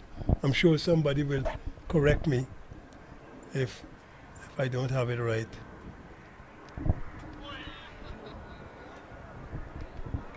They're deep south, so it can't be the Arctic. It got to be Antarctic. Remember, the Arctic is north and the Antarctic are south. So, see, I learned that way back in 1967. And I learned that now. Yes. I also remember something because I was in aviation, that it was a tragedy that happened in South Africa. An Air New Zealand airplane hit a mountain, Mount Erebus, I think it was, and it was in Antarctica. And so that's why I remember that too. Big tragedy several years ago. It's a beautiful country though, New Zealand. Absolutely beautiful country. Stunning people. Got a lot of friends I met in South Africa who migrated to South Africa, from South Africa to New Zealand, or some who are now in South Africa whose bases and roots were in New Zealand. So they go there every year.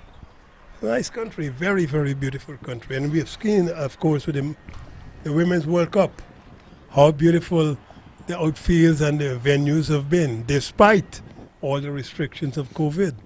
18 gone, 38 for 4.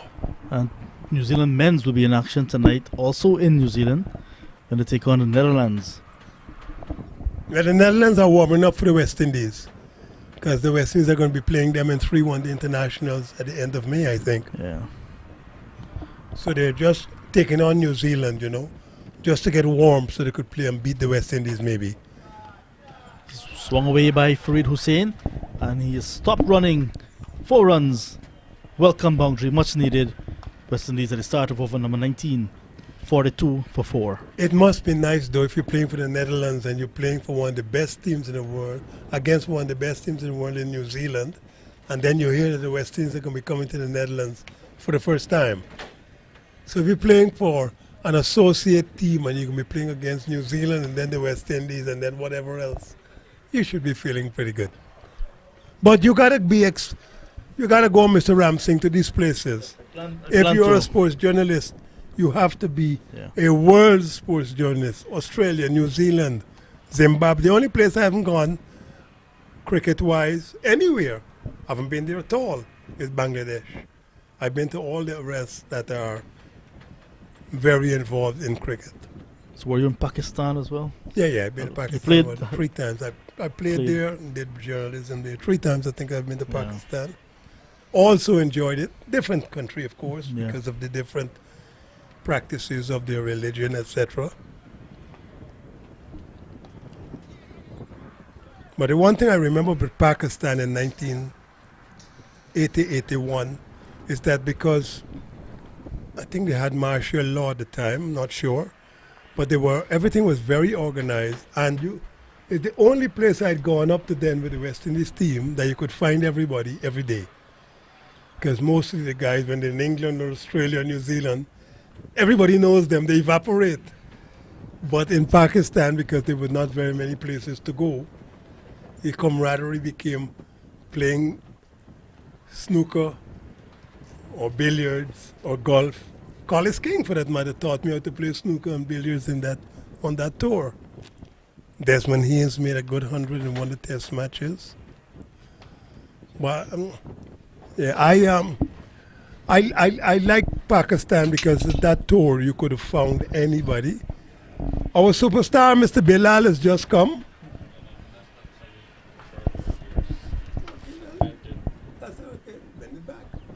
Yes. Yes, Mr. Bilal is here again. I'm well. New Zealand is a very nice place. Very, very nice place.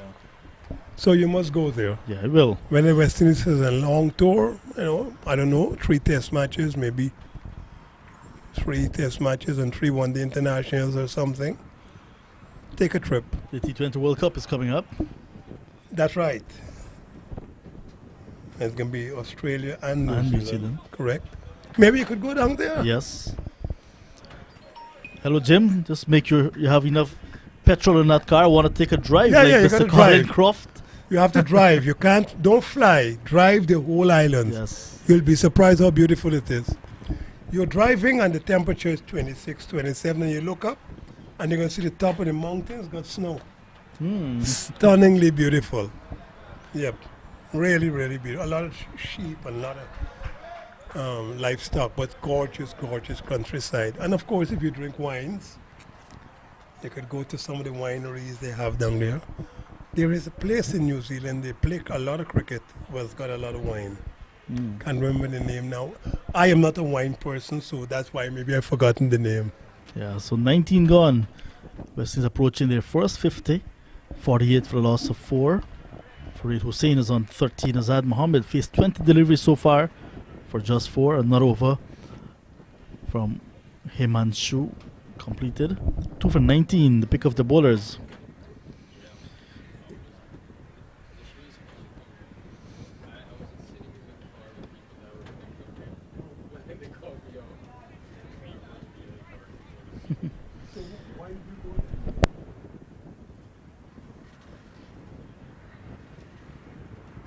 Somebody about bowler 86 isn't there? Yeah, 83.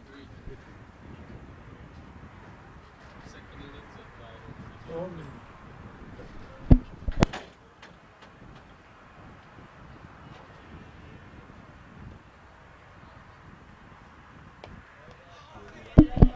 This was flicked away by Azad Mohammed. Runs for West Indies. The 50 will come up with this stroke at the start of over number 20. Fazal continues. Picked up 1 wicket already. So this is his 4th. So West Indies 50 coming up, I would say belatedly. Very belatedly. This is the 20th over. Still less than 3 runs per over. Scoring 2.61. They need to score now at 7 runs, 6.97, to be able to win this game in the last over. Simon Dool, my friend from New Zealand who does commentary around the world for ICC events, etc., been in contact with him regularly. Photographs with him at the ICC World Cup 2019 in England. But I've talked to him all over. Very, very nice man. Keeps himself in pretty good shape. Looks as if he could play right now. Yes. Big edge. Appeal goes up and so does the umpire finger. Umpire James, that's Myron James, has made an easy decision there. Healthy edge. And there's Azad Mohammed walking back to the pavilion. A dejected man. 23 deliveries for 6. Caught behind off the bowling of Fazal. Fazal now has his 2nd wicket. West Indies sinking further into trouble. 5 down for 50. When you slash like that, now if you get away with it, it might go for backward point, you might get 4. But the chances are, because the ball bounced that much, it will take an edge. There was no DRS required. I think the batsman knew that he was gone. Celebrations were high. 50 for 5. We're in over number 20. And you're correct. West Indies over 50s in deep, deep trouble here. Remember, they started needing 230 to win in their 45. 50 for 5 after 19.3. A long, long way to go now. 180 runs required. They still have 25.3 overs to face. 7.06 run rate required. Oh, look at the celebration. The bowler knew it had it. The wicketkeeper knew that they had it. But as I said, this team is playing as if they're very well oiled. Mr. Bilal is one of their proteges, you know, this team that is playing out there. He's also from Boston. He's from Boston, yes. The bowler, Mr. Fasal. He's the one who got Mr. Bilal here. We should bring him on right now. Bilal, I come think here. since You you're know- here, you know a lot come about on. these players. You know about them. Yes. Come on, please, Mr. Bilal. You were doing commentary on the other side. Thank you for turning They're- up here. They're on Mr. top. Ram Singh has work to do. They're on top. Give them some mileage that they deserve. Come on, And Bilal. Mr. Ram Singh has a lot of work to do. You know, he's the Prime Minister of Sport of the Caribbean now. So he has some stuff to do. Thank you for being here, Mr. Bilal. But you will bring us up to date on these boys. These are your compadres from Boston area.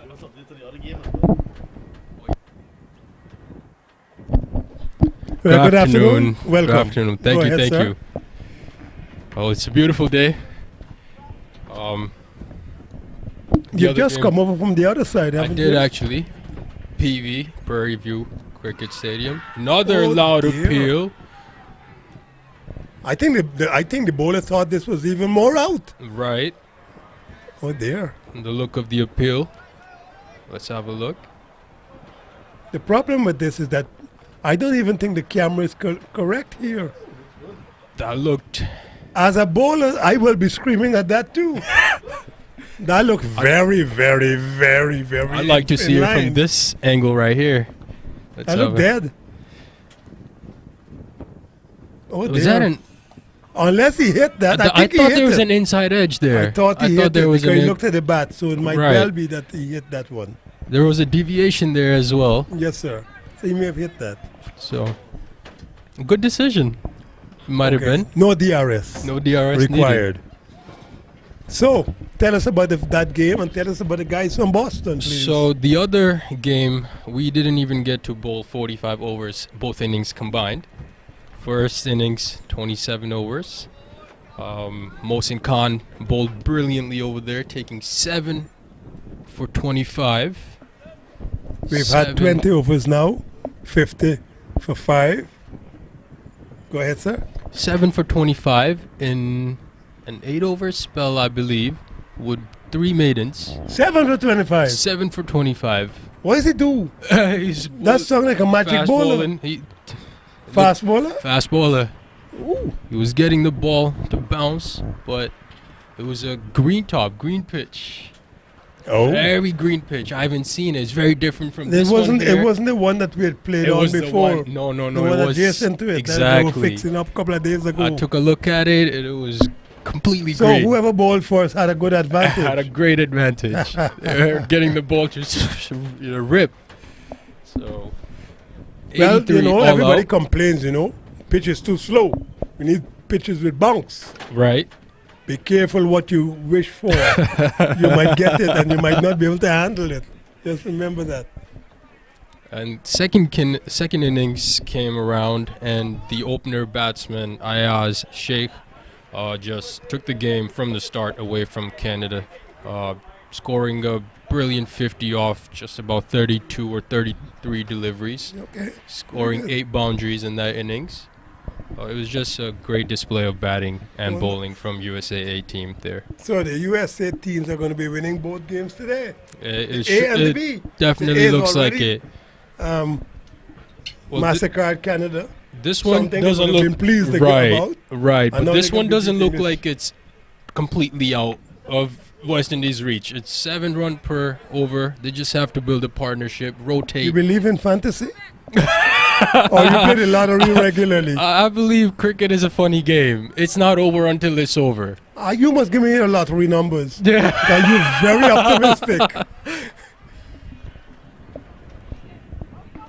So tell us about these guys and the clubs that they have up in Boston. Fazal Because you've been telling Alam us about a lot of the Is cricket coming up there. off right. Fazal Alam is coming off a championship win in Division A in Massachusetts. His team, Commonwealth Cricket Club A, has won 8 championships in Massachusetts. 8 championships. 8 championships. And that's in the last, 10 years? I don't know the exact numbers, but I believe that might be the most by any club out there. So the cricket out there is seriously well organized. Absolutely. We have 6 total divisions in Massachusetts, each consisting of minimum of 10 teams. So that's about 60 teams. Imanchu comes again with his left arm. Hopeful. I don't think he's trying to spin the ball. I think what he's trying to do is just bowl straight. A little bit of deviation. He's had 2 for 22 so far from his. This is his 6th over. Reminds me a little bit of when Ravi Shastri started to play. Ravi Shastri is India's best cricketer for most improved cricketer I've ever seen. He started batting at number 11, you know.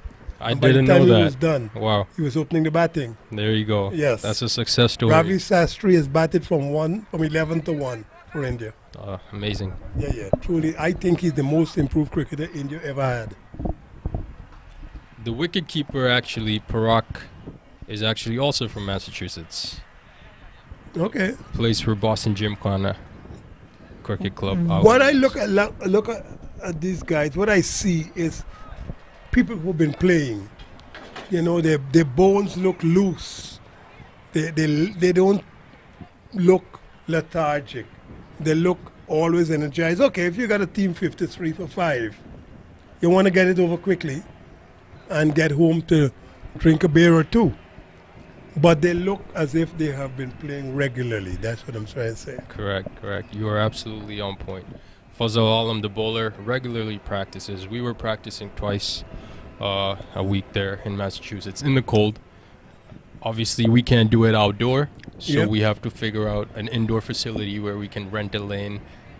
So we do practice twice. So a when week you over there. move here to Texas, you see, what you got to do is go back up to Massachusetts between April and September, Correct. when you will have acquired all your zillions in Silicon Valley in the next 2 years, you know. If you want a coach, I'll volunteer. I'll just live on allowances. My coach. I'll just live on allowances. That's really well played. Because I know you don't like the cold out there. Absolutely. But you not. like the people and you like the well, between April and September, you could be up there. You're absolutely right. And That then would not be. September to April, you could come to You want to Texas get out or of there wherever. and go somewhere else. I agree warmer. with that. That's how county cricket used to be played in England, you know. Okay. I played county cricket for 4 years. April to September, you go up to whatever county you're with.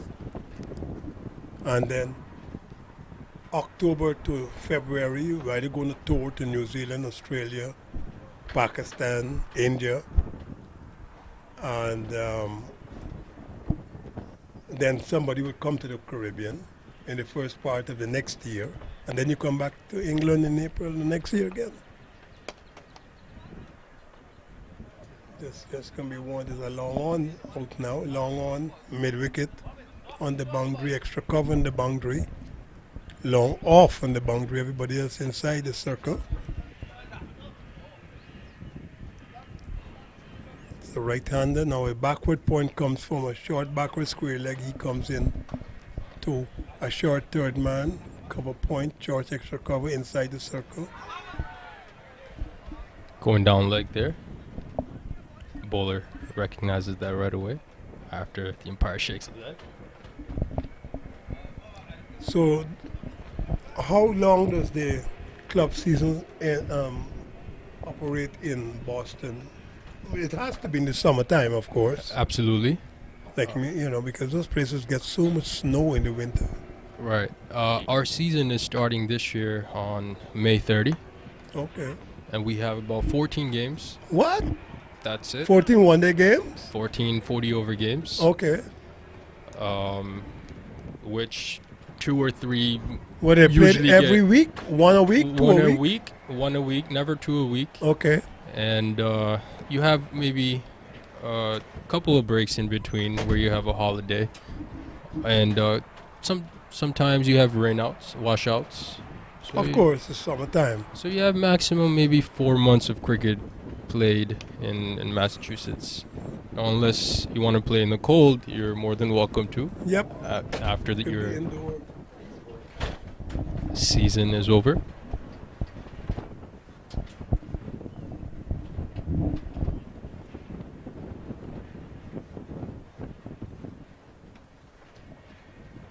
57 for 5 after 22 overs. Going at 2.59 run rate. Required 7.52. 173 from 23 overs. But you're going to miss your mentors and your friends if you come to live here in Texas or Florida or wherever you want to go in the warm.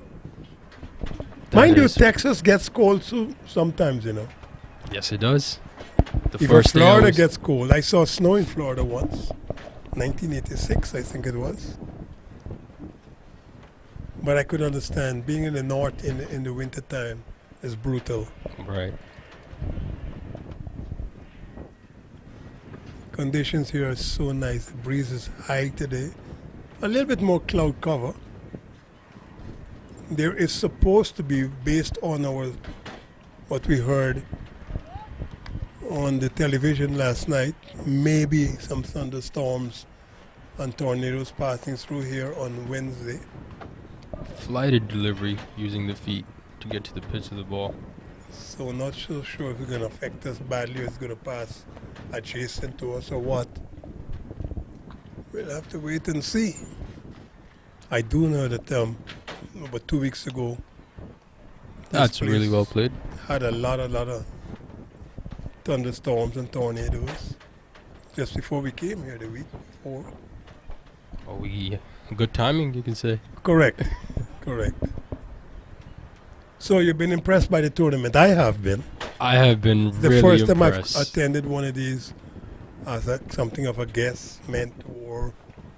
Hopefully I was supposed to have played. I couldn't finish the first game because I pulled a fetlock. It's been an amazing It experience. has been good. It's a nice concept. Now they only have 4 teams here. There's Canada. Well, actually, there must be more than 4 teams. Well, there was supposed to be UAE coming, but they had That one some dropped just short. visa issues, I believe, so they couldn't make it. That is why USAA was created from a USA team to make To make 4 teams. 4 teams. Yeah.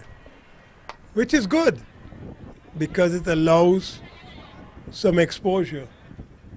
You know, that's the first time I think I've seen him misfield. The bowler misfielded then.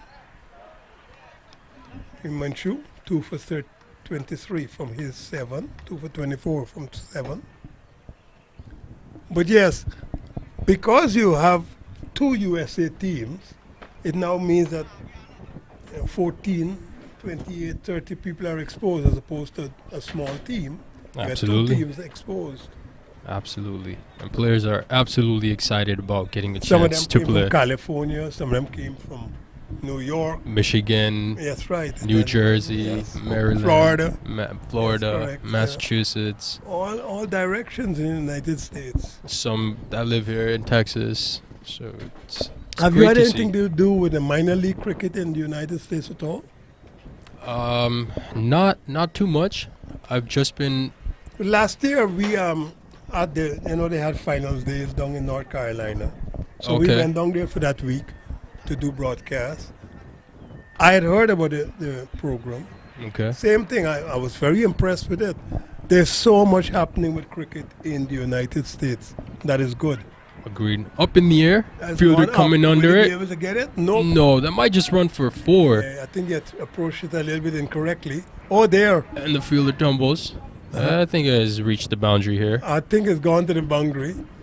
He tried to stop it with his feet and tripped over himself. Initially, he thought he might have been able to catch this. He was airborne for a long time. It's a swipe towards long on. Bowler then- thought it was close. It drifted a little bit to mid-wicket because of the wind. Yup. And It the is a fielder- windy today, actually. Yes, very high. Yeah. About 10, 15 knots, I would have thought.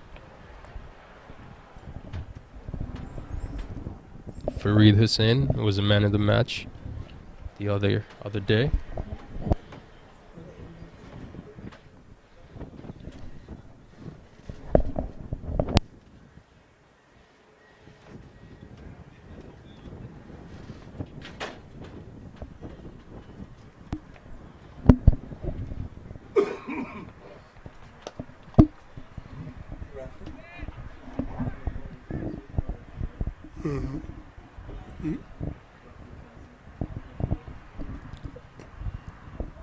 Rafael Kazi got 100 today out of 229 for 7.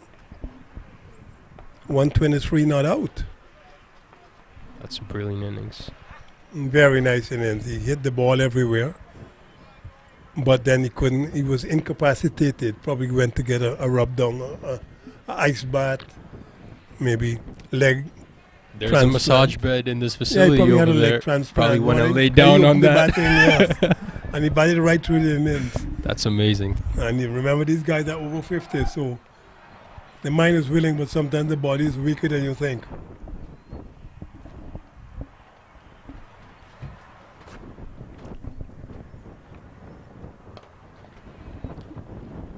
Yes, the minor league cricket is supposed to be the precursor to the major league cricket that is supposed to be coming in the United States. Correct.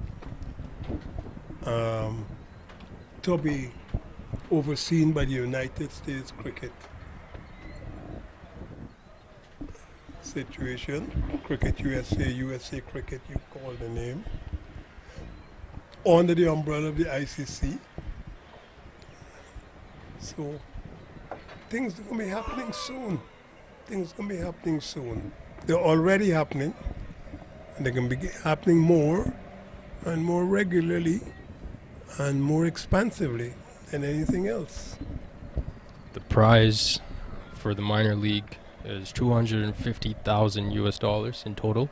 That is not pocket change. I mean, for me, it's a lot of money. For you, That's the highest. It's for you In guys, American that's cricket? pocket change. For me, that's big money. for me, it's unbelievable money. Especially for a young man who wants money to go to college. I could understand that well. Yes, sir. We've had 24 over 66 for 5. Yes. $250,000 prize money for a cricket game or a cricket tournament. And you're trying to get a degree in mechanical engineering, I could well understand. Yes, sir. The kind of money is big money. Big money. I was actually on the way here from the other field, was talking to Dilip Chavan. He was talking to me about getting into umpiring because every league or in USA there's going to be a lot of requirement for that, Yes. and people Either they coaches need or umpiring. right. So get into the umpiring and get your badges. I could actually do an online course for that. Initial badge. But then don't you have to get the experiences to go to the next level and so on and so forth? I'll have to find out more information on that. I think you could get the initial badge by passing an exam. Got But it. then everything else after that is a combination of the exam and knowing the rules and how many times you will have done actual umpiring, because then they have to judge you about your input into the games, if you had correct decision making and all the rest of that. So it's two sets of things they kind of test you on. Well, I was talking to him about how he was the ex-president of MSCL, Massachusetts State Cricket League. Oh, And I questioned him why we don't have a T20 league in our state. T20 to me, I feel like is entertaining. and it will bring even Americans to the game. Exactly. That is what we not. You look at American sports; they get done within 3 hours. Even baseball, which takes 9 hours. I mean, a American football game takes about 4.5 hours. Out LBW, I think. Look at basketball. If you have four Yes. quarters, I think there's out Given out? LBW. Again, the he's batsman very doesn't look very happy. Consolidation, yes. This is the third decision now that I think the umpire has been questioned by the batsman. Let's But take that's a out. look here. A flighted delivery. Dragging the batsman forward. I think that's plumb. That's hit him straight in the front. The umpire didn't take too long to give that out. Raise his finger. That one looked out. Of all of them that I've seen, that one looks the most out. But remembering we are at an angle, even the camera is at an angle, but that one looks out. That you see Dilip Chavan running in to bring water for his teammates. Yes. So yeah, I asked him why we don't have a T20 league, and that's when he brought up that we don't have enough people to umpire. We can't run 2 leagues at the same time, Yes. a 40 over and a T20, when we don't have enough people The willing to understructure. umpire. That's correct. The understructure. You might have clubs who want to play. but Exactly. You can't play without Official indicators. umpires. That's Yep. correct. So there you go. You just got, if you don't want to play, you have an out.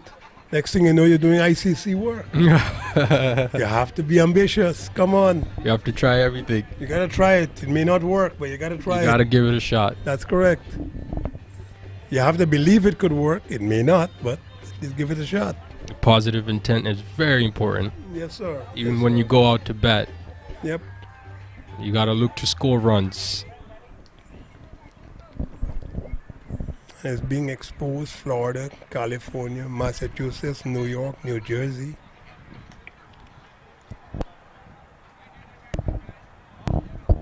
Texas, 67 for 6 after 24.3. I feel like the bat should have been a little bit more forward in front of the pads rather than right next to the pad. In the old days, that would never been given out LBW, you know, because they would have said the ball would have had too long a distance to travel from where it hit the pad to the stump. Okay. But nowadays, and even before DRS, they started giving that out LBW because batsmen were taking too much advantage of that. They were just stepping out. That's right. And so they decided to give a little bit of a little bit more evenness back to the bowler. So they started giving them out LBW in the late 90s, early 2000s. And then, of course, we now have DRS. Yep.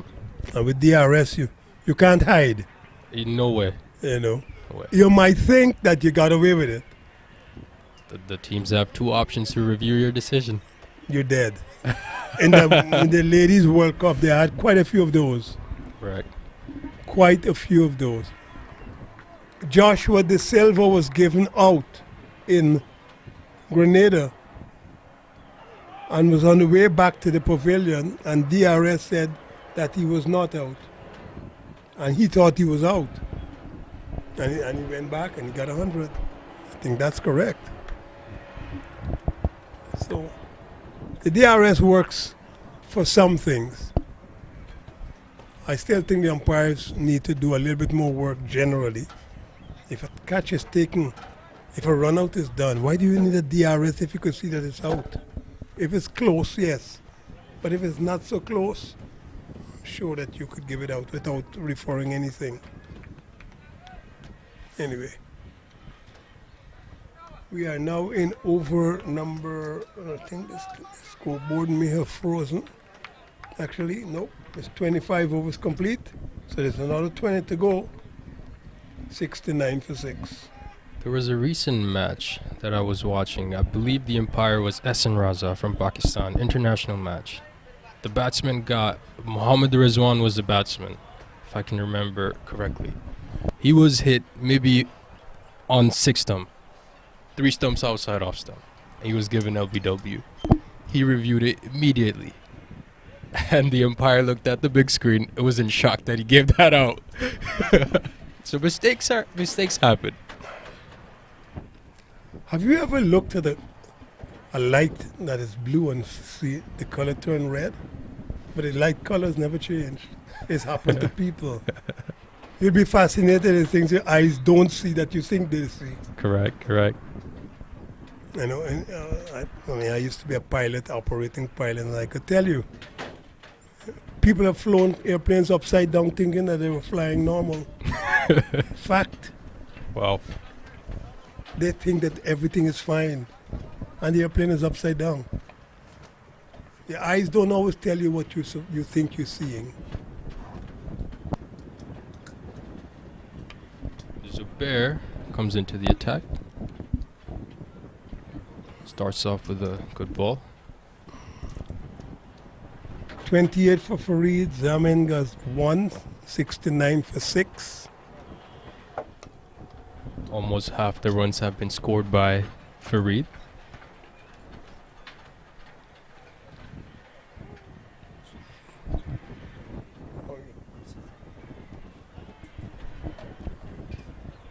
69 for 6 after 25 overs.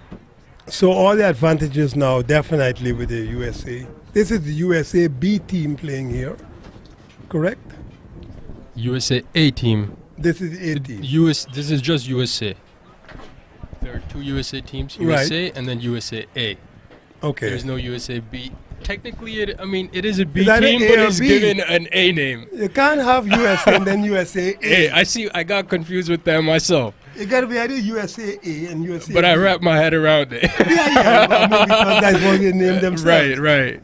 But if you got 2 teams, one is A and one is B, It's one funny. can't be just USA and then the next one is USA A. It's funny you mentioned that. I questioned that myself, but it's all right. Maybe they don't want to be called a B team. Okay.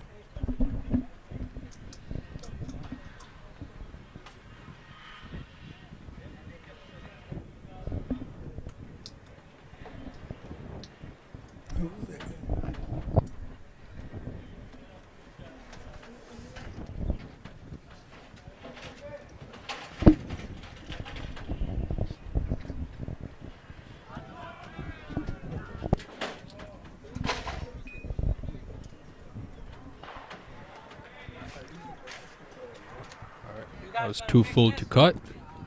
Should have played it on the front foot and looked to drive.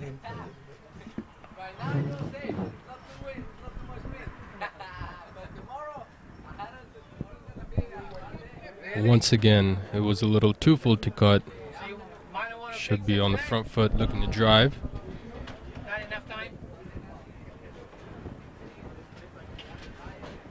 Yeah, it's pretty high. It's pretty.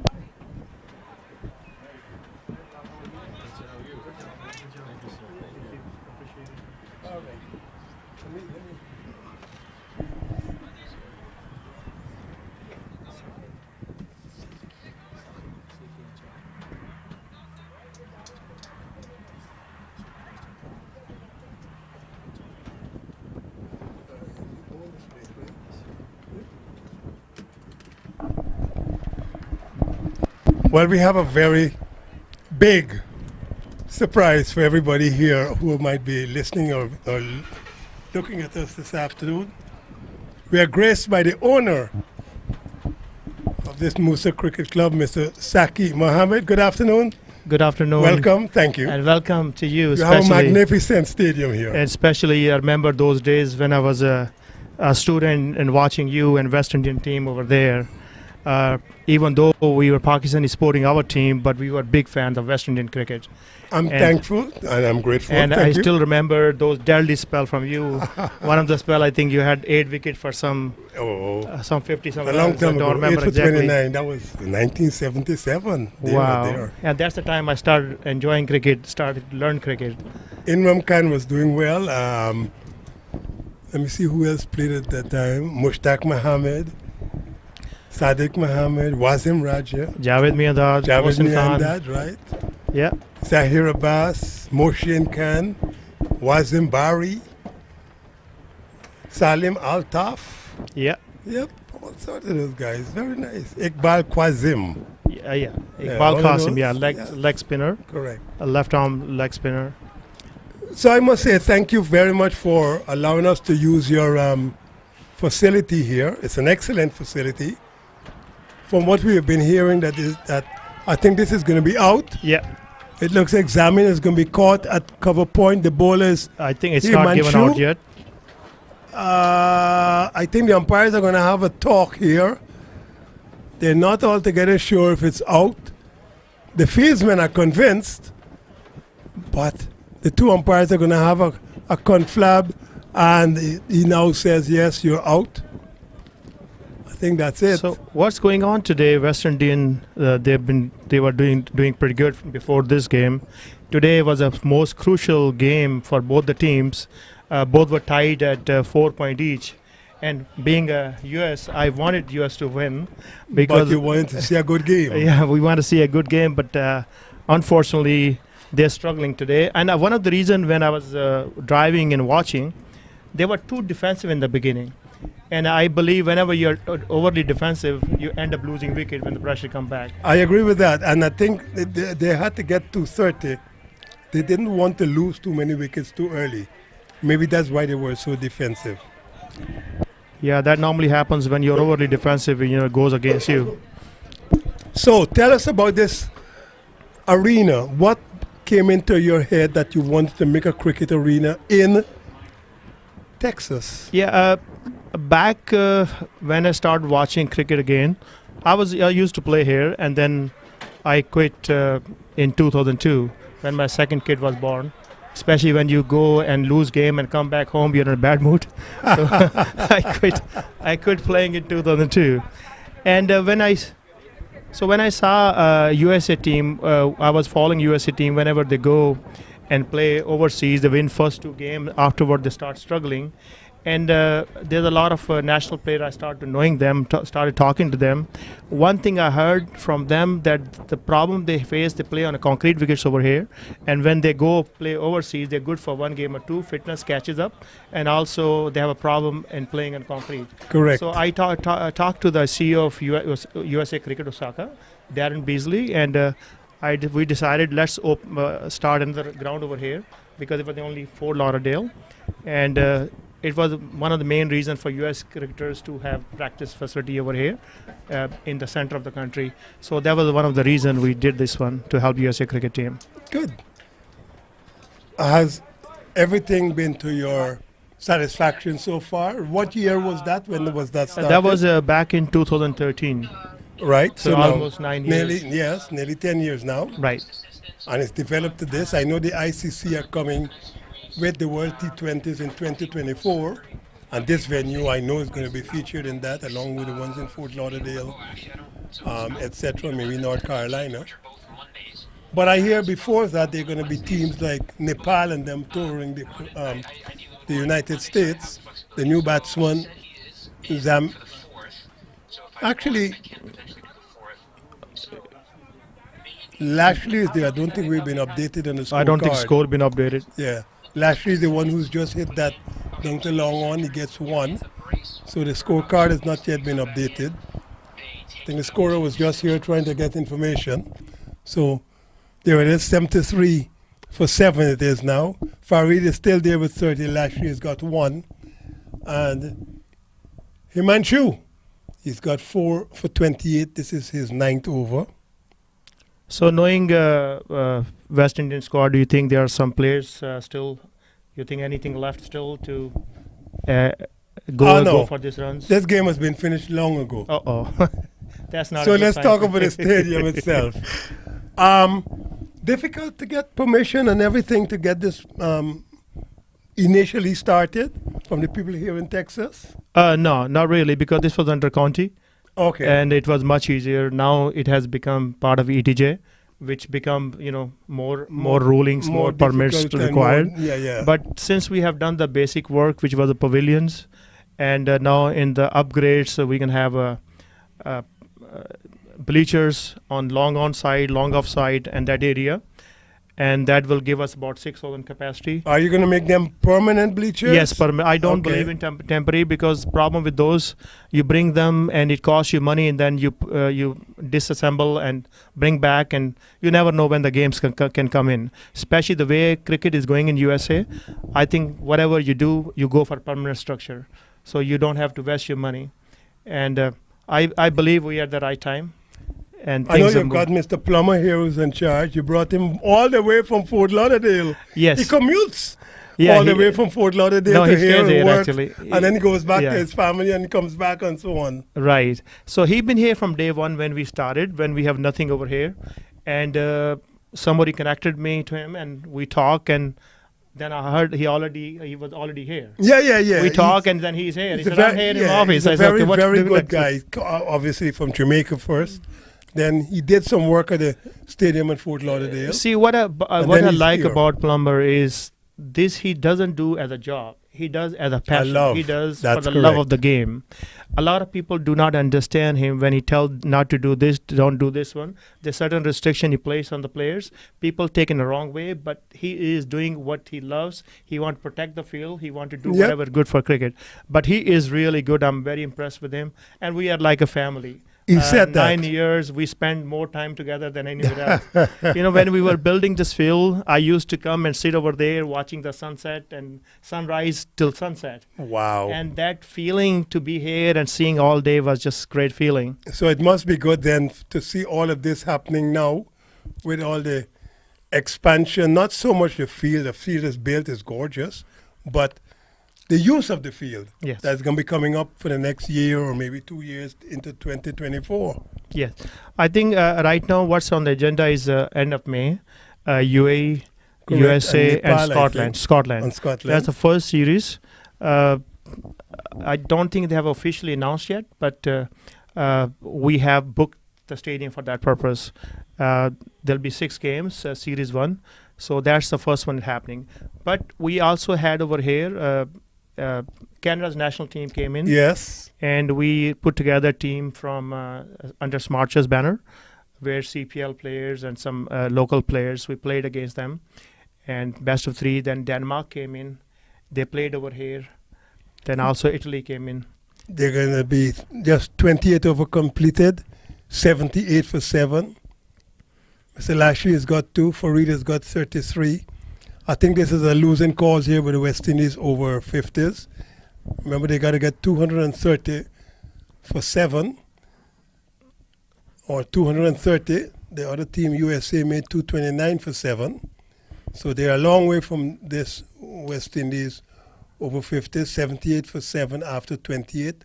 We are speaking with Mr. Saki Mohammed, the chief cook and bottle washer, owner, and really director of all we see. And one of your fan too. Oh, well, You got to do that.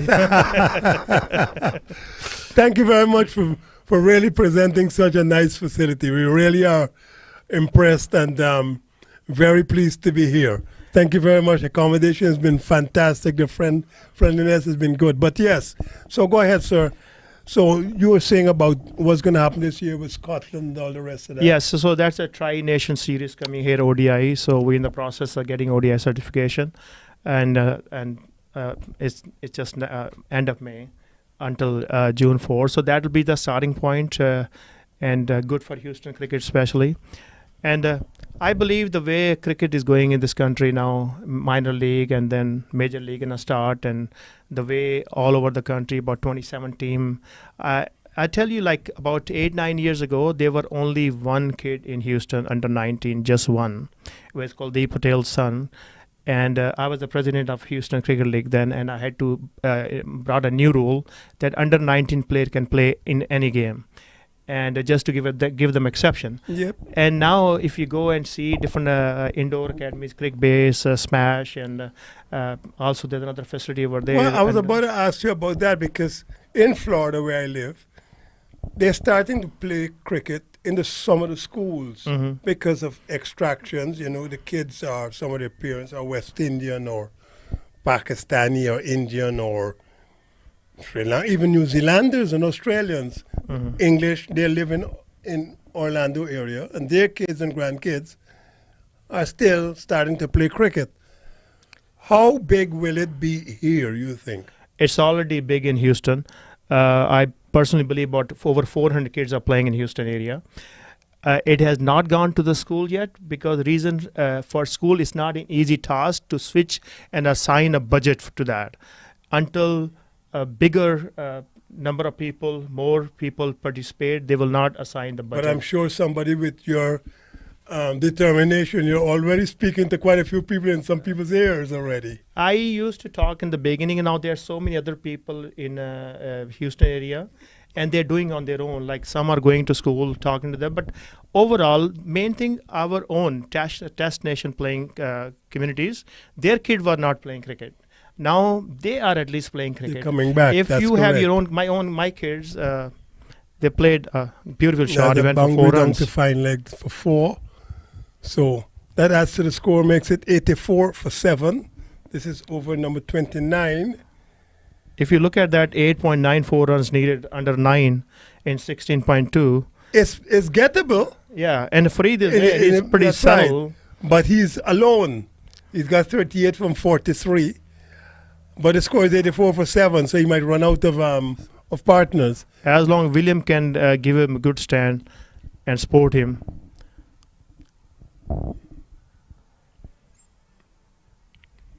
The standards of the cricket here has been good, though, especially from the USA over 50s and from the West Indies over 50s until this game. Now, West Indian, Until this if they game. lose today, they will come back next time stronger. I tell you, like when first time USA, I'm one of the director for Master Cricket. Okay. Too. And when our team went to Canada, played against West Indies Canada, And you lost. we lost. That's and right. then we went to England and Wales, we lost there too. We had a mission that we will put together a better team. And in 1 year, we are here. It will be great feeling, especially at end of this game, Good. that we will take the first position, you know. And for especially who the newcomer, being a first year, I'm sure West Indians and other nations, they have been playing.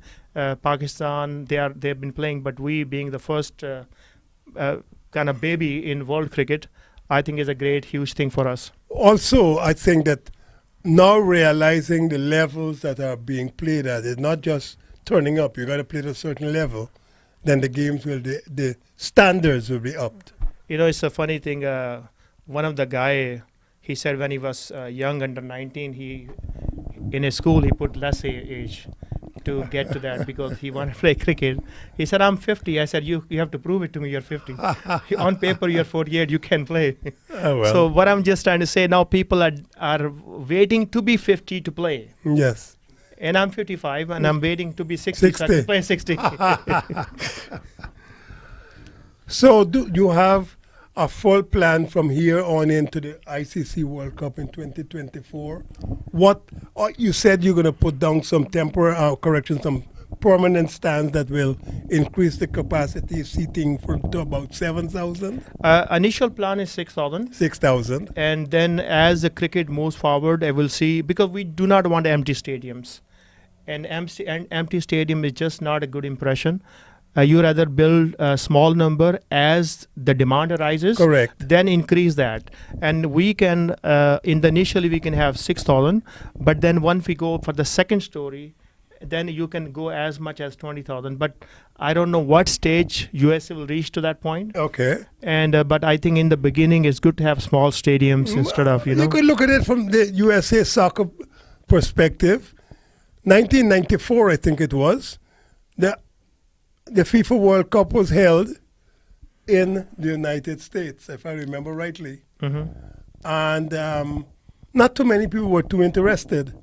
Now this week, the USA is just about to qualify for the Qatar World Cup. Yeah. And everybody wants to know. ESPN is running it non-stop. Because they got one more game, I think, against Costa Rica later this week or early next week. And if they don't lose that, they qualify. Yeah. And it's everywhere. Yeah. Yesterday, the United States played against Panama, I think, down in Orlando. They beat them 5-1. The stadium was sold out. So I hope that cricket gets that same kind of development and attitude in the next couple of years. One thing about Americans, they are sports-loving people. Correct. They do not mind spending money, but you have to give them quality in return. They are used to NBA, NFL. Look at when you go there, what kind of facilities they have. Yes. They enjoy that stuff, and they do not mind spending money. And I think that's what you see the cricket future. Once they know how the cricket is played, and they will become fans, they can enjoy whenever they come with the family, you will see it going up. So I personally believe that USA will be a huge market in the long run.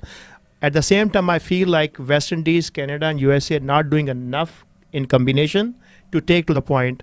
I mean, being a full nation test country, West Indies should play a bigger role, I believe, you know. And I don't think a lot of teams are coming. They need to start coming in, bring a team different things, and You mean start from the West Indies to come into the United because States? If you look at that, how many of your players are playing? I mean, I have a lot of players who played, who are West Indian, Trinidad, and Guyana, and Jamaica. They have played, and they're good players. They're playing in different tournaments in this country. So, but I still believe the board has to do more. So that a regularized West Indies Yes. A team, B team Yes. full team. Yes, all should the come time. to the United States They to should play. consistently every quarter they should send some team, be part of U.S. culture, bring Well, Canada. I'm sure you've been in contact with Cricket West Indies that way. I have Richard Pybus, I believe. Forgot Pybus. his Well, name. He was here. I have numbers for all of the people, the president, the vice president, director of commercial activity, Jimmy Adams. Mhm. I'll exchange them with you. I think it's in their interest. And look you look could at that. talk to them directly. So we've had 30 overs. This is the second interval. Windies over 50. They're 89 for 7, chasing 230 to win this game. Probably impossible from here on in. They need 141 runs from 15 overs. 9.40 run rate required. Very difficult. This is the second break of this second innings. But we are going to continue with our broadcast temporarily because we are speaking to Mr. Saki Mohammed, who owns this facility, who's been very instrumental in getting it here. You've heard in the last couple of minutes how this came to being. Love, dedication, perseverance, and come back to the small word, love again. Yeah. Just the love of the game. We thank you. We are extremely pleased that this facility is here.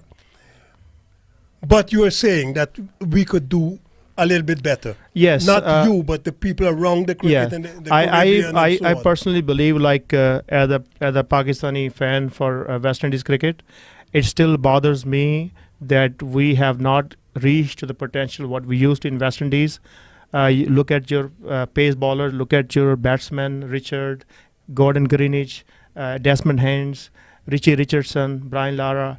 I still believe you have, even though it's all commercialized now, Yes. they're great cricketers, Yes. but we still have to get our past back. Number one. Number two. The past never comes back. But we believe that can happen. Look, Pakistan, after Wasim Akram and Vakarian was gone. They're now retooling and Look coming at forward. it took them for a long time, but they're Yep. coming back now. Finally, they're getting it back. Problem with West Indies team, they have the players, in my opinion, and I'm sorry, I know a lot of those players too. I'm sorry if it hurts somebody, but I think playing for the country is no more what used to be. We used to see West Indian players playing for the country 100%, giving 100%. Now I personally believe it's more like commercial is That more. conversation, we could talk about it for 2 weeks, I don't know in favor Because or against. the balance is, they will say, I'm sure from a player's perspective, look, I could go to the CPL, I could go to the IPL, I Yeah. could go to the Big Bash League in Australia, I could go to the Pakistan Yeah. Cricket League, I could go to Bangladesh and make good money and never play for the West Indies because there's T20 cricket. What you're talking about is playing in a test team Right. to bring the visage of West Indies cricket back to what it probably used to be in the 70s and 80s and 90s. It's coming there slowly. West Indies just beat England earlier this week in the third test in Grenada and won that series 1-0. England has got problems because England were supposed to have beaten the West Indies 3-0 out of the 3 test matches. So that has brought the West Indies from this level to this level. But I see your point in that while all of that is happening too slowly, Yes. while the T20 visage has become explosive, it's everywhere. Right. And maybe if you could marry the T20 success with the test, which is a little bit slower, a little bit more relaxed, but a little bit more focused for a longer time, the success might rub off. I don't know how. I the type of honestly, businessman I you are. always You like me, wish. I think you're impatient. I'm a very impatient guy. I mean, we've been waiting for West Indian cricket to be on the level for how long? Look at that after they lost in the third World Cup, Yep. which was 1983 that was. It's just kind of hard luck, What a great team they were. I don't think so. But I think it was arrogance. I Really? did not play, but I Maybe think that the West overconfident, Indies but- expected to win that but game. sometime in a cricket game, anything can happen because other team is as good as you. That's right. But the approach the rest of the world has against West Indies, they had always lost 50% of the game before entering there. That was a psychology. That's why they were dominant. Plus, their pace bowlers, not one, not two, not three, not four. Sometimes you had 5 of them. You know. Well, we had 7 or 8 guys. One time. We played a one-day international against Pakistan once with the fast bowlers, Holding, Roberts, Garner, Croft, and Marshall. Yeah. We won, but we played 5 fast bowlers. We never used to do that regularly, but we did it. Yeah, and especially when you look back at those days, Richards playing without a helmet. I mean, coming with a cap. And That was personal. That was not but arrogant. it's a bravery. That was just personal. You have to be brave. I mean, Yeah, it's not a there were joke other to guys play. who played with helmets like Yeah. Lloyd and Greenwich and Fredericks and Haynes. Richards just chose not to use a Yeah. helmet, and that's it. So, do you believe the West Indian cricket will gain the old glory? What their worldwide fans who I are think special West Indies expertise? cricket will be better than it is now. It's Okay. climbing slowly. You know, one step here, one step there, one step there. I don't know that it will be not as great, but as successful as perhaps the teams were in the 70s, 80s, even mid-90s. And the reason for that is there's a little bit of expansion. You know, we have T20 cricketers. Right, We've won the World T20 a couple of times. right. We got 50 over cricketers who are not the same cricketers. So there are a lot of cricketers, a lot more cricketers. But the pool is small. There are only 7 million people in the Caribbean. Right. I do There's a not lot doubt more that. cricket being played now than ever before. And I there are a don't lot d- more cricketers Yeah. than when I played. Right. I don't doubt the talent. They're still there. Like I was telling you, one of the U.S. Open, we have Shazan Bava, if you know his I name. know the name, Great guy. yes. Yes, He was yes. the captain of Smartchurch team. Then he brought some a guy named Akeem Alvarez. Yes. What a talent. He is left-hander. And when Bravo was watching him, he said, "Who is this kid?" I mean, the way. What happened to Akeem- him? I think people have jobs and sometimes Well, they that's can't right. afford, and he You went have back. to be a professional Yeah. to do well these days. Right. We were talking about that a little bit earlier on. In Guyana, they're now paying some of the under 19s and younger people to be coached full time. Right. I mean, it might not sound like a lot of money. From what Mr. Ramsing was telling me, it was something like around 27,000 US dollars a year, I think, That's what they're paying over there now? for these young men to be coached. Okay, that's nice. But it's nice, but it's not a lot of money. It might be a lot of money in Guyana, I don't know. You know, it's cost of living and stuff. But I'm saying it's not a lot of money for somebody to give up a banking job or an engineering job to do. Right. You see what I'm saying? And so you balance do you want to play sport properly, or do you want to be an engineer, a pilot, or an architect, or, you know, a land surveyor, or whatever you want to be? Right. That's true. I mean, sometimes if you're not financially strong or not enough to survive and support your family, you can see a lot of good talent can go away. So I'm always for that, earn enough to live comfortably, but do not go behind greed that forgetting that you once you wear the flag, you got to live for it. Okay. Money doesn't mean anything. Like myself, when I came in this country, I was in Dubai. Good job over there. I brought $200 in my pocket back in 1996, and but then I keep on building, and from start I keep on going up and putting up the business, and I'm by the auto dealership. Yep. And so when I started building this one, I was told I was crazy spending a couple $1 million at that I stage. heard that people And they said told that me you were that mad. you're crazy, nothing gonna happen. I said, I understand that, but just imagine your own family goes on parks where they play cricket. They're the place for guys to sit and they talk all kind of stuff, you know, Yeah, yeah. which is not good for the family. And then you have Porta Cabins. Will your kid who's American born, will they go in that Porta Cabin? If not, then it means we're not ready to promote cricket. So I was told I was crazy, but I did it for the sake of the game. I knew that once you build comfortably, people will come.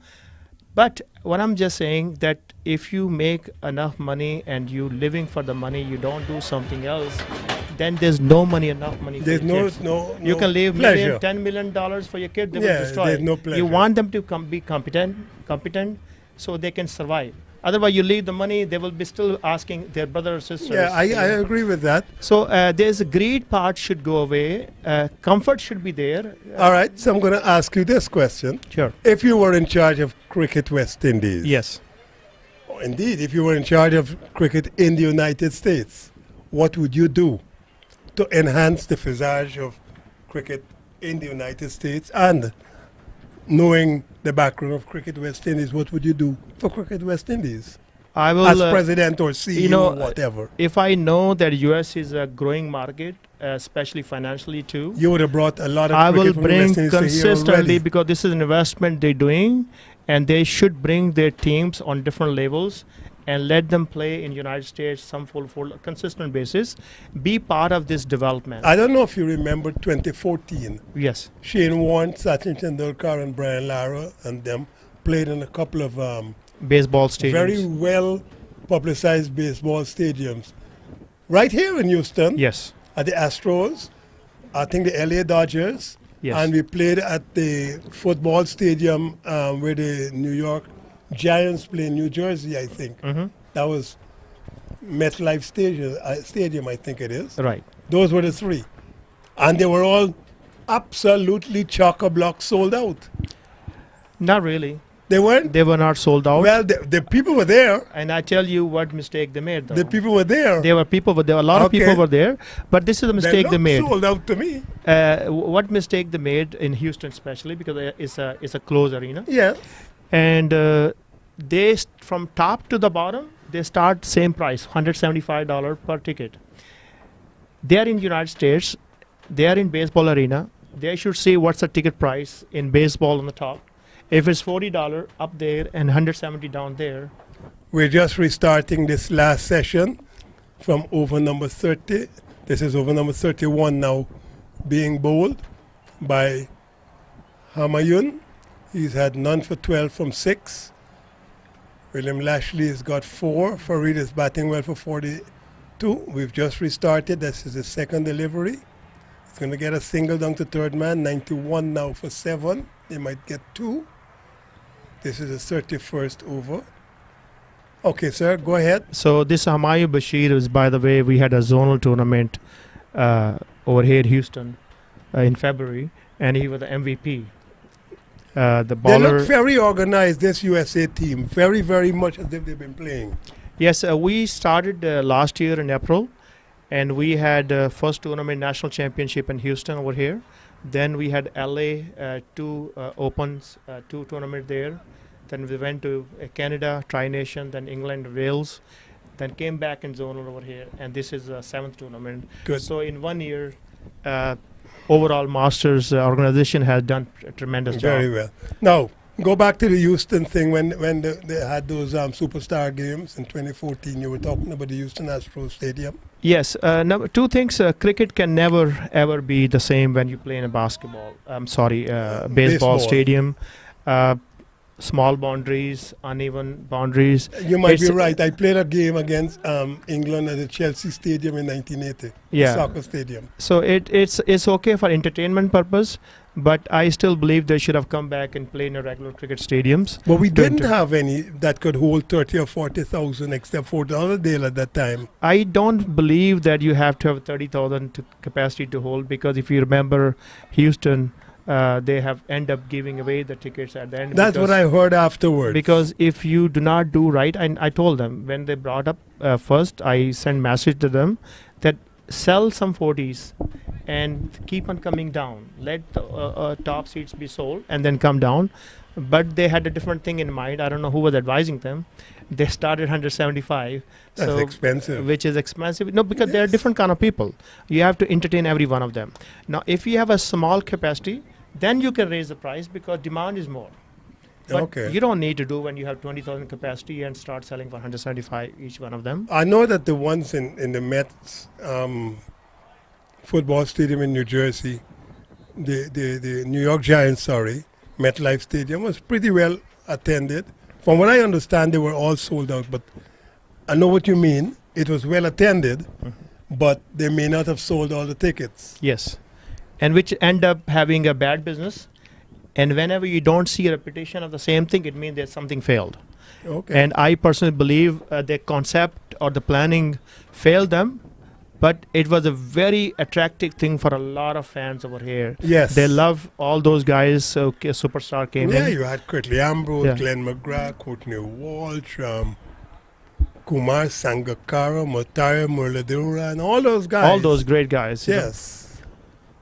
Right. So come back forward now. Coming back to present, this competition.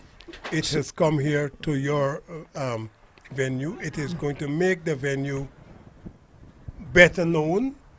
Your venue is going to be used for the ICC World Cup in 2024, and you said a Tri-Nation is going to be held later this year here, Scotland It's an and end of May. United States. It will start on May 27 till June 4th. So the three teams are United States, Scotland, and UAE. UAE. Okay, good. We've had 31 overs so far, 94 for 7, 44 for Farid. William has got 6. I still believe How about you in they can make the 17? game out of this one. I don't think so. They could fight, but I don't think so. Depends. In the IPL, getting 136 from 14 overs is possible. Mhm. In the CPL, it might be possible. I am not quite sure these guys have that ability to hit the ball that way. It depends. Do you know William personally? I know he plays a lot in Barbados. Okay. His last name is Lashley. Peter Lashley is his father. Peter Okay. Lashley used to play for Barbados and West Indies. Opening batsman, middle order, captain Barbados a couple of times, his father. But he plays a lot, but he plays mostly as a bowler, not a batsman. You know, Have the but- beautiful drive. yeah, but straight to the you're keeper. gonna get To you're gonna the get fielder. one. There you go. So there you go. So yes, coming back now to this tournament, we've had a fantastic stay so far. It has been really, really, really nice. I've got to give you. I was in shock when we got here the first afternoon, and then I saw my friend, who came across from Fort Lauderdale. I had known him when I was playing, so just to acquaint myself with him. Which one is that? Oh, your guy here who looks after your curator. Oh, you know him? I before? know Oh, him wow, before, what a yes. surprise. I knew him from Fort Lauderdale. Nice. Yes. Mr. Plummer. I think that the chance of out now. Now straight that should be is caught, and it is. So there you go. I told you it's very difficult, very Right. difficult for them to get this. Okay, it will mean hitting the ball to the boundary or over the boundary fairly regularly. So big effort, but now Farid is gone. Is it He's- Farid or William is gone? Well, I think. I think it's Farid. The board has not yet caught up. Farid Okay. is the one who was caught. He made 44, I think, from 52. So the scoreboard is not yet. Yeah, he's the yeah, left-hander. yeah. And there's a big 54 in his back for Reed. So he's gone for 44. And that score becomes, I think, 94 for 8, which makes it even more difficult for them to get there. Yeah, especially losing a set batsman would be Correct. difficult.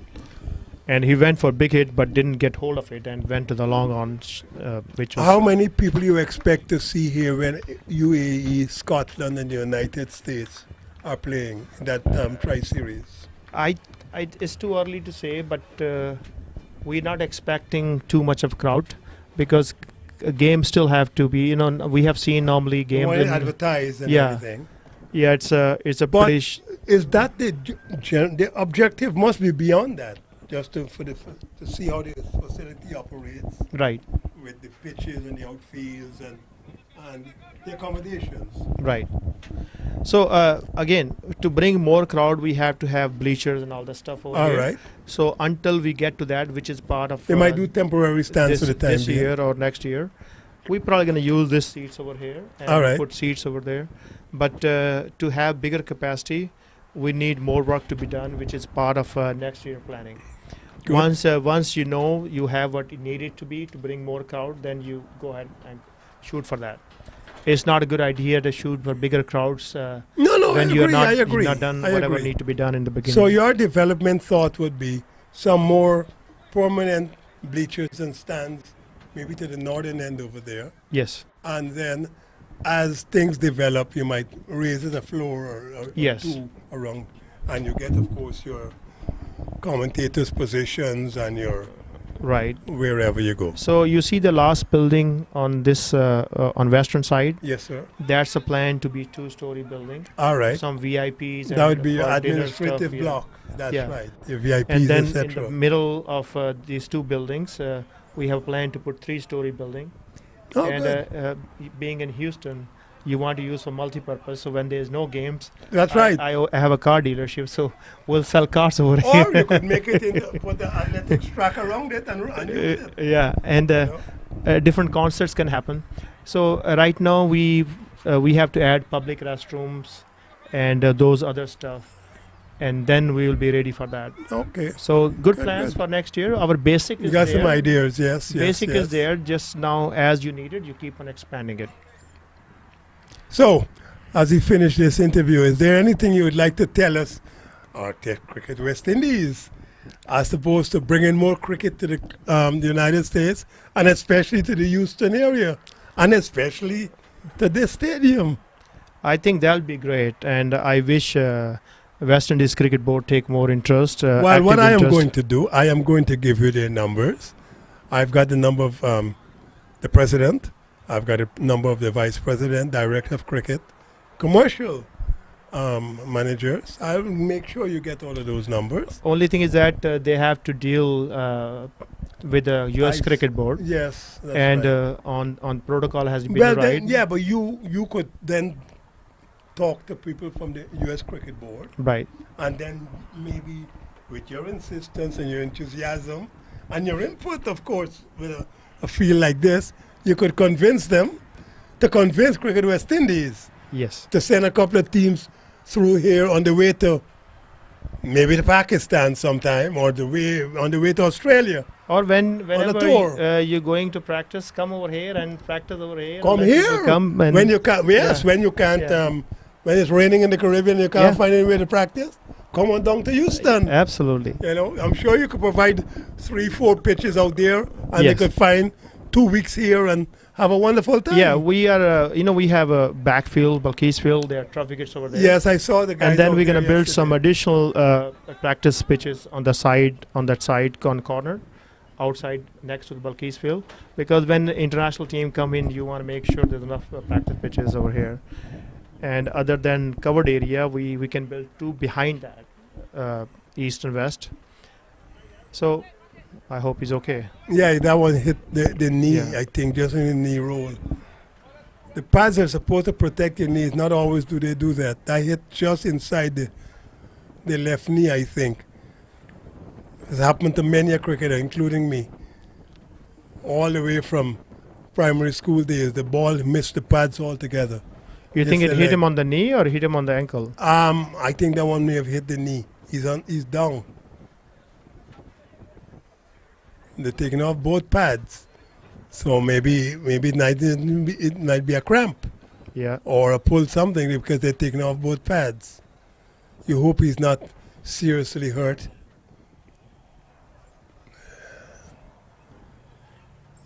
There he is. He's taking a stretch. I think he's That's good. our wicket-keeping friend, isn't it? Yes, man. Faz, man. I like Faz. Mr. Faisal. Yes. So I noticed USA and Canada even, they don't play quite often. That's right. And they live within their own thing. I think they are really they should be playing They regularly. should be playing more cricket. Yes, I agree. Even yesterday I was reading they had a meeting on Canada and on their official website. So I put over there, you need to get 2 minor league teams, one based in Toronto, and one based in BC, Yeah. and play, go And play across each other. and each That's other, correct. be part That of is that, correct. and be part of this one, and then they need Oh, to he's play leaving the quad- field, though. Yeah. So what's happening here? He's leaving the field. I think he's injured. So I think he's seriously injured because I know that Faz is not going to leave the field unless something is seriously going on. Mr. Ramsey? is he a wicket keeper? Yeah, he's the wicketkeeper for the USA over 50s. But he's not one of those cricketers who will leave unless something is seriously wrong. I hope gets better. So Kenny is going to be going in. The score says 97 for 9, but I don't think he was dismissed, was he? No. I didn't think so. So, okay. So just to, I guess, wrap up, we have been very pleased to have had you here for the last couple of minutes, sir, getting a general overview of what you have planned for us and for the Houston area for the next couple of months, couple of years, or maybe a couple of 10 years.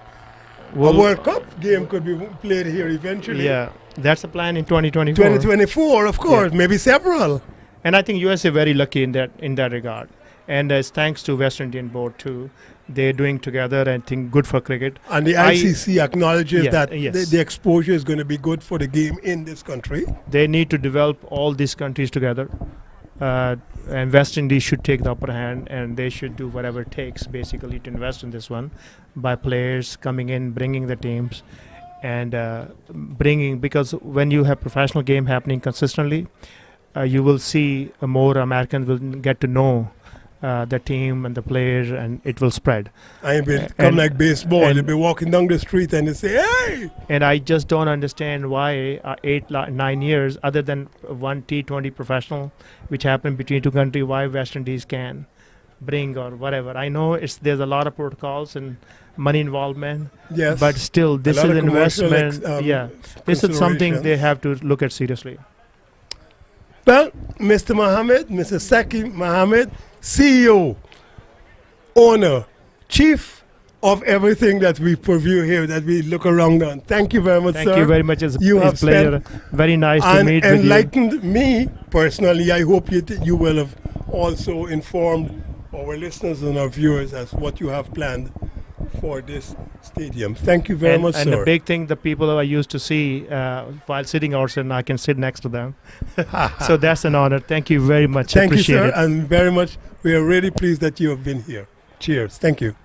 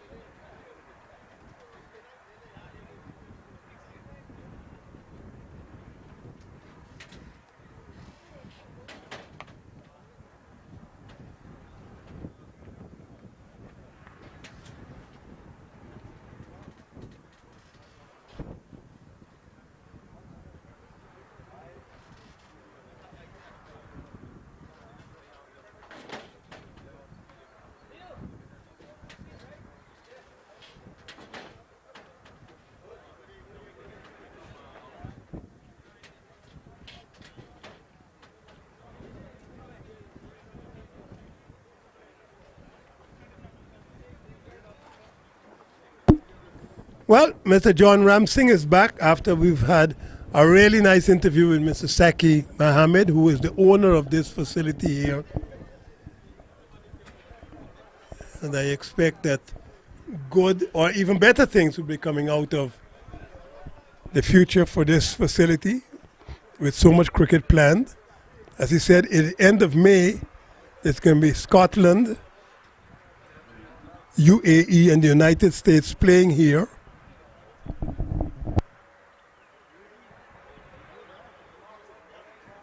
So you would expect that tournament should garner a lot of interest, should be a startup for the World T20 tournament that's going to be in Australia at the end of this year, and New Zealand, of course.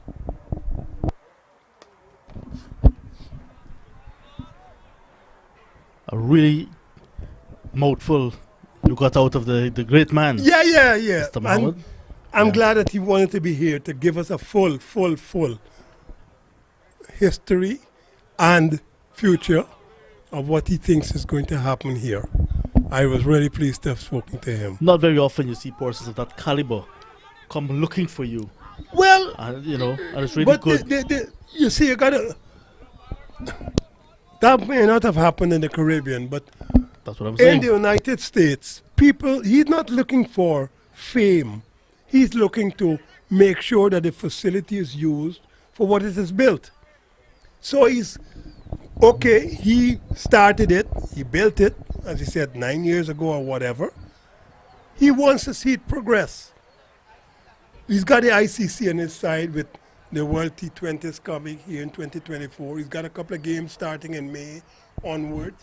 He wants the people around here and around the United States and around the world to know that this facility exists. So I see nothing wrong with that at all. I'm very pleased that he came to see us. Very pleased. Very humble gentleman. Yes, miss. You heard what he said? He came from Dubai with $200 in his pocket. Yes. And, you know, he's been able to do whatever he does. He's a car dealer here. Don't know what he sells yet. Should have asked him. I'll find out. And then, but in the meantime, he started a nice facility here with Mr. Samuel, and they're doing well. I'm looking forward to the next step, next level, going up. Meanwhile, 100 has come up for West Indies in the 34th over. Zubir, 1 for 16. Just completing his 5th over. Well, not quite completing it yet. So the 100, West Indies crawling to their 100 mark. That's right, 101 now for 9. Yeah, they still have 9. I'm not sure if Faz was given I out. think he was dismissed. No, but I thought he went retired, hurt. I thought that too. But you got to impress, they have 9 and you don't know why. It's chipped in the air, and Lashley is not going to run because it's hit well back, powerfully enough, and into the boundary. He'll feel that long off is there just to retrieve. Over now coming to an end. 34 gone. It's the 105 for 9. Well, 105. For We'll 8 confirm with that one one, man yeah. retired hurt. The net run rate required now 11.36. Very difficult. Yeah, it means 2 runs per ball, really. And at no stage, any part of this tournament, we've seen that maintained for 11 overs, because 11 overs still to go. It's uphill task at the moment for the last set of batsmen for any national team. In this case, the West Indies over 50s. So Kenny G getting his first opportunity with the bat in this tournament. So you should enjoy it. Yeah, He's got lots a of lot time. of overs to bat. He should just bat and enjoy himself. 31 overs, 34 overs gone, isn't it? Yes, 34. So 11 So overs still still to 11 go. overs to go. He should just enjoy himself. Oh, batting way out of his crease, and as soon as it was hit on his pad, the umpire He hand, gave him out. umpire fingers went up. So Mr. Devon Smith, why is he going to the square leg umpire now, Devon Smith? So he has already given him out. Can he not necessarily pleased with the decision as usual, as Ben Batsman Well, we've given had out? 4 decisions, and one of them is one that has been. So I think we went to ask, what about the other guy who's retired hurt? So if that is the end of that, the game is done, because the guy is retired hurt, all out. They were 105 for 9. I don't think that Take ninth a look. guy was out. Let's take a Let's see look. this.